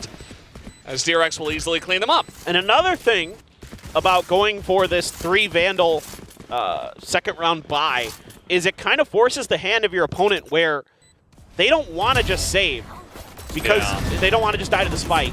Because if they do that, then you're guaranteed to have 5 rifles in the next round. You want to try to see if you could do enough damage to get 3 players dead so they, you know, it's only 3 rifles, maybe 4 going into the follow-up round instead. Now you have to deal with a fully armed DRX. Well, now you're dealing with a fully armed DRX that also got a bunch of kills, right? Like, so it's definitely a trade-off. It felt like pretty unlikely that they were going to break through that, especially with the plant down already, and the fact that they left the site open and they weren't there to get any kills as they were entering. But they tried it. It didn't work out. It is what it is. Let's see if Genji have a chance in this one. Texture, ooh, that was a pretty wide tickle, and now he's taken a lot of damage. As once again, the breach value is being seen. But now you forced out all of Texture's utility. That's a pretty big win there for DRX. Only one away from a neural theft is Foxy9. Orb going to be put into Buzz's hands, though. Try to get him closer to that showstopper. Meteor gets a little bit of damage in that drive-by. Yeah. So far, advantage DRX, but now they're going to be going onto the site where there's the Cypher utility. Now Charon and Meteor trying to react. Yellow Paranoia trying to buy some time here as much as possible, but Wingman's getting in, and now they know where Karin is. There's the aftershock trying to root him out, and then they will push him out. Meteor does get one, but he's taken down, and Buzz picks up one as well. DRX are holding on to the site excellently as they push from mid into B, and they are just cleaning them up here. I mean, Lockheed just has to save at this point. There's no hope. Absolutely no hope in this round. And DRX is reading the map well. I mean, you can already see how comfortable Stax is on the breach. The utility so quick in response to what he's seeing, you know, instantly. And that's going to be the kill as well from Stax to clean up that round. Yeah, and not only is his utility excellent, like even on the KO, right, on the first map of Bind, but here on the breach, obviously, as we've highlighted many times, he's just hitting his shots too. I mean, he's like putting up some pretty big numbers, which Stax doesn't always do. He was angry after yesterday. I'll just say that. I got some info about his reaction after yesterday's match, and he was not a happy camper. Yeah, obviously. But I'm glad he's able to bring that anger and that energy into today, right? Because sometimes take some time off, you kind of calm down, but he doesn't look very calm in a good way. Obviously, here comes Buzz getting on in. Texture does trade it back with that Sheriff. There's the quick blind. Munchkin trying to hold on to this one alongside of his team, but Foxy's going to take down Karin now. And they don't necessarily have to force this one, but they're slow pushing in. They're going to leave Stacks over here in elbow, just waiting, making some noise. Meanwhile, the entire team is rotating over to B. Yeah, this is really smart, getting that info off that neural theft. Meteor, though, with a Marshall, can work some magic for sure. He just pulled off the angle. Might have an opportunity. And now they're going to use that Dizzy to clear the space. And yeah, tried to play off the timing before the Dizzy shot landed, but Mako was a step ahead. Spike planted. Just a very nice entry before they get the advantage in terms of members, and then they're able to rotate on over. Stax is making noise. It's all looking really clean on the side of DRX right now. Point denied, and Genji eventually they just say, well, let's just get close to this one. Yeah, now you try to go for some exit kills if possible, but just want to fall to the spike. Now there is that trap wire there. Is Foxy going to use his position to try to punish this? I think he can. Just waiting there as Munchkin looking. He knows that there could be a player waiting for him to mark it, but nope. It will be the death to the spike, and once again, DRX starts a map 4-0, just like they did on Bind. And they look so well prepared for this. This comp, they've had some time to workshop it. Didn't have to show it yesterday. And it is very, very strong. That early fault line into the Dizzy. Now, he had no chance. No, he was dead. Nice. And those util combos. Don't leave Mako hanging. Texture does have the op though now. So this is the round where you really want to start snowballing here as Gen G, start taking control back over this map. And Texture certainly could be a big part of it. As you mentioned last time, DRX were able to get 4 rounds in a row, and then Gen G got the fifth. But if they don't get this one, Texture not able to get it. Nice jump through from the side of DRX, and they say, well, there's an operator on B. That's kind of hard to push into anyway. We're not going that way. Let's just run towards A. But you saw 3 there, and now you're getting the re-clear with the drone as Gen G, so you can pivot. Foxy trying to get ahead of it, but they're going to be wise to that. Go all the way around. And now they say, okay, they're probably rotating over. Let's go back towards B. This is really smart stuff from Stax. He is reading the map really well right now. Foxy is going to reveal his position, but that doesn't give too much information away. But Texture ready for Stax in mid. Yeah. Oh, what is that? Oh, God. Kind of insane. And Lakia will be taken down eventually with that magic gun of his. That is going to be the plant. Oh, Foxy 9! And we see that from Texture's angle. He just had no time to react to that. He just died before he could even shoot. That is brutal. Some crazy good shots from both teams. The man advantage is in Gen G's favor. Nice try. Still a decent amount of time here for Gen G to try to get in, but there's the mosh. And one guy, oh man, Bane so clean with it. No, it's another kill on a card who goes down to the mosh pit. Bane able to clutch it out again in a 1v2. Oh my word, Foxy 9 just crushing the hopes and dreams of Gen G there with that 3K and setting Bane up so nicely. This shot on the Texture is ridiculous. Yeah. And then he gets that third before he gets taken down, and then, yep, that mosh pit was already in place, and... Yeah, you said it earlier, Foxy 9 can be the hype man when they need him. Yeah, and as I was saying before, you know, they got 4 rounds last time around, but Gen G got 5 in a row afterwards. But I think if Gen G didn't take that round, they'll call a timeout. Like, Solo gives them a little bit of time, you know, get up to that buy round, get up to the operator, see if they can, like, pull it back and let them gain momentum by themselves. But now you just lost 5 in a row, so I think it's time to settle down here and really rediscuss what's going on, because DRX are kind of running away with this one. Yeah, it's going to be tough, man, because I think Gen G did not anticipate this comp was going to be coming through. I mean, DRX is straight away from the get-go in general. It hasn't been an agent that they've been playing a lot, so definitely I think that's part of the surprise. Some of the mental preparedness you had for this map kind of gets thrown out the window. Obviously, the breach is troublesome, as we've seen with a lot of Stax' utility being pretty on point. But in general, it's just great job here by DRX overall. Working the map, understanding how Gen G is going to use the information they have, and then making plays around it like we saw in that previous round where you give up a ton of info, slide over to A, and then kind of pivot right back. So great stuff overall from DRX. No, we did see great responses on Bind from Gen G. A lot of really smart plays, but haven't seen that counterpunch just yet. Yeah, we haven't seen it yet on this map. DRX are taking their time. They don't want to be caught off guard and get Guardian in the face by Munchkin, probably. It's probably their biggest fear, I would imagine. Other than that, you can kind of take your time. They certainly took their time on Bind. Sunset, another map that can be sometimes difficult to get on in. And Plant, Texture is going to get out of there, but a decent amount of information. Meteor trying to hold elbow here. Foxy 9 takes out one, Stax gets the other, and he continues to be super clean. Eventually takes out Texture there. Not as clean, but gets the job done.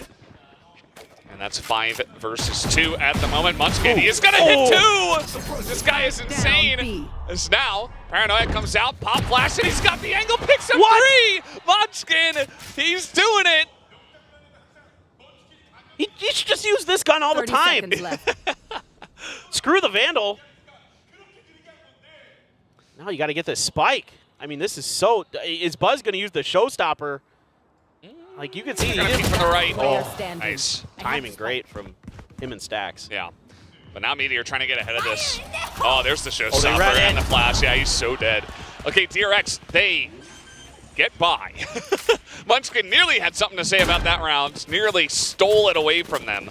DRX will continue with a 6th in a row. Okay, well, this is as must win as it gets here for Gen G. You have every ult. You have the operator. You have to turn this around right now, because this is out of control. It's already not great. 6-0 start. What a read there, by the way. The flash to set that up, too. Just knew that Munchkin, or excuse me, Meteor would be tucked into that corner. I'm not sure exactly what he said there, but he sounded angry. I'm sure. He was certainly declaring that he did something. Yep. But, did it well, maybe? Yeah. That's what I think he said. Yeah, either way. He's having a great map. I think, you know, he had a great map in the last one as well, so Stax he has a right to make a claim for himself, is what I'd say. Yes. Here comes DRX once again towards A, although Gen G are pretty ready for this. They have 3 people on the A side pretty aggressively as well. Using that no command to slow up DRX and get themselves into the positions they want to for these post plants. Using the 0 point to check, but I think only Mako got spotted by it. Maybe Bane got caught in the tail end of it, but I'm pretty sure they only saw Mako. But that's still decent information. There's that Rolling Thunder to clear the site. And only really Meteor could be punished, but he's able to tuck in behind the box. Buzz on Charon holding that high angle. There's that Hunter's Fury. Try to delay. Oh. Let's get a tag. Yeah, that will, but Bane and Mako, they're able to get in and shut down any attempt of retaking this. Mako picks up a second one, and DRX, they are just looking flawless right now. Texture has the operator and their economy in the toilet. Do you really want to try to go for a 2v5 here? I wouldn't. I don't think you should. Buzz tries to punish it, he will! He's going to take down Lakia. There's the operator, and Texture gets one, and he's hightailing it out of there, but he knows they're after him. Oh, God. Even the neural theft as well, and the spam comes through. He does pick up one, but I don't think Bane's going to mind at all. DRX now 7 in a row. It's just domination here from DRX. The patience to just wait that no command out. I think maybe popped a little preemptively there, and you can see they're trying to use these ults to get some value here to get set up for these retakes, but it's just kind of gotten ahead of just enough by DRX. You know, Mako getting up on top of that box with his TP, Bane reading the position of Charon up on top of the box on the back site. And I mean, they're making it look easy. I mean, it's hard to imagine that Gen G is maybe not going to make Master Shanghai after getting second at Madrid. I mean,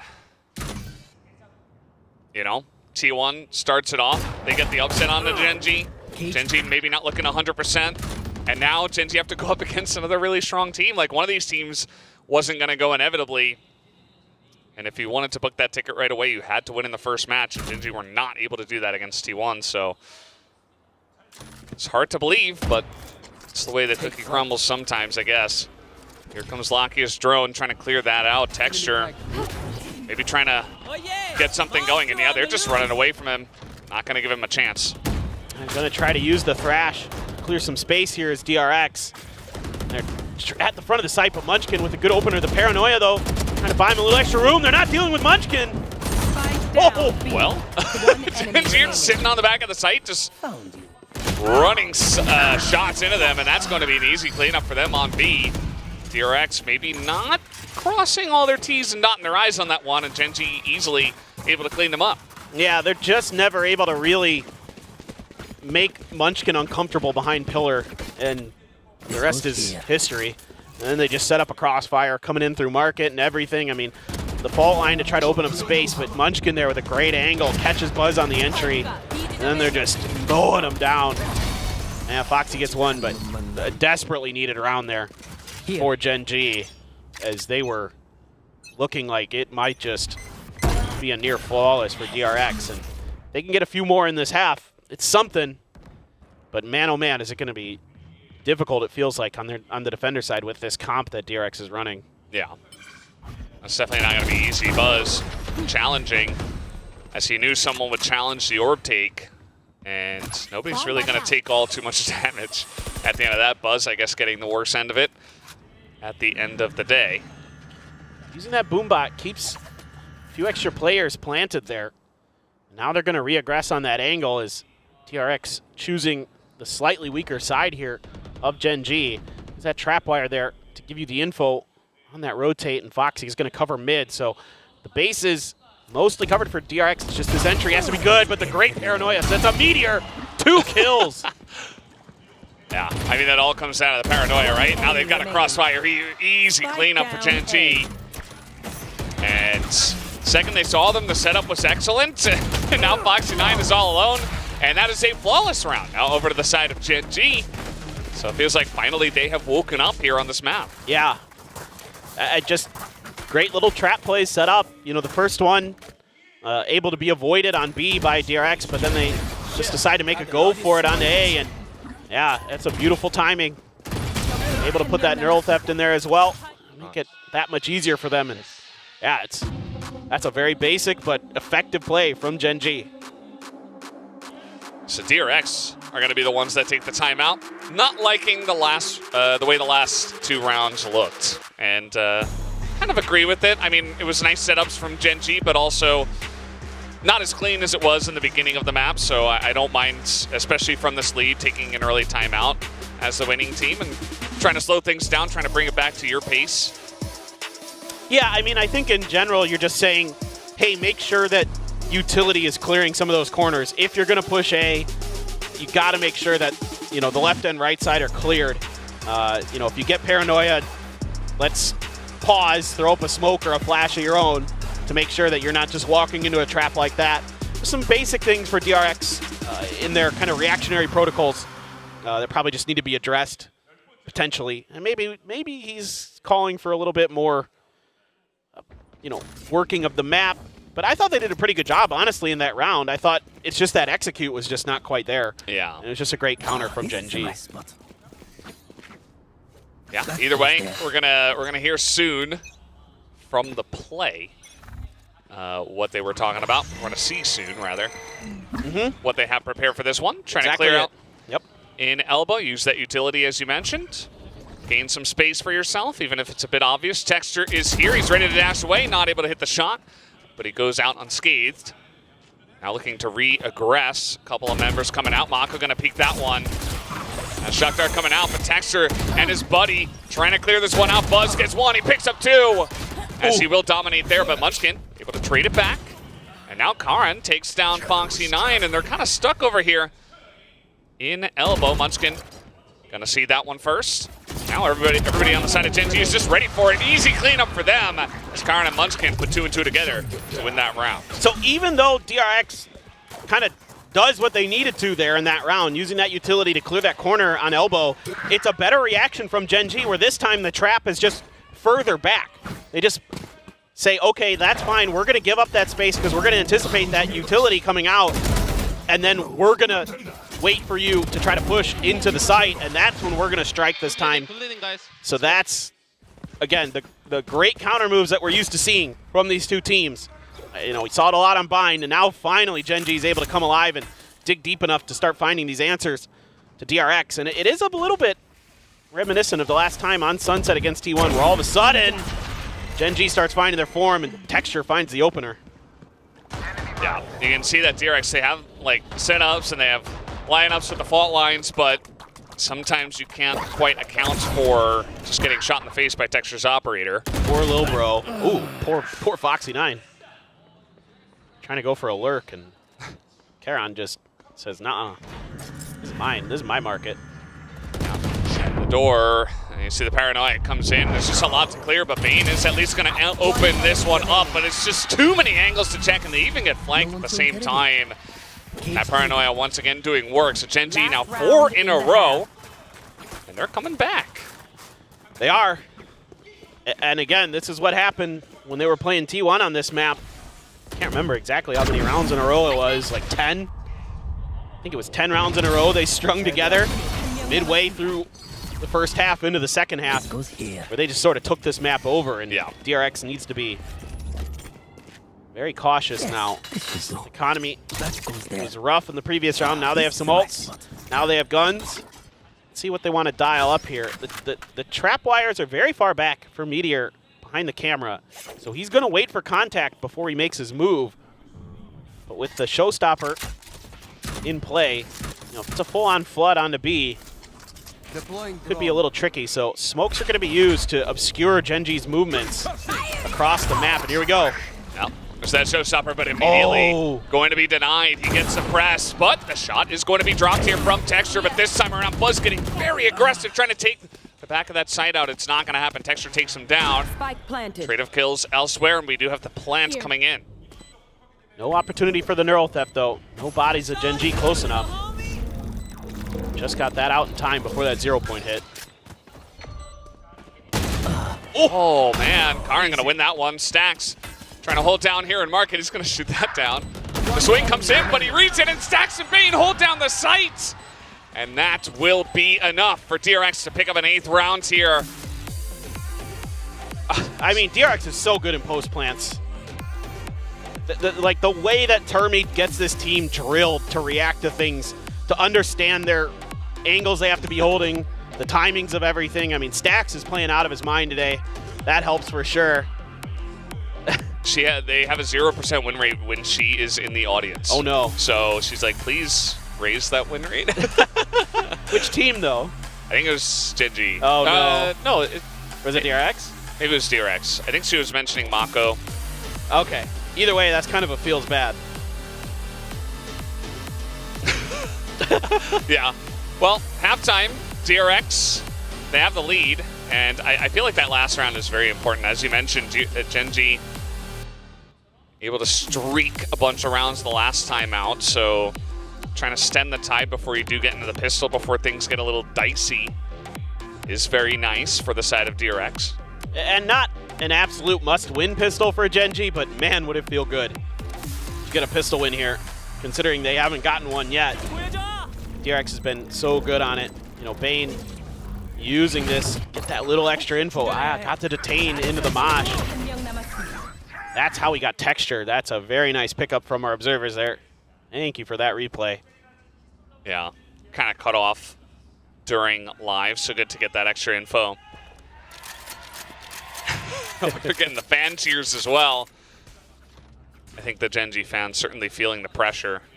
It would be kind of devastating, as you mentioned before, to dominate the very early parts of the year and then just not go to a Masters.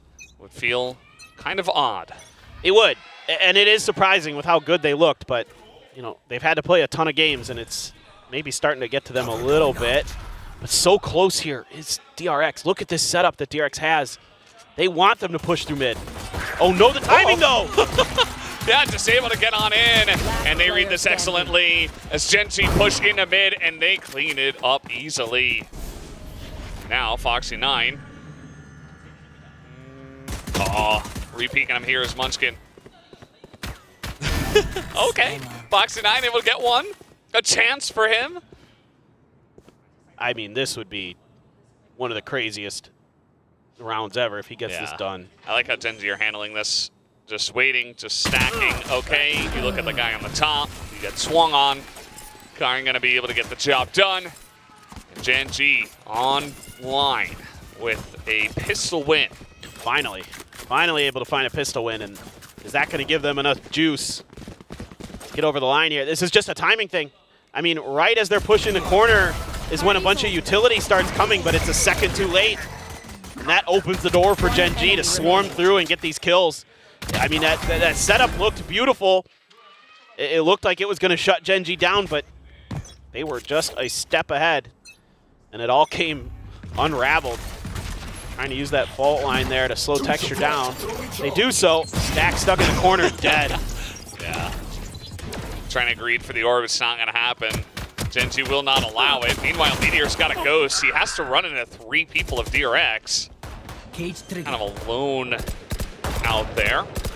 Not going to work out, but they do get the plant down as this is happening. Meanwhile, pretty aggressive from the side of DRX. They're trying to get back on top of the site.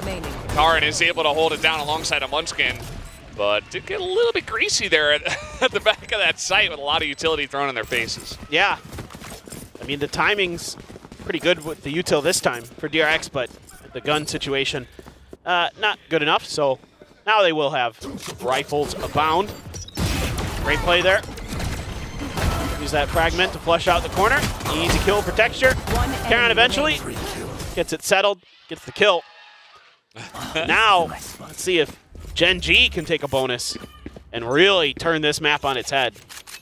Yeah, that would be pretty excellent for their chances, I would say. Even though it is still a pretty close map, mentally, just to mount this big of a comeback.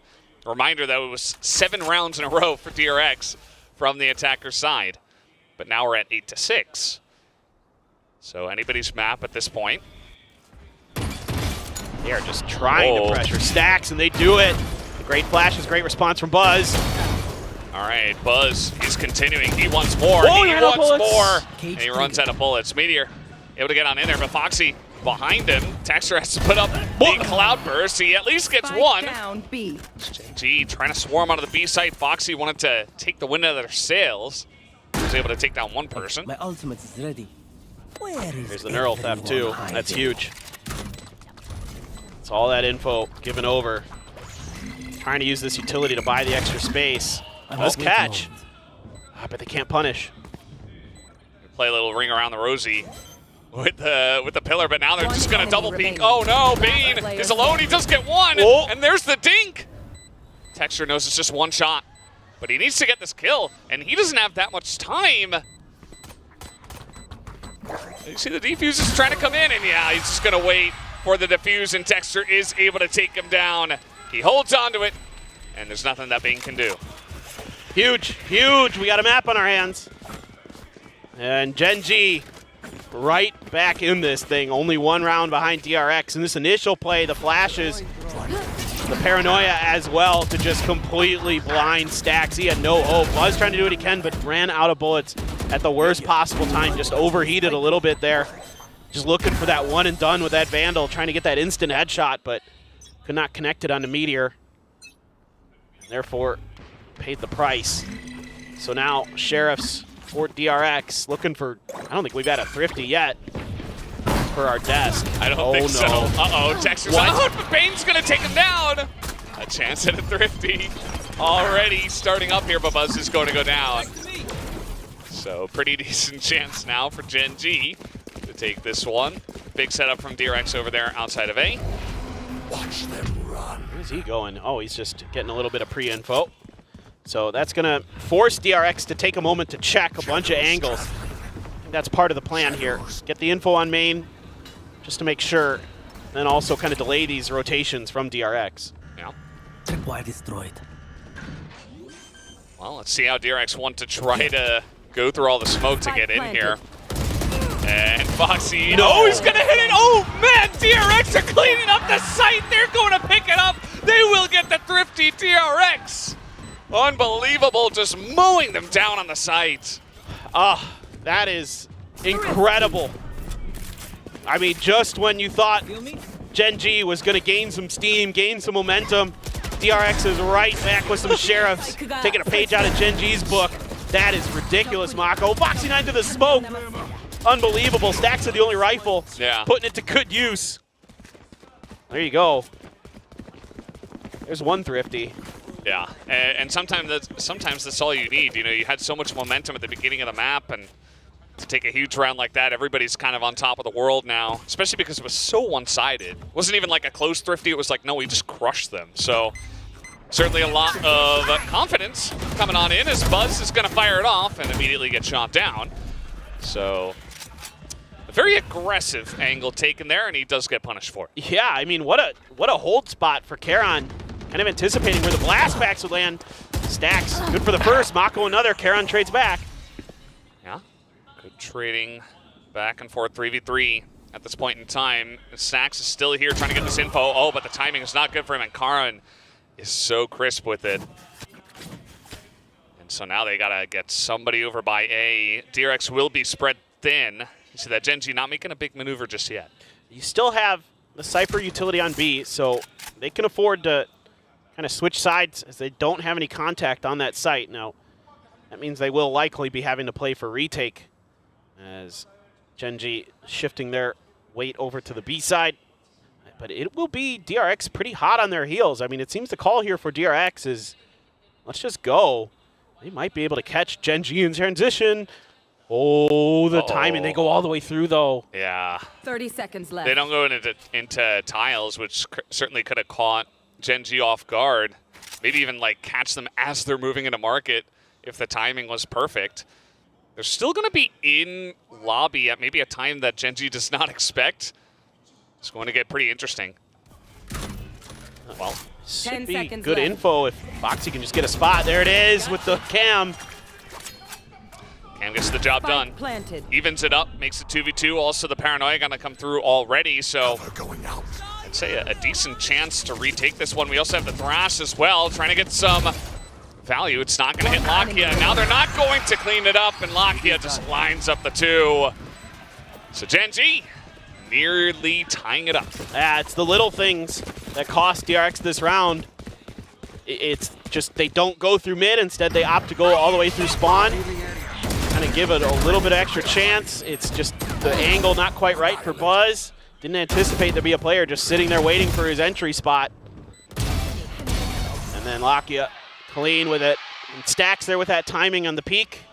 Just, you know, Karan was so ready for it. He's having a whale of a map here. 18, 10, and 12. Goodness. Yeah. This young guy's had a big season. He's had a big playoffs. And they are utilizing his powers here right at the end. Texture trying to lead the charge. It is not going to work. A very aggressive line taken there by him. Foxy9 able to hold it down and hold on to the B site. Yeah, trying to push the tempo here with Gen G to see if they could catch DRX sleeping, but just barely. Foxy's able to react in time. 36 HP. What a shot from Meteor. Oh, almost had the second. Yeah. Just got a nice amount of chip damage onto Bane. And still DRX just waiting in mid. Seeing what they can see. Is Karan going to find them here? Yes, he will, and he finds a bullet to the face. Bane. Well, he's certainly stepped it up. Another young player able to do so much for his squad.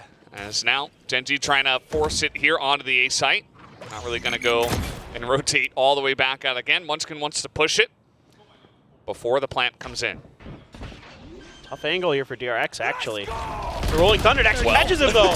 Yeah, that's going to be, I think, it for this one, as it catches both of them, and Buzz will pick up the kills at the end of the day. DRX now just 3 rounds away from making it to Master Shanghai. It's just,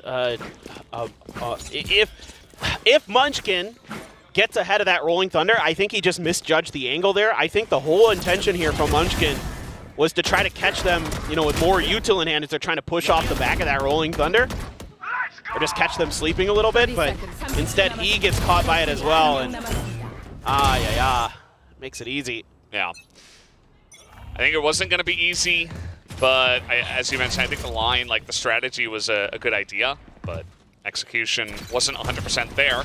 It's now trying to swing out here. DRX want to punish this, and just not a lot of firepower here from the side of Gen G. Lakia is going to be cleared out by the Aftershock. They have to move away from this one. Buzz still looking for more. His Texture is in the corner trying to get some kills here with his classic, and he's not going to get a single one. Only Meteor getting a kill in tiles. No, Meteor now going to do whatever he can, but DRX just swarming from every angle. He's going to have to be given isolated fights to have any hope. Oh, he's going to pick up one. He's got 2 bullets. He's got to reload, and Stack's going to spot him. That allows DRX to just swing out. Oh, another hit as he hits the trap wire, and it doesn't matter. He's going to be taken down. 3 kills for Meteor with the Sheriff, but not quite enough. DRX 11 to 8. I thought for a second there that he might just do it. I mean, the stun doesn't bother you too much when you got a Sheriff, but yeah, he had an opportunity for sure. Great start for DRX. You know, it's their opportunity to try to push the tempo, push some space, and they know it. They're close. A lot of ults, though, for Gen G. You have the Null Command, you have the Hunter's Fury, you have a Neural Theft, Blades for Texture. Going to be popped this round to make sure they have a little bit extra money for the next round in case this one goes south. It's just a 3-1-1 split, essentially. Foxy9 going to be the one watch mid, but that same kind of setup we saw a couple rounds ago. Cam in the corner. Trapwire's deep on the site. Kind of anticipating that Gen G, if they do go B, are going to push space. Look at this three-man push out, though, from DRX. This is so crazy. Oh, Karin, he gets it again. He lines up the one. They're going to push into him, though, as the fault line. They will be able to take him down. Munchkin is right there. And now Texture pushing alongside the three of them, trying to make a play for A. DRX, a couple of members also. Actually, just Foxy9. Well, that's the one to Foxy9. He's looking for more, but Texture will take him down. Player standing. Giving Genji a very strong chance of taking this round.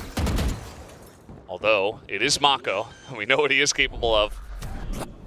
Is this too much to ask is really the question. TP to the other side. Locky gonna spot him. He's making some noise. Texture, he wants some knives in this Omen right now. Gonna hop up again. Some extra shots, and that's gonna do it for this round. Meteor does take him down. As Mako, he really wanted that clutch, but it was just a bit too much to ask. Yeah, and I don't mind this at all from DRX with the push out. It's just a great recognition here by Karon once again. I mean, every time that that DRX is getting aggressive, other than when, you know, it's an eco for Gen G, Karon's there to stop it. I mean, he did it when Buzz tried to push with the showstopper. This time with this push out, he's holding a good angle. So still hope, and especially that round was huge for Gen G because it keeps their economy in a good spot, enough where they can buy rifles again. Had they lost that round, they would have been able to probably get some rifles, but I don't think they would have been able to get the full buy. So this is do or die for Gen G for sure. Couple rounds, use that null command, try to push base. DRX trying to play on contact, but right now Gen G's just a little bit better. Yeah, and they're going to take down Munchkin, but he's got an null command up, and this push from Gen G is quality. But Foxy9, he wants to put an end to it. They should know that he is there, but he's going to take down a second. Gives a chance to Mako once again, but it's not going to happen. Even the shock dart is going to take him down, and Gen G now mounting the comeback once again, keeping it really close. Unbelievable stuff from Gen G. I mean, this team is battle-tested, no doubt about it. Been through every kind of situation you can imagine this year. And they show you that there is no give up. I mean, again, DRX trying to show them different looks where they're going to play contact. But it's just Gen G who's getting the better of them. They're just cleaner with their shots right there. Now, they're more engaged. And that is going to force this timeout. See if they can stop this momentum that Gen G seemingly has. So I think now you're starting to see this new comp for DRX on this defender side. Doesn't quite have that robustness that we would maybe have expected, or that at least that we saw on the attacker side. Yeah, I think it's beginning to catch up to them, and Gen G are just getting cleaner and cleaner with their executions on some of these pushes, on some of these plays that we do see. Their members stepping up just a little bit more. Bane trying to find something in the ceiling. See if that'll help him. He has been so clutch at times, but so far, it's really been the Karin show. If we're talking about one player on the side of Gen G who has gotten some huge rounds to give them a really good chance here. Yeah, Karin has been near immaculate right now. He's 21, 13, and 12. Munchkin is caught up in assists with 14, but it's been very, very difficult for DRX. They're able to get a couple rifles into this. A Ghost, the Sheriff. Classic does fall for Buzz. Oh my God, well, Texture's just running him over. Yeah. Ghost's not going to get much value. Texture here, he's looking for more. At least Payne gets one, but this is all Gen G all the way in this round. Foxy9, he's got a Vandal. Spike planted. And there's, ooh, that's not going to feel good. He's going to run away now and get out of there. Not quite able to punish Meteor. Yeah, Foxy smiling. Foxy also having a great map here, 22, 15, and 2. Doing some great work for DRX, but they're going to have to dig deep. At this point, might as well just save this Vandal. And these hits, even though DRX is kind of in position to try to do something about it, this time around, Texture's just too clean at that point of attack, and that's concerning for DRX. Once Texture starts heating up, every team in the world that's played them knows it. Just, yeah, he starts taking over. He really does. This is such a tense moment now because we're all tied up at 11. DRX, and Foxy9's going to go down as well. Gen.G, they find him. And that is massive. The fans giving out a huge cheer. They know how big that is at this point in the game. You see that DRX still able to pretty much full buy up everything. But this is going to be pretty rough if they can't win this one. And Texture, as you mentioned, just kind of runs them over. It's unbelievable. I mean, Tex tries to swing out and take him down, but Texture's just faster. Now you do have the op for Buzz, so that showstopper probably not going to be super aggressive off the rip. Some U-tilt from both teams exchange to A main, but that's going to send Gen.G all the way to mid, and that has been completely abandoned here by DRX. Yeah. They're not interested in trying to contest that. They are trying to contain A. Yeah.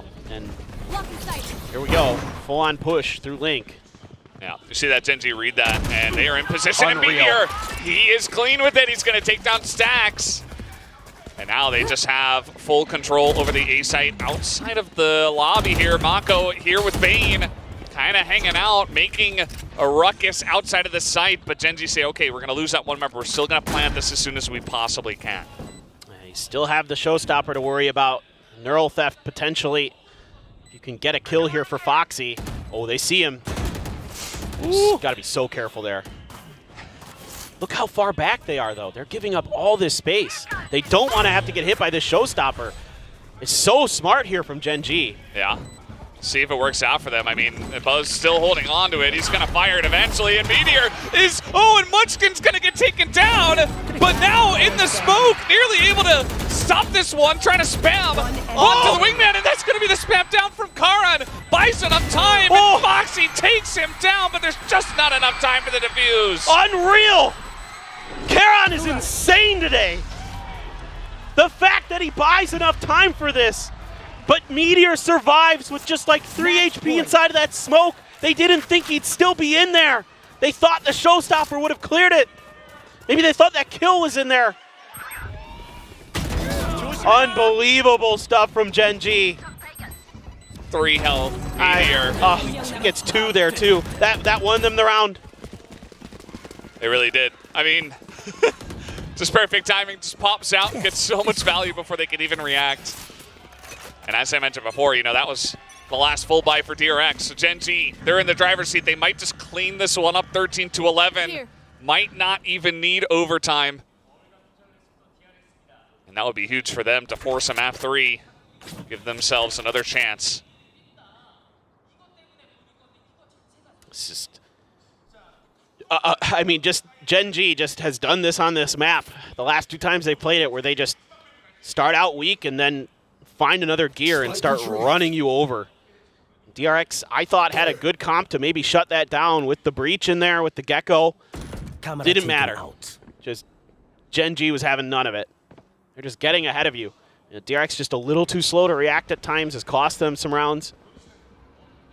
Let's see if DRX can string a good round together and get themselves back into overtime. But man, oh man, it feels like Gen.G's in full control. Yeah, it really does. They're going to slow it down still. They really want to... They want to put the nail in the coffin. They want to get it right in there. No mistakes. And we'll see if they can. This is a big rotation over towards B. And it looks like DRX will have the information, but there's only 2 people over here. Paranoia, I think, hits Buzz as well. He's going to have to back away. Smoke's coming down. A lot of utility to make their way onto the B site, so it should be a free plan for Gen.G. Yeah, they're going to have to play retake here, so this is going to have to be one of those classic DRX util dumps to see if they can get this done. Plant is down. They're all waiting outside. Mako does have his TP. Could try to find a flank angle. All right, this is going to get hectic. Lakia holding down the back of the site, and they're just mowing them down. Bane, he's got an ace clutch if he wants to bring his team into overtime. It's not looking too likely. Gen.G, have they forced the map 3? Yes, they have. Gen.G 13-11. And we will be moving on to the next map. I am just flabbergasted with this Gen.G team. It looked like it was over. It looked like it was going to be DRX going to Shanghai to be the 3rd team to represent Pacific, but no. we have one more map to go, and it is Ascent, a map where both these teams are so good. We will have Ascent, but first we will have the analyst desk to break down that incredible sunset. What an incredible sunset indeed. Gen.G totally turned the tides back in their favor, taking Sunset, bringing it to a full series to map 3. Now, we didn't really expect this at all, especially in the first half, especially with DRX pulling out that comp, hiding it clearly the entire season. But Gen.G found a way around it. They did. I mean, that was such a strong streak at the very beginning for DRX, for Gen.G to just be able to recover and just work that one back and then even avoid overtime. Because it looked like, okay, if Gen.G somehow end up winning this, it's probably going to have to be an OT. They completely avoided. Everybody just started activating where everybody was having some whiffs. Like, it was widely like Karon with some nice moments, but Meteor wasn't hitting the shots. Munchkin was choking in moments that we usually see him pull off like incredible clutches. All of a sudden, it just, they flipped the switch, they got activated, and they just went crazy. Oh, yeah. It felt like this to me, one of the biggest problems for Gen.G, you know, when they weren't mounting that comeback was Foxy9. And then somehow they were able to like circumvent him multiple times. Whenever they see Foxy9's utility or Foxy9, they just go the other way. They even started going for these aggressive pushes on mid that we haven't really seen throughout the rest of the game, and somehow DRX just aren't able to really bank on Stax' utility to slow them down, punish them. You just see them backing away, hoping for a retake, and by then Gen.G's just on point and again activated. Yeah, I think DRX had some really good ideas with this. As you had mentioned earlier, Kilios, they seem to lift some ideas from PaperX and maybe Team Secret as well. But the problem is, when you're showing this map for the very first time against Gen.G, I don't know if that's the wisest choice clearly here, because they don't have it completely figured out yet. Yeah, I think this is going to be something that takes some iteration, the trap play setups and whatnot, some of those getting read by Gen.G, sometimes just shots aren't getting hit. I mean, this was a very bizarre performance, in particular, I would say, from Mako, who was not putting up his usual numbers. You see him there at 6-19. This is not the performance that we have come to anticipate from him. So definitely rough around the edges for DRX. So this is something that's going to be workshopped, but widely, I like the direction that they're trending in with it. Maybe even it's, you know, a consideration to just go full-blown PRX and work the Sage through as well. I don't know. We'll have to just wait and see what they opt to do in the end, but this was just a really good fight back. I mean, Gen.G as well in that second half, finally finding themselves at pistol round win. That really helped them getting some wind in their sails. Without that, this probably is DRX just picking up that 2-0. Yeah, and again, a big props to just how well Karon was able to weather the storm and kind of get a lot of those kills, because honestly, without that, like this one, playing off of his paranoia, I mentioned this at the very start again, it's one of those big things that will impact how Sunset is, just because of how much, again, coverage it can hit, and you see that just being done. And one of these things that I was kind of wondering is how Gen.G kind of just survives we made a lot of mistakes and we died so many to the mosh pits. How are we going to be able to bounce back from that? Seems like they were able to do that even through one of those, yeah, stellar thrifty rounds from DRX. The one and only, the one and only thrifty round We're gonna get to that from in a moment. DRX. I will say, I think overall, I liked the comfort that was on display for the most part from Bane. It looked like he has a very good overall understanding about, you know, his util, how he's going to be playing with the team on this map. There was only a couple times, you know, that pistol round in the second half where he gets caught with a dizzy in hand, et cetera, et cetera. So I think for the first time, DRX bringing a Gecko into play, I thought it looked fine. It's just not enough to be able to get them that win. Gen.G were just, they persevered a bit too much, and I mean, Meteor was going crazy with that Cypher. Yes. I know you guys are really excited for Ascent. I was excited for Ascent. Both of these teams are fantastic on it, so I think we're gonna see. This is what we want to see with the Ascent. But what I don't want to see is that we all suffer today in the guessing game. I don't. We gambled a bit. Maybe it doesn't hurt so much I like for you. they actually put the 6X up there for me.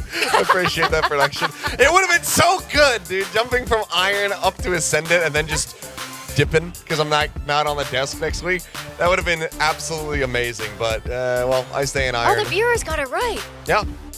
Viewers, congratulations. They separate themselves and catch up to you. Oh no, you actually go down. You demote twice. So the viewers are actually the viewers are ascended. They're in second place, kicking our butts. Yeah, they go into second place as you fall down the diamond. You know, viewers, there is a prize. Just so you know that there is a prize. There's no prize for the viewers. Just the satisfaction. Just put me on the floor. Just the satisfaction. Literally, just drop me on the floor. I don't care. You can let it slide, you know, just as like we're an gonna do animation. the ultimate 6D rank. Oh wow, it didn't even. I'm just gonna put you here. Yeah, that's fine. Kilios is down there.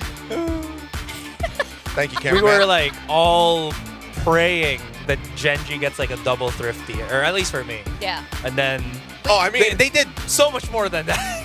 we were doing like just math in our head, trying to calculate like, okay, what's the economy gonna look like 5 rounds out if this and this happen? Like doing algebra and like all of these things that I haven't utilized in years because I dropped out of college. I'm trying to just drag up all this math skill to figure out like what everything is gonna look like, and then it just didn't matter anyway. Yeah. Yeah, because all the while Genji just kept winning those rounds, and it just threw all our predictions, whether it's the guessing game, whether it was at least our predictions for the match today. But again, I'm very excited to see Ascent. I think a lot of us are. I know a lot of people at home and the other teams are interested to see how these two Korean Titans are going to be doing on Ascent. So what are you guys expecting now? Do you think DRX has more up their sleeve? Maybe Genji does, or are they just going to play good Valorant as they usually do on Ascent? I feel like it's going to be the latter. I don't think that. I mean, there's so few teams that try to iterate on what has already existed on Ascent. And DRX is usually a slow adopter, so I'd be really, really surprised if they change up. I mean, they already changed things up, so I'd be surprised if they changed it even more. I think we're going to be seeing already what they have, swapped over to. I think that is going to be the case. If they come up with anything else to really try to surprise Genji, I will also be shocked. Yeah, I mean, that's just going to be straightforward for. I think the straightforward for Genji here. I think the problem is going to be that lack of initiator, I think, right now for DRX. Sure, you're going to have, Mako and Bane going to be playing on both the Viper as well as the Omen here. Consider if they're going to be, using this composition. The problem with that is it feels very easy to circumvent. You kind of just play around the wall, you break it down, and then you don't have that threat of the recon dart anymore. It doesn't feel like it's going to be able to stop what Genji's going to be planning, at least from, Yeah, I mean, I have to see how it's going to be looking, against a team that isn't PaperX. But ultimately, I think if they do make any changes, it's just back to bread and butter. It would be back to, trying to work just a standard composition, having that KJ come in instead of the Cypher, et cetera, and just, running that single controller if they want to make any adjustments. But I just don't know if the turnaround's there. Granted, they do have an immense amount of experience, obviously, in playing a more stock standard Ascent composition, but is a 24-hour turnaround going to be enough? Because obviously we hadn't seen Sunset from them yesterday, so. Who are your key players going to this map? We kind of, at this point now, we've established we're expecting to see the usual comps. We have seen a fair bit of their gameplay so far, and we were looking at the rookies in the last 2 maps. Is that still going to be the key difference here moving into Ascent? I think for me, on the side of DRX, it's going to be Mako. Just because it was a much more quiet performance from him. He certainly had his moments on Bind where he was coming up big, but it was widely Bane who was delivering in that regard, and Stack's putting up some solid figures as well with the KO. I feel like we need to see a leveled up performance from Mako, which is not something that I say very often, but going 6 and 19 or whatever it was there on that Sunset, it's just not a good look. So if they want to be able to close this out, if they want to be able to inspire all of the fans out there that they're going to be able to go over to Shanghai and do some damage, be able to compete with the other squads that are out there, because Leb's looking dangerous. Oh, yeah. Obviously, PaperX, something that you might, that's another team that you might have to play against again at that international. Then I think we need to be seeing those Mako-esque performances. Yeah. For me, specifically in this game, I think it might be Lakia for Genji, just because of the fact that I think him and Carpe are the players that had the most impact on Ascent with an Odin. And we know how big the Odin impact is on this particular map. So that's just something that I'm, throwing out there into the ether. Yeah, I think that's a really, really fair point. Achilleos looks so excited about that assessment, but it's true. It's true, Achilleos. I know you don't like the Odins, but they are really impactful with that. So, how are we feeling about predictions now? I mean, I still pick Genji, and they're bouncing back. So, I'm okay with this. They're bouncing back, but I mean, DRX, if nothing else, they have had ironclad mentality in the past. I mean, you know, you don't get that run back they had at Champs versus Billy on that Lotus map without having really strong mental. So I think for the most part, they're going to be comfortable in that position as there's no changes whatsoever. Yeah. But I kind of made my prediction, you know, thinking that this was going to be a very close series, thinking that it was going to go to 3 maps. So for me, I think the loss on Sunset was widely priced in. Yeah. Me, as my own, Gen.G was the team that had to go through the gauntlet of kickoff, and they showed that they can play those longer type of, you know, tournaments. This is one of those things. This is one of those times, and this is the time for them to win this series. Yeah, that's right. But DRX is definitely very well experienced, very well versed in all of this, especially in high pressure situations. And again, both of these teams want to go to Shanghai. They want to be the Korean team to climb towards that Masters Shanghai trophy. DRX definitely doesn't want to be eliminated this time around. Because again, Madrid was the first time they were ever not at an international event. Yeah, it's been so long, or had been so long, I should say, since they were excluded from something. They felt that sting at Madrid, and they don't want to feel that pain again. So this is for all the marbles. I mean, this needs to be an absolutely monstrous performance. Buzz, somebody who is certainly having his moment, finding his impact there, playing that Raze on Sunset at times. Now, moving back over onto the Jet. See if he's going to be just as impactful, but Texture, it was a soft start for Gen.G when they played this map just yesterday, but he's a bit more fired up now, so this is going to be a big battle between those two, especially when operators come into the mix.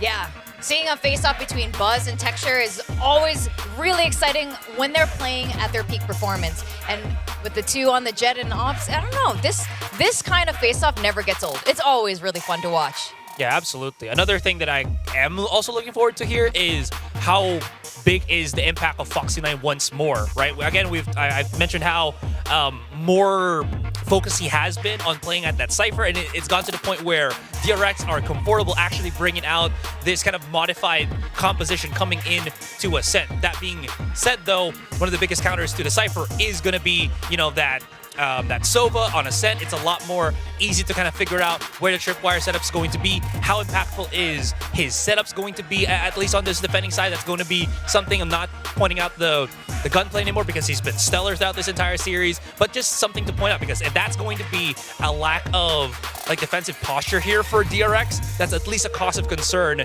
moving forward into this final map in the last series. I think that DRX need to find some kind of way to diffuse Meteor because he is coming off a major high on that last map. That impact from him on the Cypher was absolutely incredible. And I mean, on this map, KJ, I mean, it's not going to play exactly the same, but it's fairly similar when you're playing those just lurking Sentinels, playing off contact from your utility, and Meteor really ramping up his performance after a little bit of a lackluster bind performance. So there's a lot to deal with here for the side of DRX. For Gen.G, if they can continue to poke and prod and really deny value from Mako as he's showing this Viper again on the map, pilot around that util, just wait out some of those setups as you were talking about, wait for that wall, wait for him to run out of that poison, then strike. That could be a very big boon here for the side of Gen.G. Well, you guys were talking about momentum for Meteor there. For DRX, though, they've been on a good momentum for Ascent in general. As a map, I mean, there was the one map that they took from PaperX. Gen.G, on the other hand, while they are very strong on Ascent, they have been, you know, the losses that they've had this stage 1 included Ascent. Yeah. I'm hoping to see better pacing from them, though.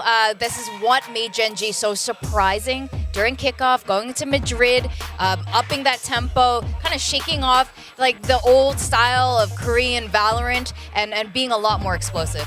I think the big thing for DRX here is that they're going to be starting on the defender side. And that's where you expect that the Cypher and Viper are going to be able to find an immense amount of value. And just given that it is Ascent, DRX, they have to be expecting that they're going to come into this one, you know, try to take the pistol, win the anti-eco, which is something that they were not able to do, versus PaperX too often, but then really snowball that fast start. They need to rack up as many rounds as they possibly can. This is the half of the map that they're going to be expected to have, you know, superior numbers. A 6-6, that kind of figure, that's not really going to be cutting it for them. They're looking for at least a minimum that's 7-5, if not an 8-4. There's something extra just to kind of during this entire series, right? Both Munchkin and Stax on their KOs on that Game 1 and Game 2 both had 17 assists. So Stax on the Bind, while Munchkin had 17 as well on Sunset. So you kind of see how big of an impact the agent is, and now coming into Ascent that he's got a lot of that, you know, a lot of that important KO blades, null commands. This is really gonna come in key as well, just to kind of, you know, deter those Sentinels. All right, it's the do or die moment. The audience is going wild. How are you feeling? Casters, Paper Thin, and Valdez take us through this very last map of playoffs. One more map to decide who is going to make it on to the next round of playoffs, on to Masters Shanghai. It can only be one, DRX or Gen G. And now it's only the one map. What's going to happen, Paper Thin? Tell me. I wish I knew. I mean, I can feel it for either of these teams. You know, with DRX really shutting down Paper Rex when they were playing defender side on this map.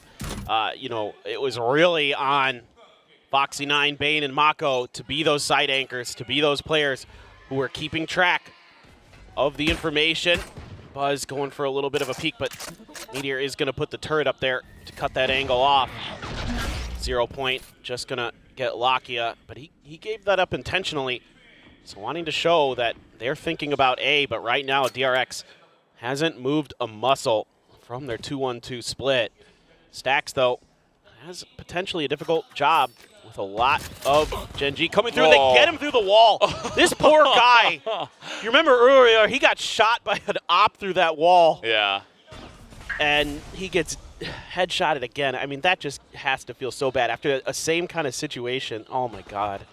Well, you're always hanging out behind the wall. Don't be surprised if you get shot eventually, I guess. Again, not much that Stax can do, unfortunate for him. But now, some info that Gen Z are pushing in, and Stax can't hit that shot. There's the paranoia, but it doesn't matter. Texture's still going to hit that headshot onto Bane. And that just slow push through mid is going to work out for Gen G here. Late on the rotations. 30 were seconds Buzz left. and Foxy9. Buzz's gun is going to be seen here by Munchkin, and he's just going to say, hey, I need help. Let's make sure we get the numbers advantage. Don't want to give any free kills over. Want to let Buzz take over this round, and this is going to be rather tricky now. Yeah, well, that's going to distract him, and immediately everybody's right out of Foxy from Market picks up 3! And a chance for them, and there's just too many people. Oh, it started out so hype, and then, well, just too many people on the side of Gen G. I mean, that's great, but I'm a little bit concerned about what I saw here, because Stax knew they were pushing through this angle for quite some time, and I specifically was watching Buzz and Foxy9, and they just never moved. I mean, when they're that deep, when they're in your spawn, you might as well just start moving and just say, well, if they're going to rotate all the way back towards stairs, towards A heaven, then so be it. Then we play for retake, but I mean, you get there, you do some damage. Sure, Foxy's been incredible with the gun skill like Astra is talking about, but there needs to be more here for DRX. Trying to play up close with this shorty. Trying to see if you can get a freebie here for Buzz, but Gen G doesn't like what they see. They're just going to back right off. Yeah. Buzz just checking to see if anybody's up on the wall. A bit too much noise over there. And so they're just going to hold the long angle and see if they can get any pickoffs here. Meanwhile, just going down the catwalk. And there are a couple of people actually on the side of DRX. They have significantly stacked the A site compared to the first round, trying to make use out of their pistols. Texture spots him. And he's looking for a quick peek and a shot. Not going to hit that one, though. Will give his position away. Meanwhile, Mako and the boys coming out from lobby, going to get that headshot on a Lakia. And now a chance here for DRX. I mean, Stax still holding out on the site. They should hear this rotation from Foxy9's call. Going to get that cage up, and there's the Sheriff shot as well from Meteor, trying to turn it back around. Karin gets one as well. The rest of the team is here on 30 B. seconds left. But look at the weapons that each team has. It's pretty even. Texture needs to find this shot, but Stax doing a good job juking and jiving. Didn't get hit. But this is, in terms of weaponry, you know, you got Sheriffs, Classics, and then long-range guns on both sides. So definitely doable here for DRX. They need to get it. They need to get going. Time's already ticking. Yeah, they're really taking their time with this one. Just trying to set up 3 people coming from multiple different angles. Texture just waiting. But he's going to be suppressed. He's going to look for this angle. Does get that one shot. Looking for Mako as well. Gets flashed for quite a while. Throws in another one. Eventually is taken out. But they're really running out of time here. Stacks with the jump double.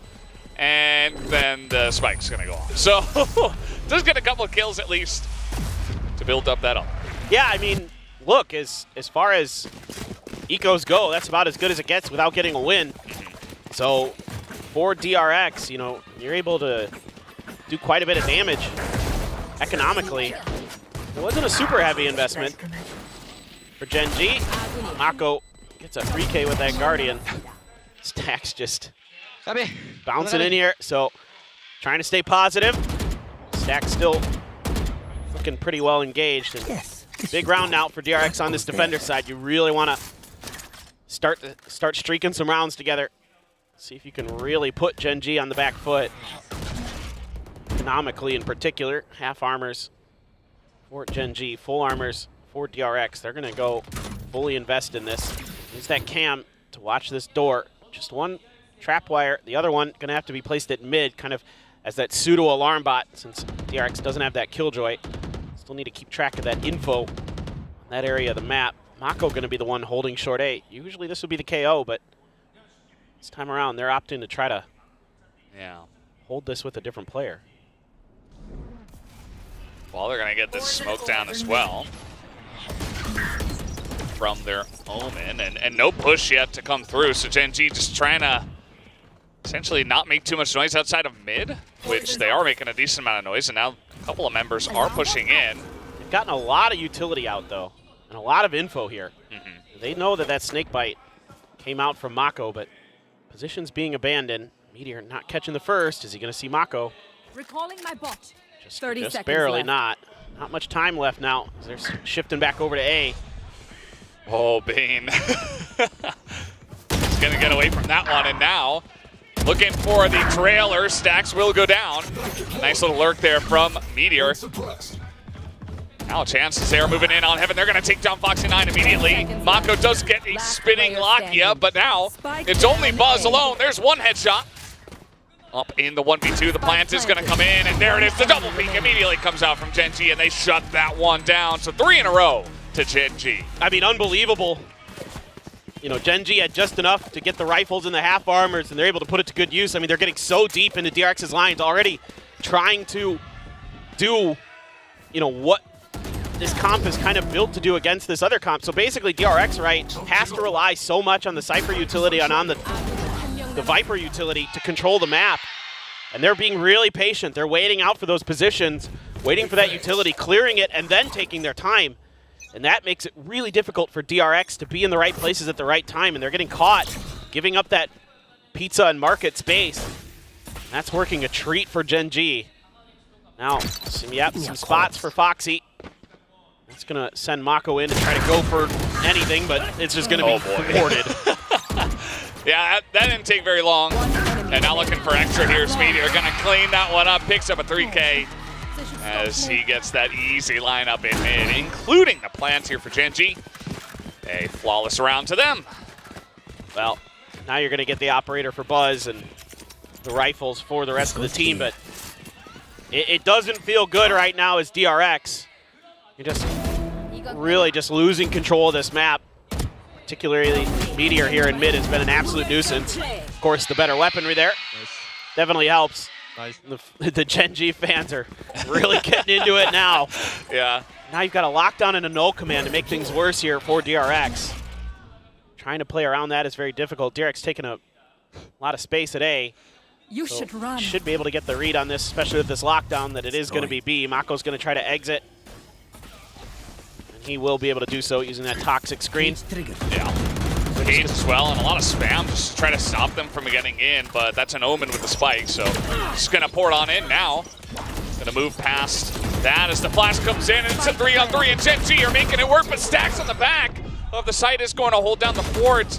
We do get some information on where he is, though, and now Buzz just left alone at A, not able to find anyone, and he's looking to come in here late.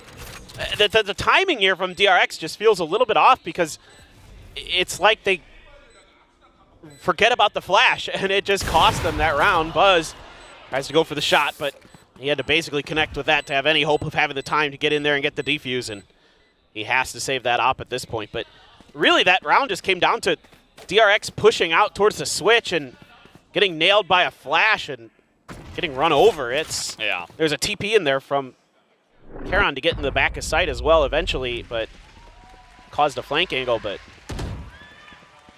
yeah, that one's a head scratcher, man. Yeah, that one definitely looked a little bit messy, and Gen G just throwing a flash. They're out the sight. Decent fight back. I mean, even though, you know, the setup wasn't great on the side of DRX, you know, they get some kills back. Stacks picks up 2, but at the end of the day, I guess that's the sound that it makes when you get multiple kills. I couldn't quite tell. He got a pretty sick 3K in there. Yeah. He's having his fun. And now, finally, DRX going to call their timeout.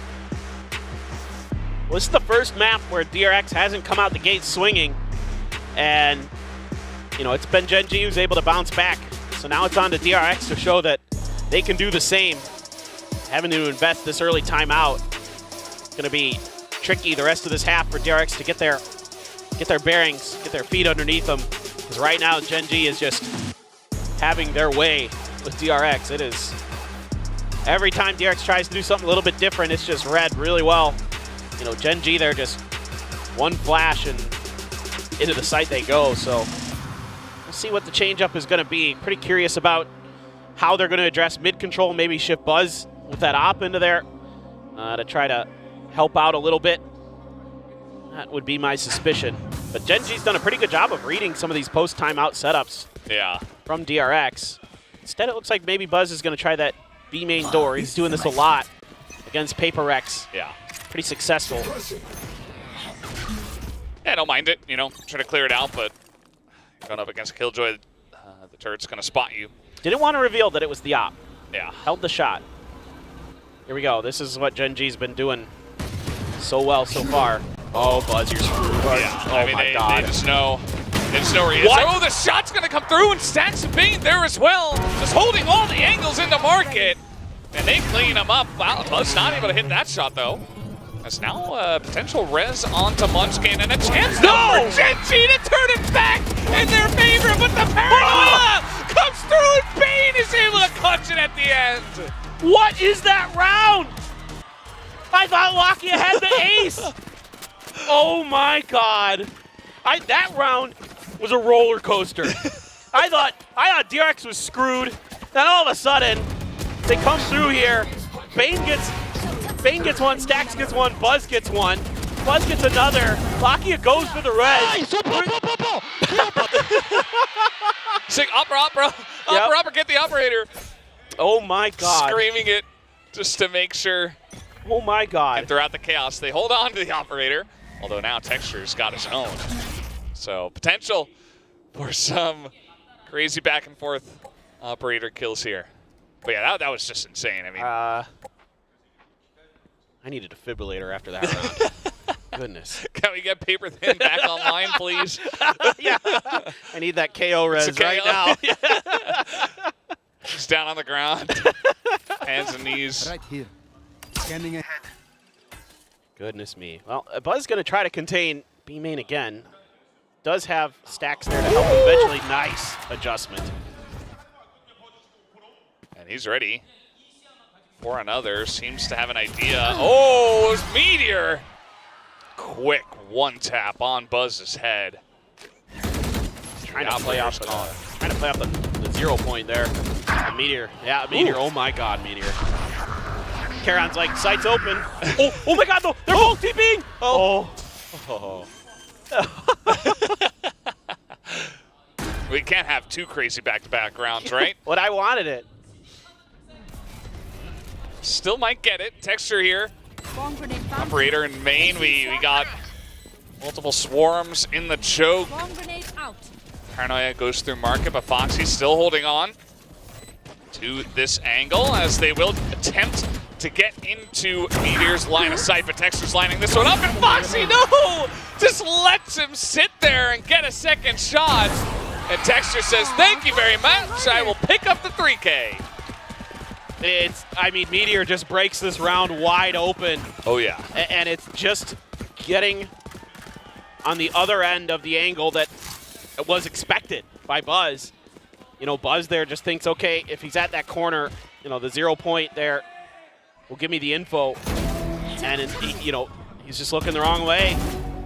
And then he just wins the duel against Stax. And then it's, oh man, I mean, Foxy certainly wishes he could have that one back. My God.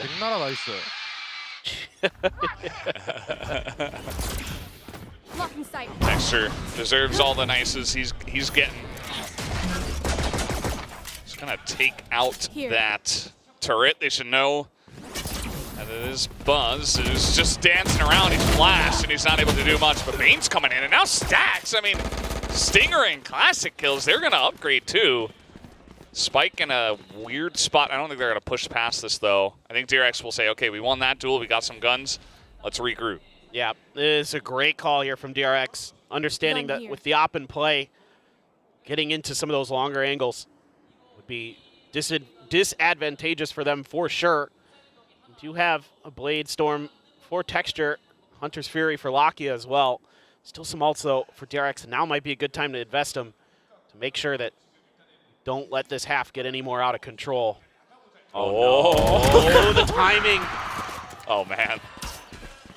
Just trying to get some info. Just trying to see if they're continuing, but Texture's just staring right down the barrel of his operator as Bane rounds the corner. 30 seconds left. Yeah, and now he's going to use that Blade Storm. It's going to get a little bit scrappier. Waiting at the door. A lot of utility thrown. See if Genji can get it done. Whoa, Mako. Nice spray control there. Make sure he's going to hit that shot. DRX trying to hold on to this one. Texture, he wants to make something of it, though. The headshot. And he's looking. He gets a second. Texture. Can he do it 3 seconds? And he's not going to get the plant. So Foxy just runs away and says, no, thank you. Oh, well, he's going to go back, actually. And Texture does pick up the 4K. But DRX pick up the round. Just chaos, man. It is absolute chaos. I mean, this is not what I expected with these two teams. Like, I mean, DRX just gets so aggressive and wins that fight outside of B main. And yeah, it's okay. He doesn't care that he dies there. He'd rather contest for that op if he can get the op out of Texture's hands. True. That's a much bigger prize, so certainly he's fine with it. Buzz back with an op of his own. This time going to be at A. A lot of utility at the front of B. Try to stymie any quick hits, like we saw in a previous round where try to get a little bit aggressive at that space, trying to play a little bit back, play anti-flash, learning their lesson from the last time. But so far, Genji is going to slow the pace down. They're going to take their time on this one, really try to identify where the players in the setups are. But so far, DRX hasn't given much over. Yeah. Well, he's going to take out the camera. And Genji have not committed to either side just yet. We do have Karin still over by a lobby. Texture seeing what he can see, but he is alone now in B lobby, B main, looking for if anyone is going to check the smoke, but it's not going to happen. Here comes Stax. This is insane. That's some nice info. Oh, hello. Didn't expect me here, did you? 30 seconds Nice left. little shot from Stax. Okay. Didn't expect anyone there, I guess. Yeah, that was weird. Texture had an operator there, too. He just kind of sent it into the site. Maybe he just thought they're playing in one in alley or one in boathouse, and I can sneak underneath them. But instead, look at they're just going to save now. Yeah. They know they don't really have much left to do. They took so much time trying to figure out what was going on, and DRX just never let them understand what their setup was in that round. So that's a win in a lot of different ways for DRX, right? You get the round win, but you also don't really give much info over. You don't give info, you take the operator out of the hands of Texture, so he has to buy another one. And potential now to take a lot of the economy away. Stax just heading up, and Texture's just, he's taking a little risk. You know, Stax was able to do it himself down Catwalk, and he says, hey, let me see what I can see. Maybe I get a pick off here as someone's rotating, but Doesn't quite happen. He just goes down. So 6-3, and Gen G will call their first time out. Yeah, let's see if Gen G's gonna start exploring mid a little bit more. That round felt very outer edge heavy. Now, part of that is because Stax just walked up mid and got a kill and kind of threw the round into chaos for Gen G, but maybe now they're gonna try to take advantage of that, see if they can, you know, post texture up at top mid or something, or maybe in tiles and look down short, see if they can clear some space that way. The pressure is immense on these two teams. I mean, oh my God. Saw Buzz's face. It's like, oh man. Every round is like pulling teeth for them to slowly pull this one back. It's even more stressful because you just lost 11-13 on Sunset, right? Like, I'm sure in a lot of ways you don't want to think about it now, but I'm sure in their hearts they might feel like that should have been their map. No doubt. I'm also curious to see if there's some kind of play here to look for the Hunter's Fury from Lakia. Try to break some space open, whether that be a play off the drone or just a guess on the positioning of DRX. They've been showing a lot of different looks here now. Kind of digging deep, and now Mako's going to invest the pit to take B main under his control. And he's going to have the escape on the other side of the door. Alarm bot put in there. Mako knows. Stax is sliding in to help. They're going to move the camera into mid. I like this adjustment here from DRX to give them a little bit more time to react to the mid pressure that has been so successful for Gen G. Yeah. You see Meteor trying to throw some stuff into that pit, and immediately gets shot down. So he's like, okay, well, we're probably not going to go that way. And that's exactly what Mako wants. Still going to hit him with that, actually. Paranoia coming out. Texture now just kind of moving down mid, but this camera position you talked about could be huge. I think definitely going to be unexpected. Well, they did clear it, but I have some info. Send the Hunter's Fury. Yeah, good util dump there to prevent Gen G from being able to comfortably execute. And now you're cutting down the time. You're going to force them to make a move. Yeah, they're coming in quick through tree, and this is going to be heard. Buzz waiting for it. What? Karin got that kill. What? And now they're just going to make their way through window, and that's another one duel going the way of Karin. I don't know how DRX didn't win those. He got the chop on the Karin both times. This is now Texture's holding the spray from very long range. That's a plant here. It's all up to Stax. I feel like he should not have been alone in this round. I mean, this is a heartbreaker for DRX. They played this round really well, but just a whipped op shot, and that screws the round because it opens up that extra angle for Gen G to push in through short. That's all it takes. I mean, you can't be missing those shots if you're Buzz. Sometimes, you know, you take all the time in the round to really planning out every move, every inch, every piece of utility, and then other times you just win a couple of duels, and that's all it takes, you know, like, sometimes. So that's pretty easy round win at the end of it all, going the way of Gen G. 7-3 here. Yeah, I mean, I really like the way that DRX played that round, but at the end of the day, you gotta shoot people.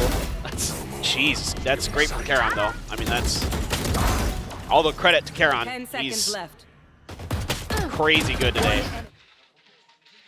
He's so on point. Yeah, he's just chilling. He's vibing. Just hanging out.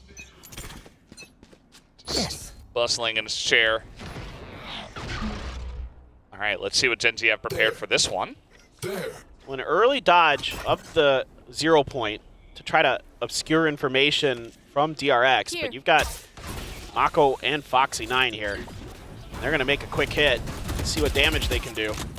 Yeah, quick hit goes in. Texture, he is spotted, but he's just running around, just making a lot of noise, trying to create space for the team, and now Mako underneath, and the rest of the team is able to follow up. Gen G take too long to get onto the site. 4 people from the side of DRX cleaned it up. Yeah, this is really good work here from Foxy9 and Mako. They don't necessarily need to just, you know, completely obliterate them on the attack. They just obscure themselves and buy a lot of time and make it really uncomfortable for Texture to find any value on that entry.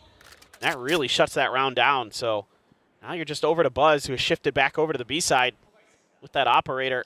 Hold down this angle. Can't quite get the first shot. Good read to just wide swing that one, and now they're trying to pressure the operator as much as they possibly can, and Buzz just doesn't have any way to get out. No dash available, and that's going to be a plant now for Gen G, making things interesting. 2v4 position for them. Lakia not going to get that flick. And Munchkin picked up the operator. Can quick swap out after the first kill to his rifle, though, so. This is pretty smart, I think. Yeah, and he will do that. That's the one. You see the smoke coming down. That's the second. Make it 3! Munchkin! No way! Oh, he's looking for the last, and Mako's going to swing out on him, as he doesn't quite expect him that close. But Munchkin making it very interesting there, taking a lot of guns out of the hands of DRX. Oh my God, Munchkin is so good, man. The guy just individually is outrageously talented. That's why he's one of our players that has more than 1,000 kills. Yep. In Pacific, stuff like that right there. Just never in a million years. Like, do you think a player could pull this stuff off? And then it's just Munchkin, who's so smart with it too. Just knew that op was a one and done. You can see there was a big nice and then a big breath, and Foxy9 talking about the next round. It's always about the next round, always about maintaining that focus. We're all losing our minds watching this, but the players kind of have to hunker down and make sure they don't get out of hand with their emotions. Still have a null command, the neural theft for DRX. Stacks taking a position we haven't seen from DRX yet. Tuck a player into that cubby, but now he had to reveal it. Had to clear that knife. Paranoia to clear him. Oh yeah, that Paranoia's getting so much value. Texture gets in, Bean is going to be shot down through the wall. That Odin getting a lot of value, and now Buzz has to get aggressive. He is going to hit one, but they are swarming him big time. Down he goes, Meteor with the headshot. And okay, Foxy9 does get one, but immediately is taken out. Mako has to pull off a 1v3 clutch. Yeah, I mean, it's an attempt at trickery that's just read perfectly by Gen G. You know, no confusion once that 0 point is out, and then it's an immediate paranoia, and there's just no hope. DRX. Oh no, boy. The one way. Wait, they didn't see each other. Okay, Karin, he's just too good today.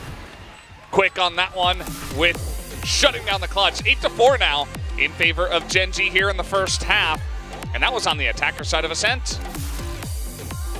It's very clean stuff so far here from Gen G, and DRX can't quite get their footing.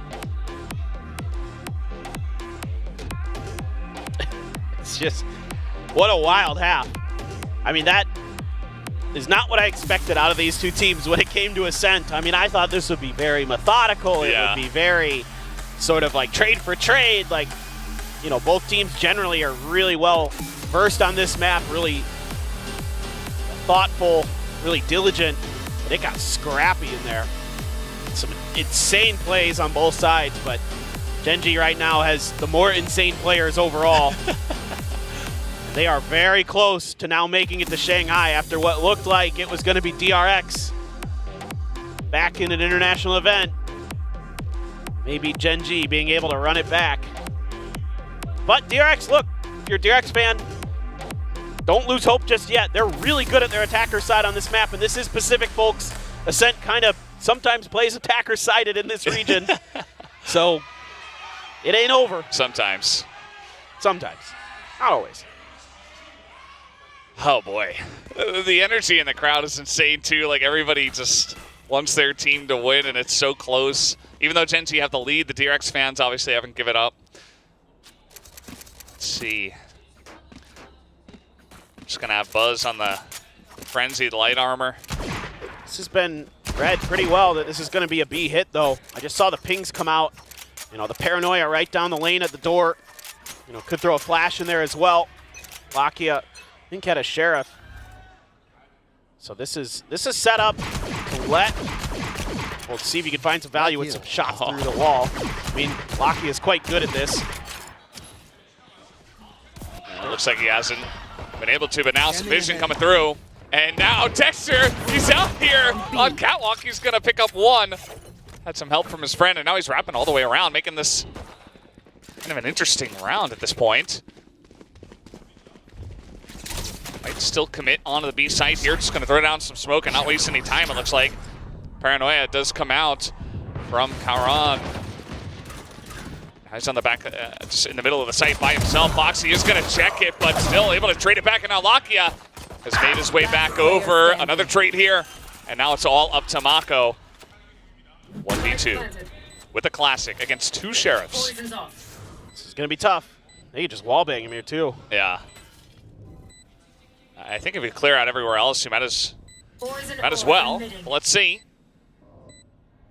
Mako. Oh, they're going to spot him, and they know. They know where he's at, and the two of them, I mean, Mako, there's just so much pressure when he gets the one, and he's not going to get the second. Just too much for him to do, and Texture will eventually clean it up for the team. 3 kills for him on this round. Yeah, this was so well read here, so well prepared by Gen G. Not only do they have the defenses to kind of thwart the initial attempt by DRX, but then that allows the space to be taken by Texture to find that early pick. And that's the difference maker in this round. That's the extra numbers advantage that they needed to get over this round. The trades were good on site, but because DRX loses that player very early on while they're trying to rotate away from that strong defense. Oh boy. Well, Buzz is going to grab a stinger. That's going to be the only investment here. DRX is going to throw all their eggs in the Buzz basket. Good flash. Yeah.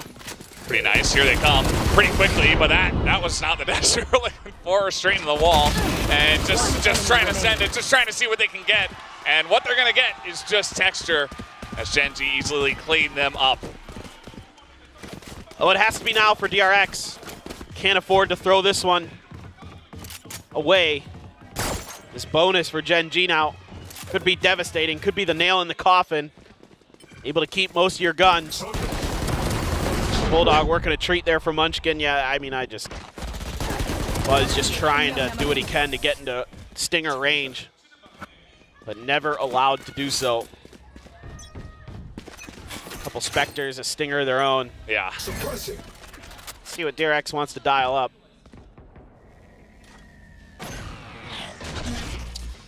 Just trying to clear out wine. See how many people exactly are over there.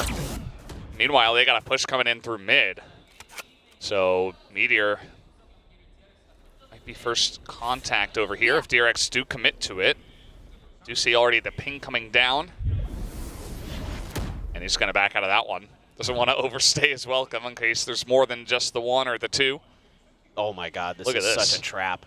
I mean, Gen G just is such a good read on kind of the tendencies here of DRX. But Stax did send it over, does get a kill. Yeah, I mean, there's 3 people over there, and he was just able to essentially isolate a 1v1 with his pop flash, get a headshot, and back away. So, huge value, but now Meteor on the back of the site, he's only going to get one. As Bane will take him down. This time looking pretty good for the side of DRX. If that's a Phantom, Meteor wins that against Bane. It's only a Spectre. Stax just gets sprayed through the smoke. They know he's going to hide there. Too obvious. And now, a 2v3 retake. You see that trap wire over towards Market. See if they can handle that. Texture gonna get Paranoia. Bane pretty low, but he's gonna buy a lot of time for the team regardless. Texture, he's gonna be spotted here as well. And the camera's just watching him the whole way. Has to take out the trap wire now. Only now can they try to go in for this push. Bane, yeah, okay, a couple of kills going the way of Gen G. And Mako, it's going to come down to the 1v1 at the end of the day. And not enough time to go over the defuse. And Mako will win the 1v1 as well and survive. Ooh. Oh boy, it's so costly though for DRX. The funds going to be lacking for the full buy. You already see a Guardian. Some other guns are going to be coming through. I mean, great start to the round, but again, the gunplay and the patience from Gen G is so good. They're isolating these fights, and I don't see that normal sort of good coordination and reaction that I'm used to. Yeah, you can see it's a huge sigh of relief, and he's just saying, thank God, like, Bane knows how close that was. Saw one of his streets, he wasn't even looking the right way, he was trying to check the corner. Was able to pull it back for the kill, but... And I love this Outlaw purchase here from Gen G, because they understand the economic situation that DRX is in. They understand that they have to mostly go for half armors. So this is so smart. Good recognition here by Gen G, but getting really aggressive with this is Texture, and Namako's just waiting above him. Well, Munchkin, again, there's going to be the stack and tree, and this time they're ready for it, as now the Paranoia is going to come out, trying to push on into this, and that Outlaw's not going to get much value. Mako does win that trade, as now lots of flashes and flooding into the site is DRX, as down will go Munchkin. DRX make their way onto A. That was scrappy. That looked pretty good to me for Gen G. Somehow Stax finds a good timing. Mako have to deal with Meteor. Oh, yeah. Got a dink in there. Too much to ask for Meteor. 4 people picking him at the same time, so Lakius is going to run off and save that Odin. But yeah, DRX trying to force it once again into tree. They get that flash in, the Paranoia. It was very scrappy, as you mentioned. They're trying to push through main as well, and they just kind of force their way through them. Yeah, even with how good Munchkin is at his positioning in that tree position, I've seen it time and time again where he just dodges the initial utility and gets value, but insane stuff there. Coordination, you know, the fact that Mako's able to take control of A main opens up that extra angle and gives DRX just enough to convert that round. So, okay, we're getting there for DRX. 4 more rounds and you could tie it up. Yeah. You are on a weaker buy here as Gen G. However, here's the Blade Storm, and there still is an Odin to consider. So B is going to be potentially tricky, because that's where you expect that Odin to be. It looks like Texture's thinking about the Blade Storm in the middle.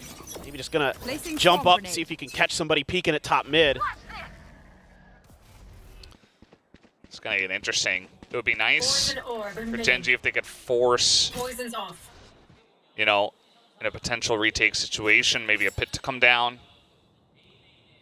That's true, yeah. Something like that. You know, Mako's going to hold on to that, and that round could be critical. If they could get that out early, especially before they're on a big buy, it can make things easier for them in a retake situation. The anticipation is pretty good here. Look at the KJ utility. It's in a spot to really harass the execute if it is onto A, which is certainly where they're leaning. Foxy's going to go on an exploratory mission. See if he can find anybody, get some value out of that Guardian. But for now, just right into the middle of the site, so they're going to plow in, yeah, but all this utility mostly dodged here by Gen G. Oh my god. He's like standing on a snake bite at the same time. Meanwhile, Texture going to get his head taken off by Stax. Locke is still trying to hold this angle, still trying to get value out of the Odin. Meanwhile, Munchkin is just unbelievable with that shot from up on heaven. And now Lakia begins his spam, looking to get lucky, and now Karan gets a sheriff shot of his own, a chance here. Oh my god. Oh man. They get the vision. Mako also going to get this shot in through three. He's going to pick up a second one. Tries to spam. It's not quite going to happen though. And DRX will hold on to the plant just barely. Oh my god. I mean, Gen G is so freaking good with sheriffs. It's unbelievable. It's not fair. It is not fair. You're absolutely right. I mean, Munchkin and Karan doing so much damage. I mean, I know Karan's not popping off on this map, but he's been so instrumental today. Oh yeah. For this team. Stax, great anticipation. Mako not ready for that flash. Good pop flash from Munchkin.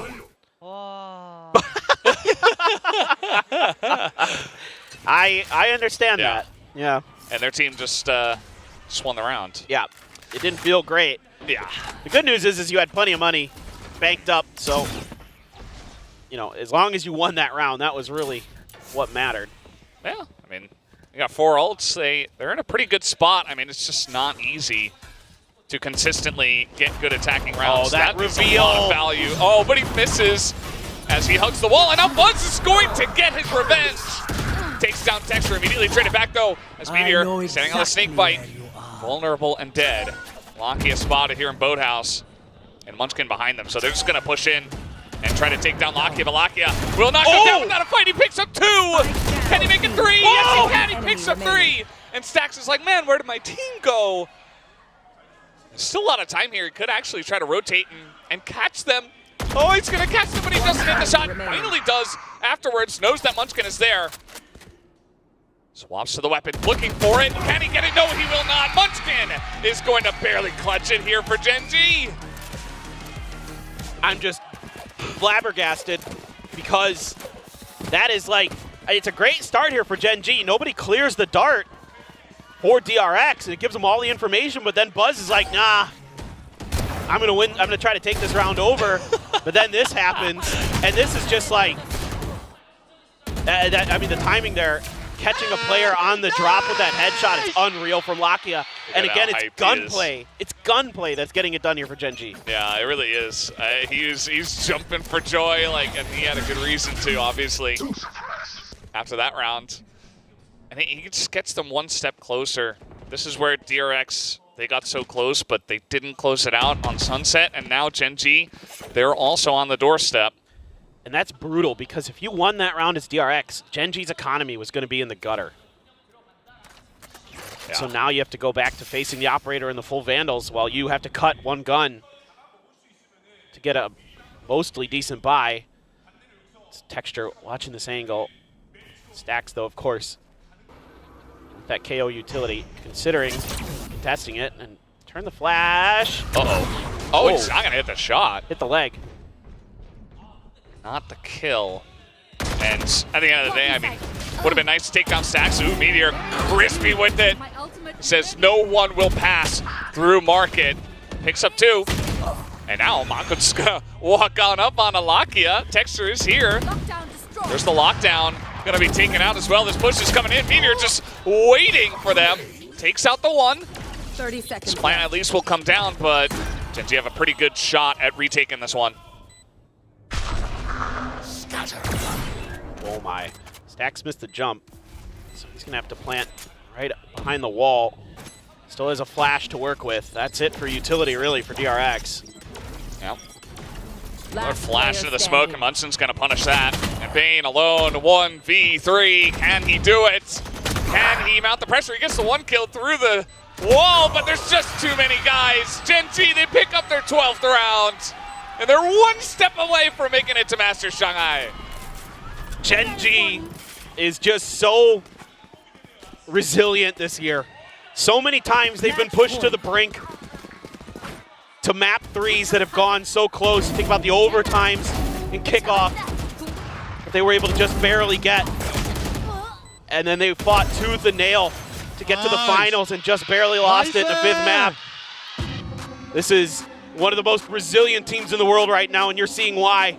Every time it feels like DRX has an advantage, Gen G just says no, not today. Feels like a lot of individual players really stepping up when they need it most with their gunplay, like Meteor just shooting through Market, multiple headshots.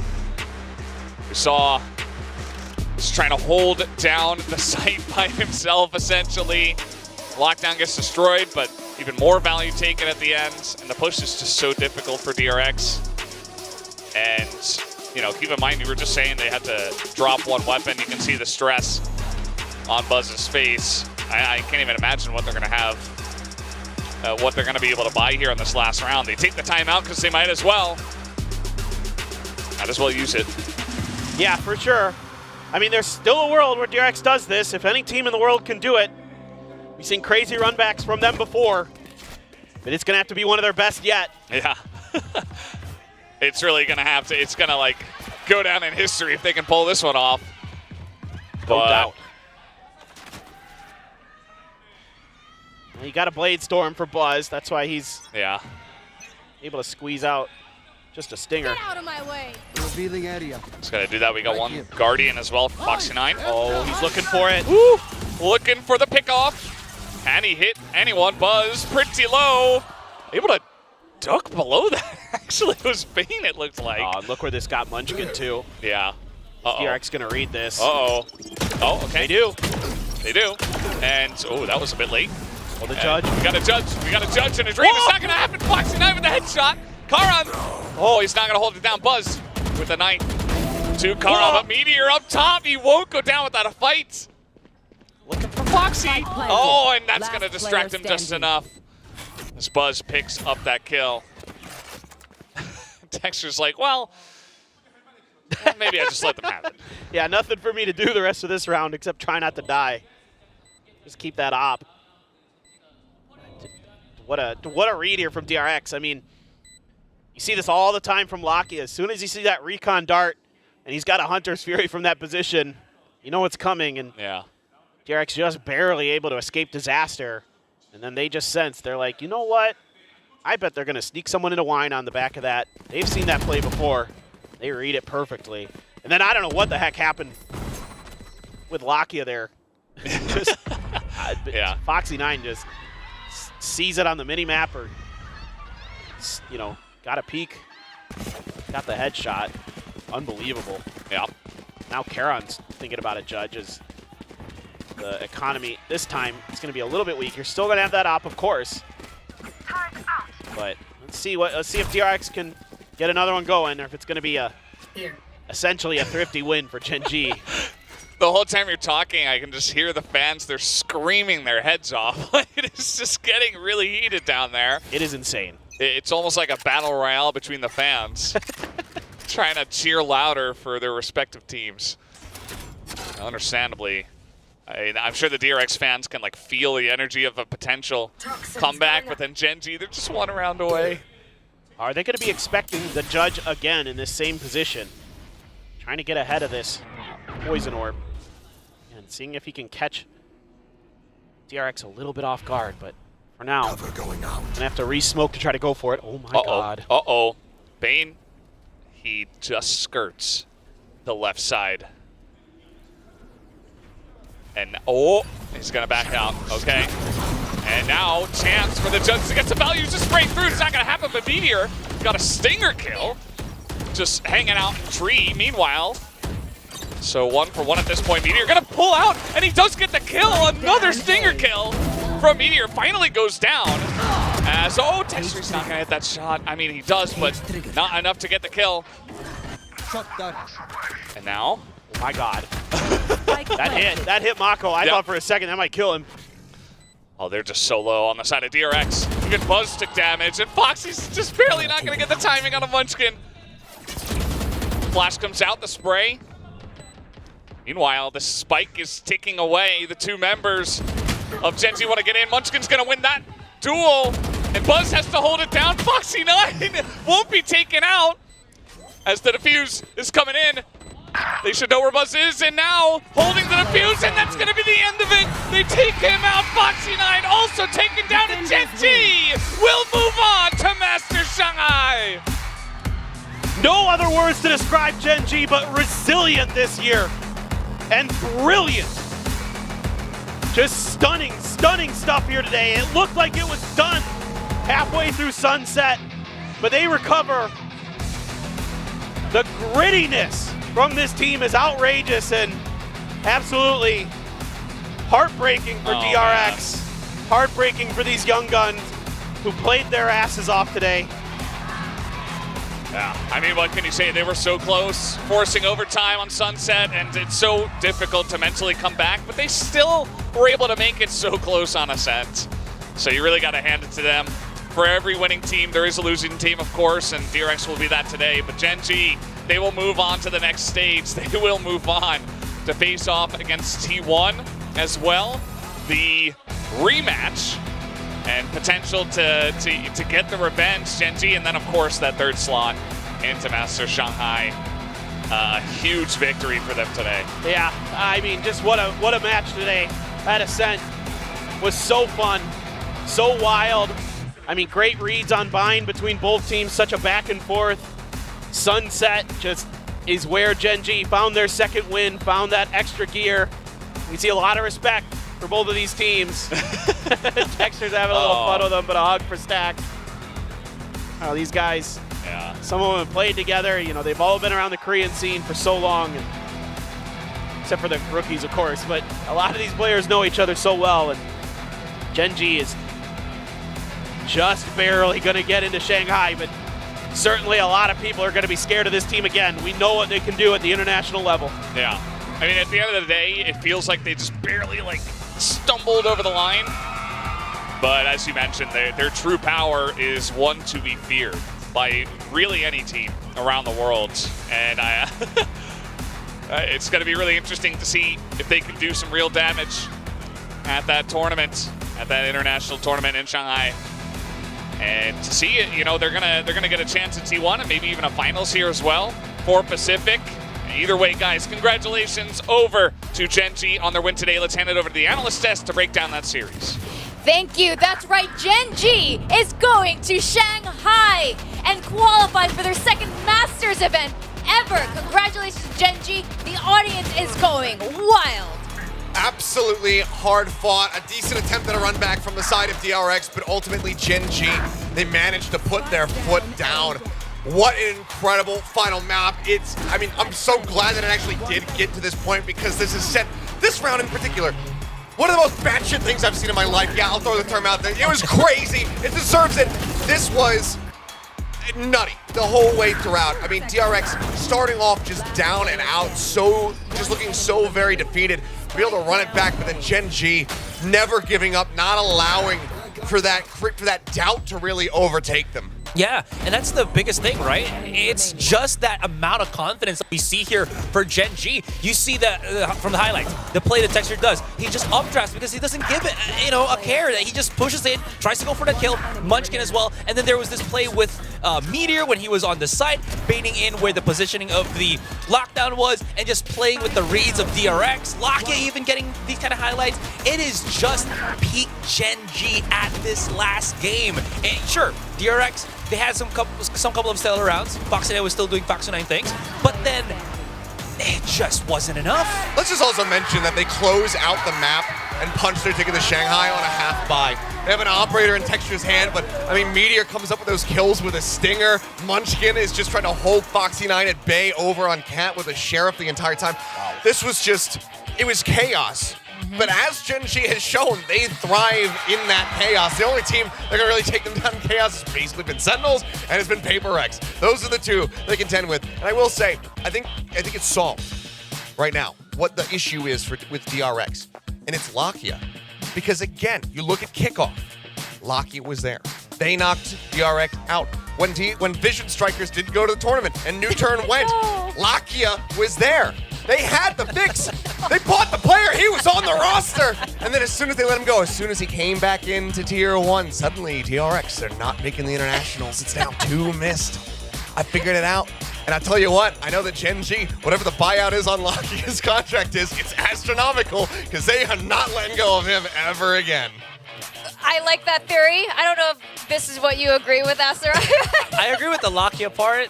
I'm not sure about that theory, but I will say his shock darts, I was, again, mentioning how impactful it was going to be. Like, he had a lot of shock darts that was kind of just tailor-made to deny all of that setups that we saw earlier from Foxy9, and hence the reason why we saw, again, Gen.G just kind of bullying this Cypher. So definitely on that regard, he has been such a thorn here for DRX. What has been absolutely insane, and this is what we wanted to see. You said you wanted to see the chaos that they thrive in, and we didn't really see that on map 1 with DRX, but they seem to find their footing. They got their momentum on Sunset in a reverse sweep, and this is what we want. We want peak form, Gen.G going into the semifinals, and obviously going to Shanghai to represent Pacific one more time. And you know what? The real winners are definitely the Korean fans. Full stop.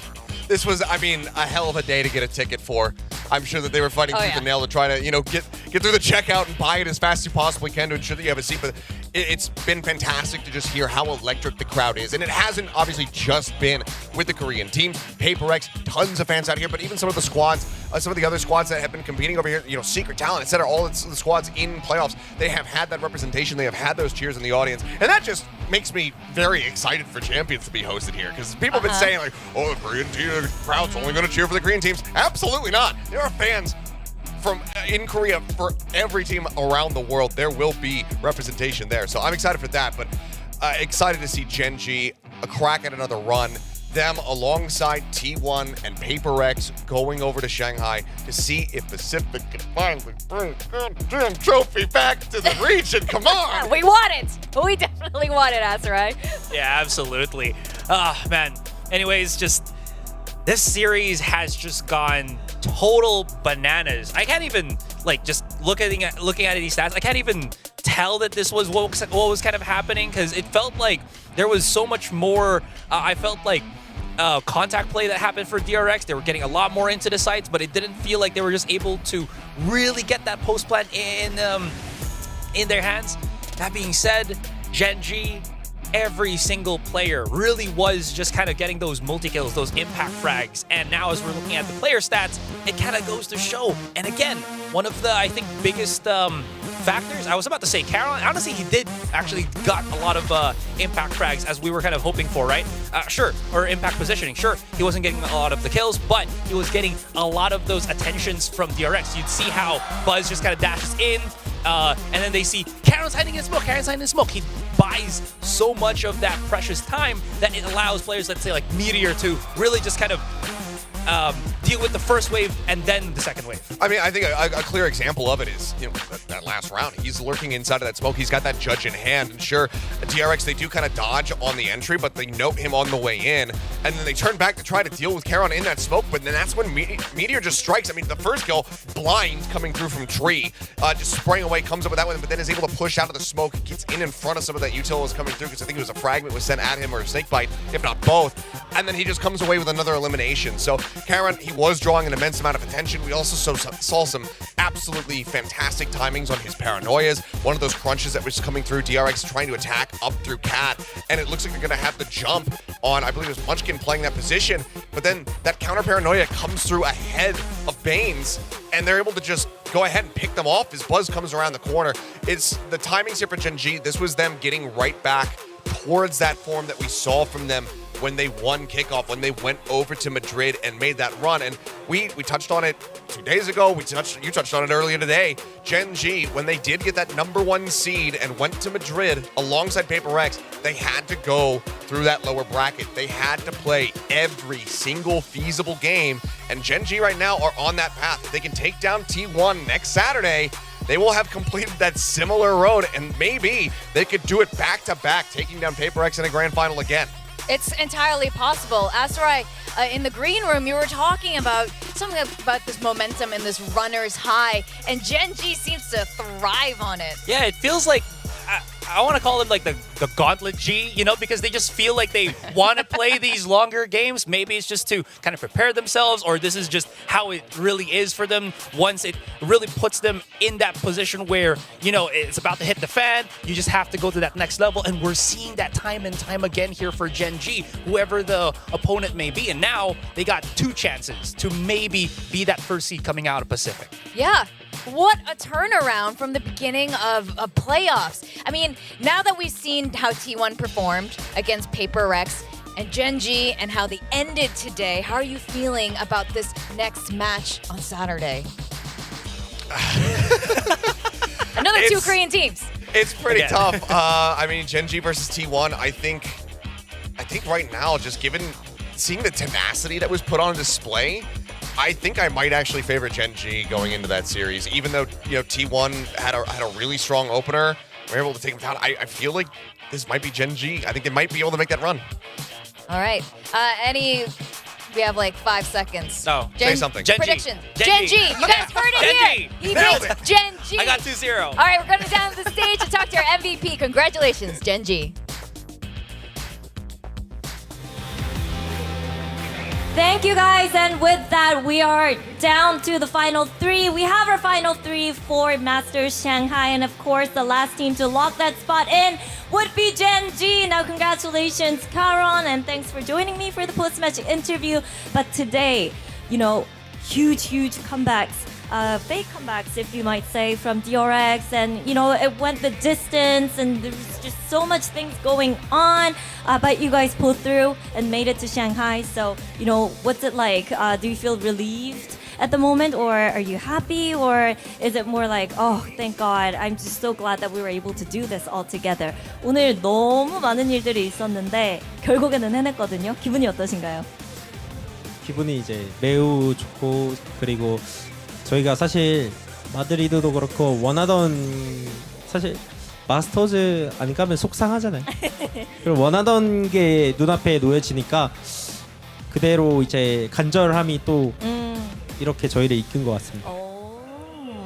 It definitely feels good, and you know, it sucks not to make it to Masters, so I'm really glad that we're able to lock the last spot in. And when you have something that you really want within your reach, and when you can almost touch it, it just makes you want it more and more. And today, I guess we were the team that we wanted more, and we were able to, play up and finally make it to Shanghai. Now, yesterday didn't go the way as you would have liked it to. So what were the feedbacks? What were you able to take away from yesterday? 어제 T1 상대로 좀 생각만큼 경기가 잘 풀리진 않았잖아요. 어떤 피드백이 있었을까요? 일단 제가 이제 계속 스킬 들다가 죽다가 그냥 뭔가 적을 너무 완벽하게 카운터 치려는 그런 제 모습들이 좀 많았거든요. 그런 거를 이제 피드백을 중점으로 받으면서 그냥 이게 정확하게 카운터를 칠 수 있는 게임은 없다. 그래서 어쩔 수 없이 총을 쏴야 되는 경우가 오는데 그냥 좀 미리 던지고 나서 총을 쏘는 게 훨씬 효과적일 거다. 이런 피드백을 많이 들었어요. 알겠습니다. Well, the feedback that I personally received from the teammates and the coaching staff as well was that I try to use my utils to counter or delay my opponents from coming into the site. And, I try to play it textbook perfect, but I was given the feedback that, there is no perfect way to play this game. And sometimes you just need to whip out your gun and shoot heads, and that's the way you play it. So, we came down to a conclusion where I should just play a step ahead, stay a step ahead and throw my utils beforehand and get my gun out and shoot some heads. Now, DRX today, though, threw a lot of curveballs with their comms, and also they prepared counter strats. They were, slowly working their way back in, even on the last map as well. What do you think made the difference today between the win and lose? And what do you think was the most critical part when it comes to taking this series? 오늘 DRX가 커브볼도 많이 던졌고 추격도 굉장히 많이 했는데 결국에는 젠지가 승리했잖아요. 가장 큰 승리 요인은 뭐라고 보시나요? 일단 저희가 원래 저도 웃음을 잃지 않는 팀이었는데 최근에 이제 반복되는 이 패배의 네. 쓴맛을 본 건지 계속 이제 좀 슬프고 좀 기분도 저하되고 네네네. 그랬는데 이제 저희가 어차피 마지막인데 좀 즐기자 이런 식의 네네네. 말이 오고 가고 그러다 보니까 게임 내에서도 졌는데 솔직히 화나기도 하지만 좀 그거를 화난다고 표출을 할 수 없잖아요. 그래서 텐션 유지를 잘 해서 저희가 계속 그 격차를 줄이고 따라가는 그런 저희의 승리 요인이 되지 않았나. 분위기. 네. Well, when it comes to me, especially I'm the type of person that always has a smile on their face and also stay in a positive mood. But recently, with losses coming one after another, our team vibe or team energy was so down, and everybody was just so quiet and very. We weren't really feeling it. There weren't really any positive vibes or energy coming from us. So we came into the game with the mindset that, you know what, this could be our last game. Let's just enjoy it. And even when we're losing rounds, it does make you angry. It does make you upset sometimes. But we try to hide it, tone it down, and be more positive and just be upbeat. Try to enjoy the game. And that was the reason why we were able to win rounds after rounds and also, get over the hurdle and also come up with the recovery in games as well. Now, Karan, when it comes to you though, you just made your debut since kickoff, and there are a lot of things going on, with Masters Madrid Stage 1, tough schedule, teams there to counter you, unexpected situations as well. How are you trying to personally deal with the pressure and, work yourself up, make sure that you stay in the best form? 카론 선수는 개인적으로 신인인데 굉장히 많은 것들을 해오고 있고 또 뭐 다른 팀들의 파괴도 싸워야 되고 그리고 뭔가 체력적으로 힘에 붙이는 것도 있지만 계속해서 이겨내고 있잖아요. 어떤 마음가짐으로 임하고 있나요? 일단 저희 마음가짐들은 늘 좀 사실 꺾일 때도 있긴 하겠지만 다시 마인드를 잡는 편이고 그러고 저희가 계속 파괴당하는 부분들이 사실 진짜 좀 그런 거를 당하면은 좀 어지러워하거든요.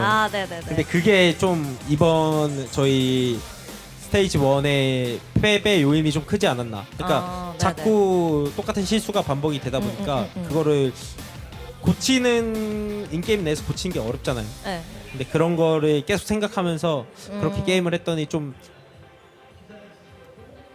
괜찮아진 것 같습니다. 괜찮아졌어요. 네. 빨리 어떻게 해결책을 찾아가는 그런 방법을 그렇죠. 터득한 피드백이 거죠. 네. 좀 많이 그런 부분에 대해서 나오다 보니까 계속 더 잘 된 것 같습니다. 알겠습니다.